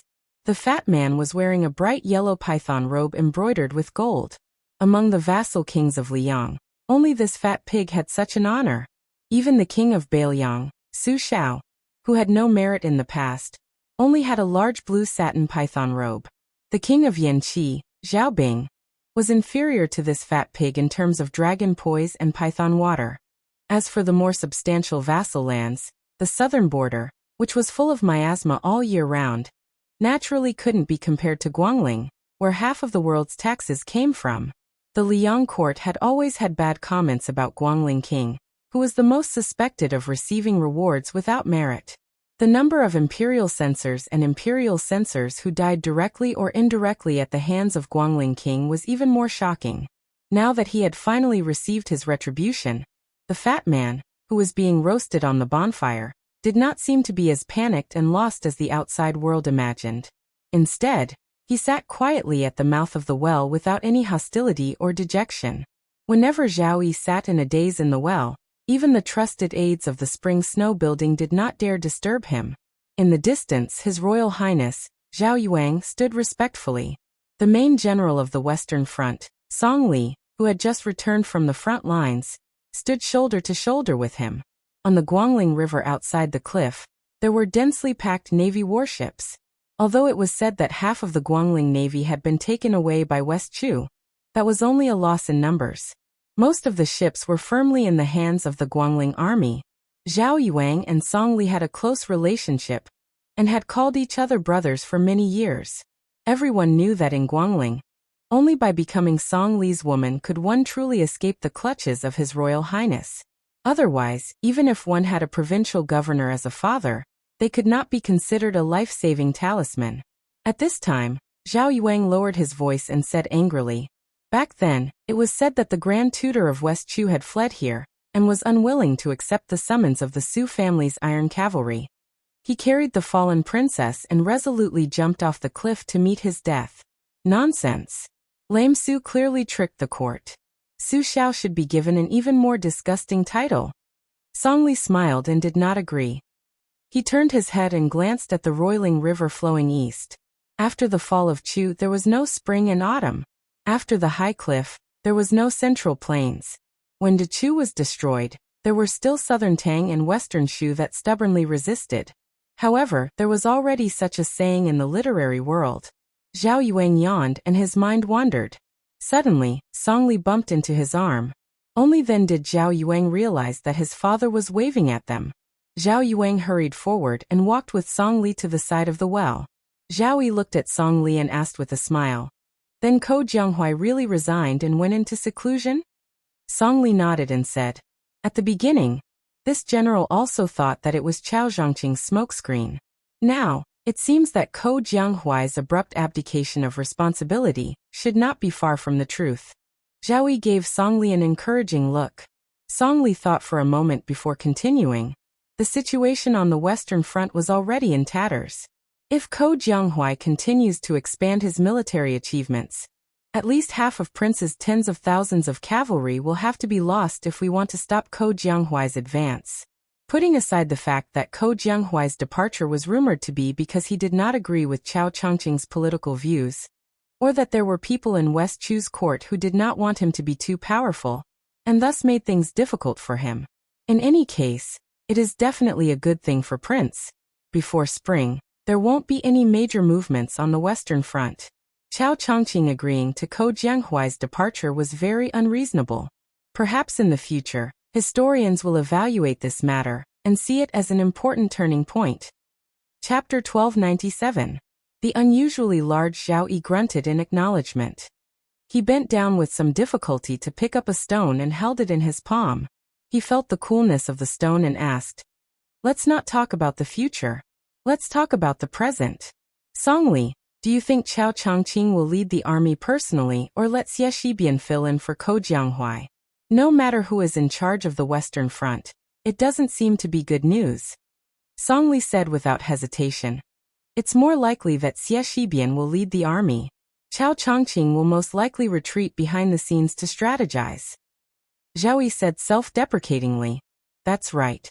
Why would Chao Chongqing care about this king and Lu Xingxiang? He only has eyes for Gu Jiantang. As long as Gu Jiantang doesn't go south from the Liao border, Chao Chongqing won't appear to take charge."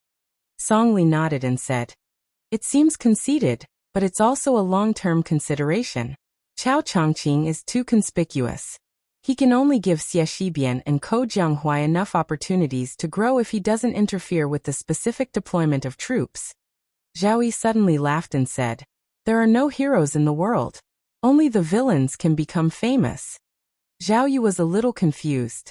He knew that the so-called villains were people like Xie Shibian and Ko Jianghuai, but he didn't know who his father's so-called heroes were. Zhao Yi sighed and said, "Back then, Lame Su only needed to lightly kick to sink the land of Shenzhou." Zhao Yi's face was full of sarcasm. "This time, vassal King Jingnan is very loud. Let's not talk about small raindrops. There's no such thing. Other than that old fool Zhao Bing's son who has ulterior motives, the rest are a bunch of good-for-nothings. If Lame Su hadn't died, he could have casually pulled out 50,000 elite cavalry from Beiliang and Chao Chongqing, and his West Chu wouldn't have been able to do anything. As for Zhao Heng, if he was willing to give his all and join forces with this king, they would also be able to solve this problem. However, Zhao Bing was just as scheming as Zhao Heng, who was ridiculed by Su Shao as a woman. However, Zhao Heng was a far cry from Zhao Bing's ability to feign ignorance. Before Chao Chongqing and the little girl had raised the flag, they had purposefully sent 3 urgent memorials to Great Peace City saying that the South was in chaos. Hadn't they sent a letter of apology not long ago? He said that the 16 clans of the Southern Barbarian colluded with the remnants of the West Chu, which led to 3 consecutive defeats on the front line that he personally led, losing several tens of thousands of men and horses. Tens of thousands? CK your mother. Hundreds of people, right? Your son, who was only a teenager, could go to the hinterland of Southern Barbarian to chop people's heads and build a capital. Zhao Bing, when you went, you were defeated, and you lost 3 times? What did Nailan Yusi, who claimed to be able to break a city with a flick of his finger and destroy a country with a wave of his sleeve, do? A big man, he couldn't have gotten pregnant because of you, Zhao Bing, right? Zhao Yi sighed. Among all the kings, the old king of Jing'an, Zhao Heng, who couldn't recover from the setback, had the most grievances and the greatest limitations. The king of Huainan, Zhao Ying, had the most talent but the least ability. The king of Jiaodong, Zhao Sui, had the softest temper and the least temperament from beginning to end. As for this king, he had the smallest vision and couldn't compete for the title of the best cavalry in the world. He was satisfied with the title of the best navy in the world. He had the smallest ambition and never coveted the throne. He had been like this since he was a child. He even went to Lame Su and almost knelt down in front of him so that my brother could sit on the throne. So in these years, outsiders said that this king had a fierce reputation and Su Shao, the king of Beiliang, was the awe-inspiring one. If we were to talk about who this prince loathes the most, it would be Zhao Bing. He changes his rudder when the wind blows, burns the bridge after crossing the river, and is a master of honeyed words and swords. It's a pity that imperial brother has always been wholeheartedly guarding against the northwest. No matter how this prince, his biological younger brother of the same father and mother, tries to persuade him, he still refuses to make a move against the southern border. Zhao Yi smiled sadly and looked up at his son, Zhao Yuang, and said self-mockingly, That year when Su Fengnian came to Guangling River, you had a deadly feud with him. This king deliberately showed weakness to Su Xiao and cut a piece of meat from you and sent it to Bailiang. Then at this time he sent a secret letter to my brother. It wasn't to say anything bad about Su Xiao and Bailiang, but to say that Zhao Bing couldn't be allowed to accumulate power. As a result, my brother still didn't care. If cutting off a few pounds of meat from this king could change my brother's mind, this king would really do it. Since my brother didn't want to be the bad guy, then this king would do it. So in this half a year, this king had people secretly assassinate the crown prince of Yanqi 4 times, but they all returned without success. Song Li was silent. Zhao Yuang, hearing this for the first time, opened his mouth wide in shock. Zhao Yi threw out the stone that was still warm in his palm. Later, when Chen Jibao entered the capital to take up the post of Minister of War, this king knew that this person would definitely be given the title of king. So he sent a secret letter to my brother, proposing that Chen Jibao be given the territory between Guangling Road and Nanjiang Road. If Chen Jibao felt that the territory was too small, this king could even give up one more province. The two of you know what the result was. Zhao Yi laughed and said, "Piao, our father just wants you to inherit the throne. I don't even hope that my grandson will become a Qinhuang. In the future, he will definitely go to Great Peace City to be a prince of pleasure. But Zhao Bing will be much more domineering as a father." Then Zhao Yi exhaled deeply and waved his hand tiredly. Zhao Yuang and Song Li, who had been silent all this time, retreated. Zhao Yi continued to sit at the mouth of the well, looking at the sky. He was like a fool looking at the sky from the bottom of a well. Chapter 1298. The battlefield was like a melting pot, crushing anything that had anything to do with self-righteousness.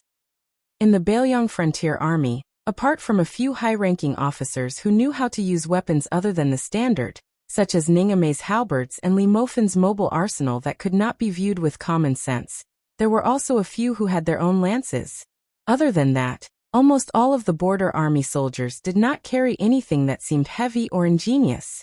As for the battle between cavalry, it was definitely not like what many people imagined. After charging into each other, they would slow down their horses and attack each other.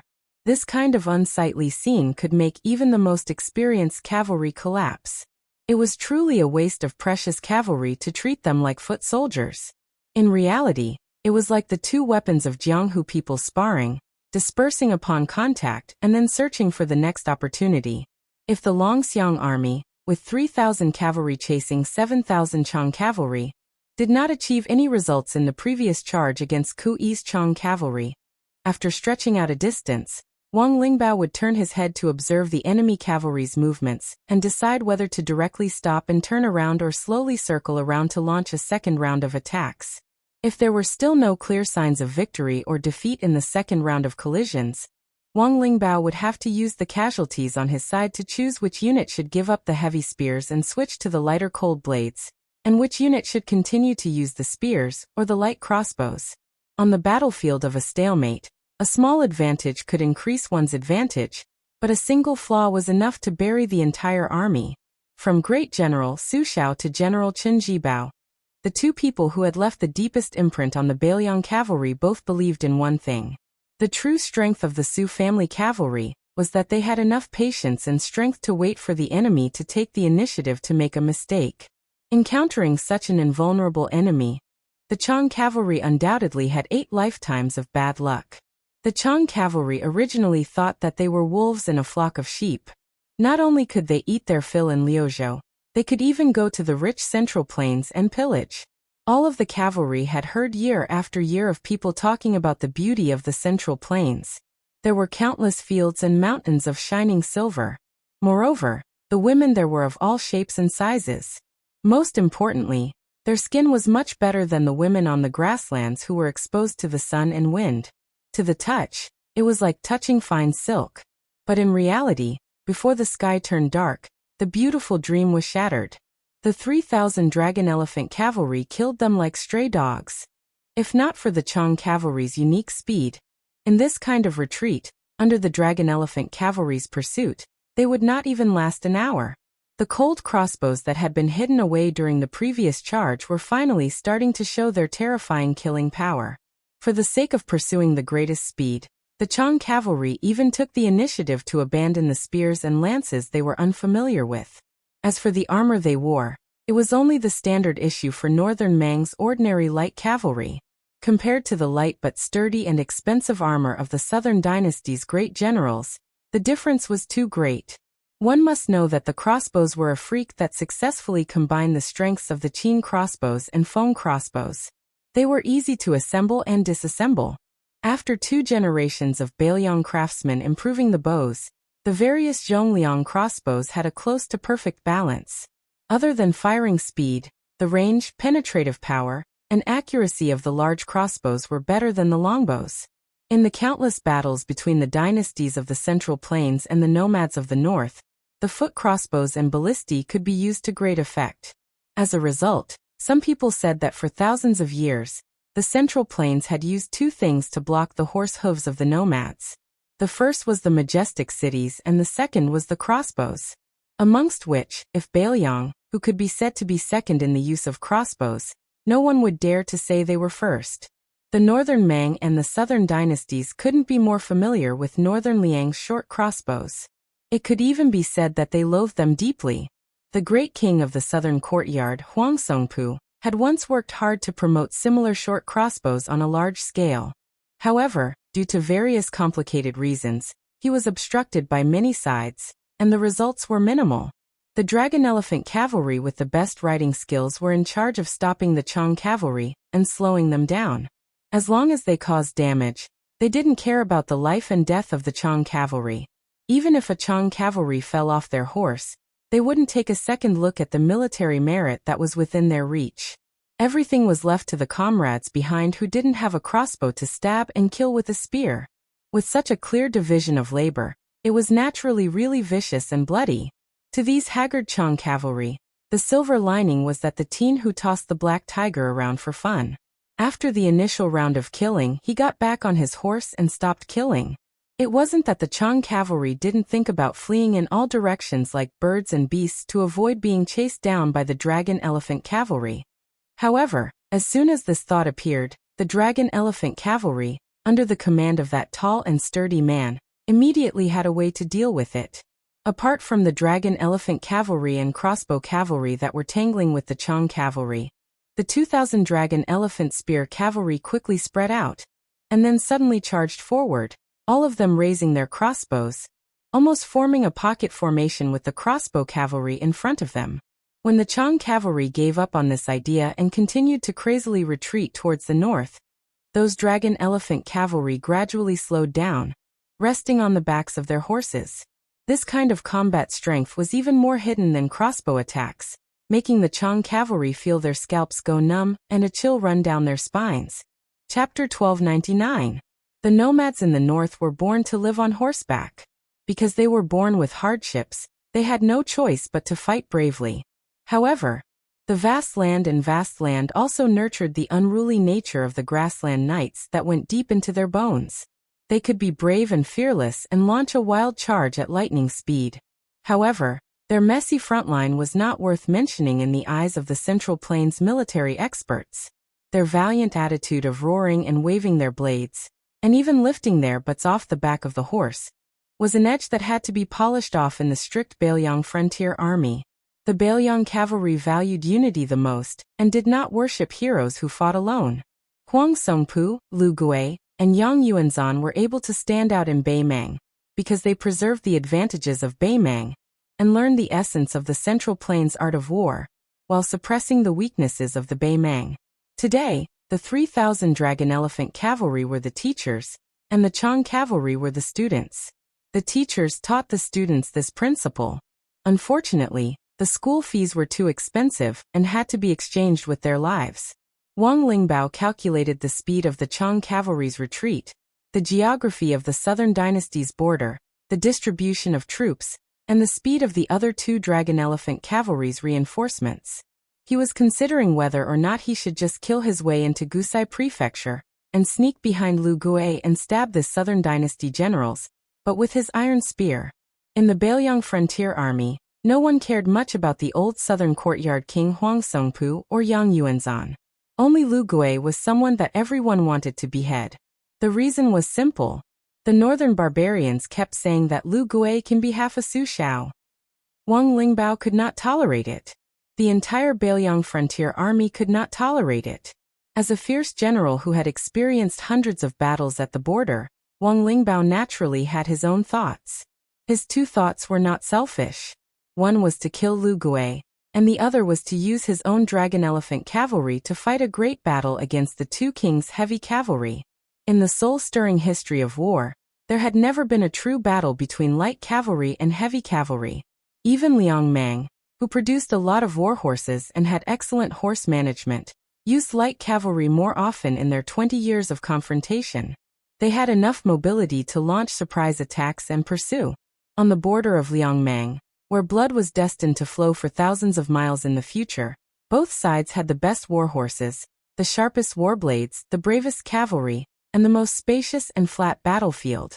Perhaps one day, the first battle between heavy cavalry in the history of war would erupt. Among the Beiliang cavalry, besides the Great Snow Dragon cavalry, there were close to 6,000 heavy cavalry from the old Longxiang army. Meanwhile, the Great Snow Dragon riders were Beiliang's most crucial asset, and wouldn't be easily mobilized. As a result, Wang Lingbao firmly believed that he had a high chance of letting the entire world see what a battle of heavy cavalry was like. For the next 100 or 1,000 years, there would be people who would never forget about this. No one would forget that there was an army called the Beiliang Cavalry. Wang Lingbao never had any sense of righteousness for the country or the people. As for Beiliang defending the northwest to the death, they were schemed against by the Liang imperial court and treated as heartless barbarians by the people of the Central Plains. Did he not have any resentment? He did, and it was a great deal. However, the history books could forget about Wang Lingbao, a small figure who died, but they could not forget the general's life's work, the Beiliang army. Wang Lingbao suddenly saw the commander wave at him. He quickly rode forward, and Su Longxiang calmly said, "Lead the troops and chase for 30 miles. Kill as many as you can, and then return to Qingsong City." Although Wang Lingbao was full of doubts, he still didn't have any doubts. Then this deputy general of the Longxiang army saw the youth reveal a rare savage smile. He jumped onto the black tiger and charged north, directly leaping over a large group of Chong cavalry and heading north alone. Could it be that there was a big fish ahead of him? Wang Lingbao naturally wanted more military merits. It would be even better if he could go to Gusai province and show off. However, he wasn't a brute who didn't know the importance of things. The military merits of all 8,000 Chong cavalry added together couldn't compare to Su Longxiang. Someone who could move the heart of the young commander was definitely not a small fry. Wang Lingbao immediately made a decision. After calling over a few captains, he ordered in a deep voice, "Within 30 miles, kill all the Chong cavalry. If you miss a few, you will have their merits deducted. If your merits aren't enough, what will happen to you? According to the old rules of the Longxiang army, you know better than me what will happen. In this 30-mile journey, you are allowed to kill as much as you want." The sun was setting in the west. More than 100 li north of the youth on the black tiger, two people didn't ride horses.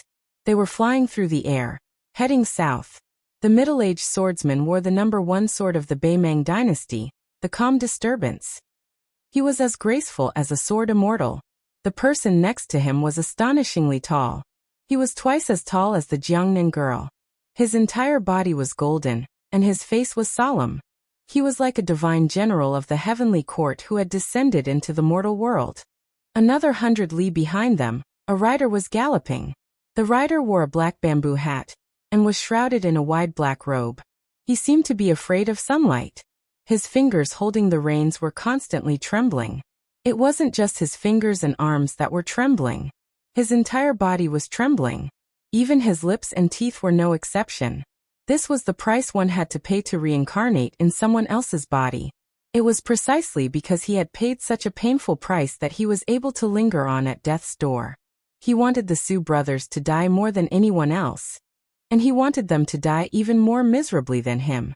He truly had died, and someone had torn him apart while he was still alive. But planting a willow would produce shade. He was a willow. He had relied on a long-lost secret art of the Qin dynasty to come back from the dead. Chapter 1300. As the sun set in the west, it was like an old man past his prime. Unable to bear the silence any longer, large clouds of fire gathered in the western sky, burning brilliantly. As the saying goes, one can't go out early, but one can travel 1,000 miles late. Then there would definitely be people who wouldn't have the chance to go on a long journey tomorrow. The sunlight shone so brightly that the green-clothed swordsman in the desert seemed to be wearing a golden armor. The middle-aged swordsman walked a few feet above the 1,000 miles of yellow sand, and looked up at the rosy clouds in the west. His left thumb pressed on the sword hilt, and the ancient sword in the scabbard was about to come out. Originally, with his lofty character, he wouldn't join hands with others to target someone. However, he was in the sect and had no choice. Since it was the Empress and the Taiping Commandant's instructions, he could only act against his will. According to the signs revealed by the hibernation vat in Shijing, Su Longxiang should be nearby. However, it would take a bit of luck to meet and kill him. After all, it was not easy to find a cavalry of 10,000 people in the thousands of miles of yellow sand at the border, let alone one person. It was tantamount to finding a needle in a haystack. If Su Longxiang had reached the celestial state, where he could resonate with heaven and earth, Huang Qing could barely reach the celestial state. However, according to the spies of the spider web, this young man who was born in the Vajra realm eventually stayed at the threshold of the Finger Mystery realm. He didn't choose to break through the realm like a hot knife through butter. Huang Qing suddenly stopped. His feet gently landed on the sand, and his thumb pressed harder on the sword hilt. In an instant, 6 or 7 wisps of sword chi lingered around the calm storm scabbard. In the chess and sword music school, the Bronze Man Grandmaster, who was 1 generation higher than the Taiping Commandant, also stopped. His expression was as calm as an ancient well. Huang Qing looked forward and smiled softly. Grandmaster, why don't you leave this task to me? The head of sword chi did not even reach the shoulder of the golden giant. The martial arts grandmaster who rarely showed up in Beimeng nodded and said calmly, "You can go first." The meaning of the grandmaster's words was very clear. In his opinion, sword chi might not be able to take down Su Longxiang. Huang Qing dismissed it with a smile and did not complain. He was extremely respectful to this grandmaster, not only because of the difference in seniority, but also because of the grandmaster's path of proving Tao. This grandmaster and Wang Xianji were like the same year, in terms of textual research. Compared to the martial god of Beimeng, Tuoba Bodhisattva, and Xianyuan Pan in the Liyang realm, they had tested the feasibility of opening the heaven's gate on their own. The saints of the 3 sects of Confucianism, Buddhism, and Taoism had proven Tao and immortality by borrowing the gate of heaven and earth. However, the Grand Master of Bronze Man and the others had directly chosen to break the gate and enter. The reason why Li Chungang, who had already passed away, was known as the first person after ancestor Lu was because this sword god was even rarer. He strived to use the sword in his hand to build his own heaven's gate. Li Chuangong's sword Dao was unique, and was close to the heavenly Dao. This was the competition of the path under each person's feet. It had nothing to do with the ranking of the martial arts evaluation. However, if Wang Xianji was once the whetstone of the Liyang Jianghu, then the Grand Master of Bronze Man beside Huang Qing was another whetstone of the Beimeng Jianghu.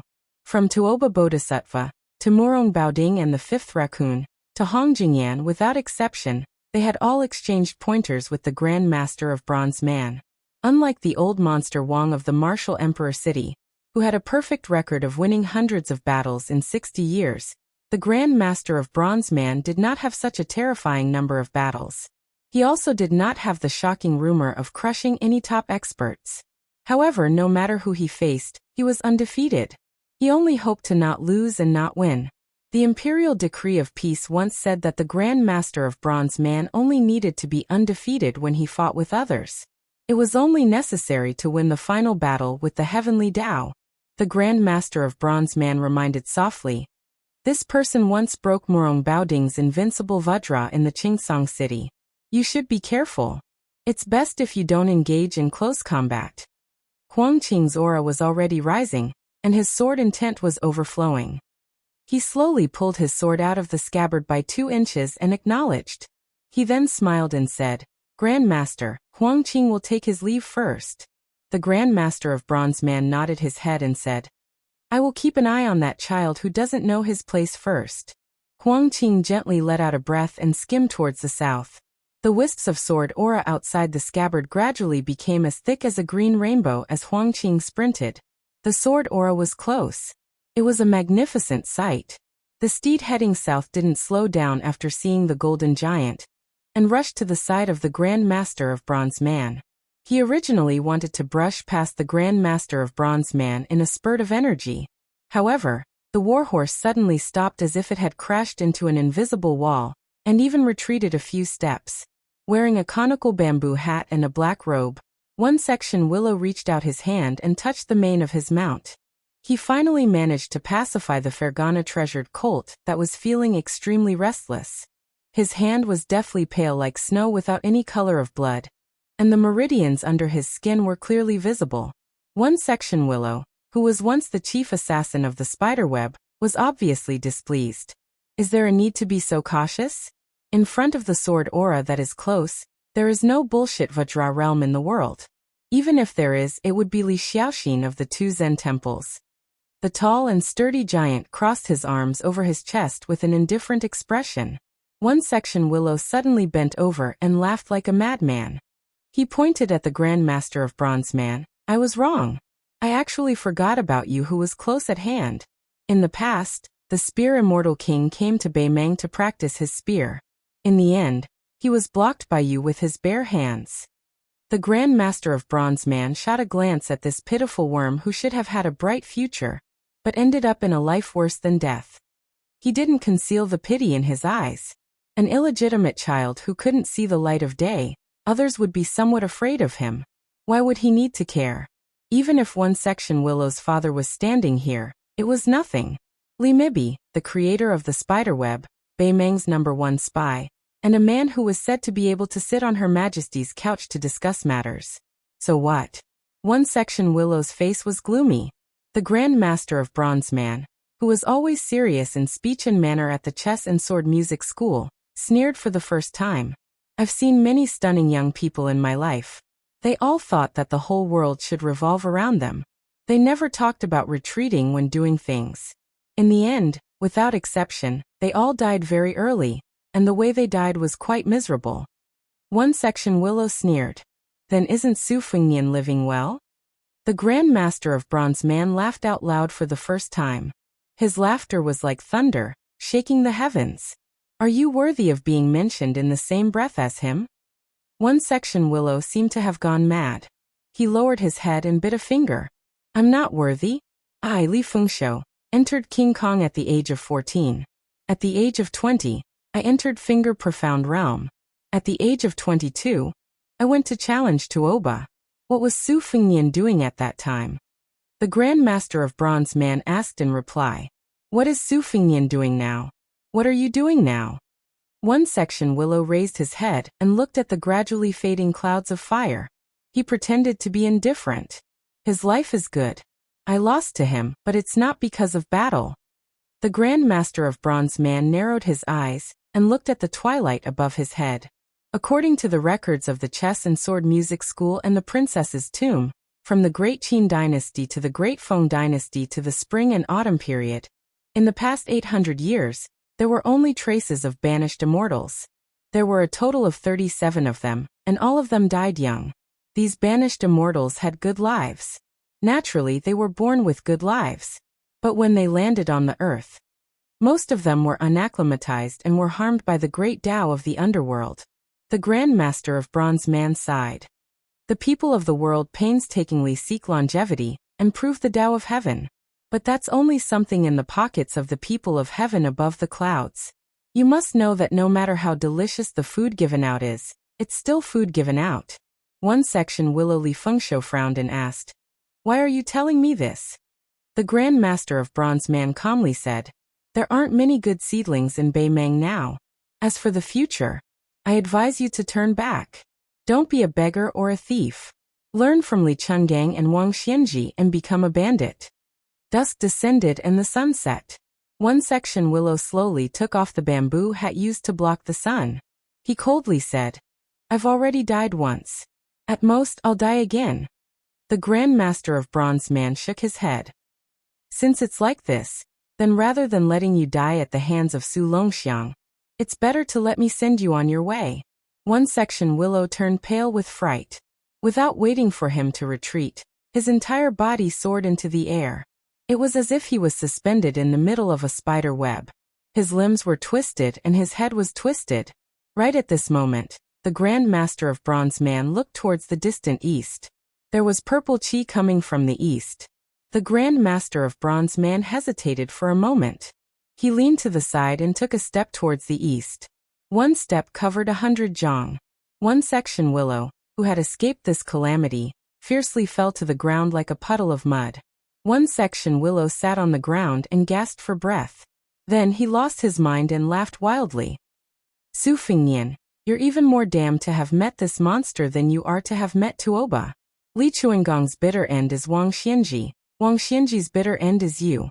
Then today you should have a taste of what those two people tasted.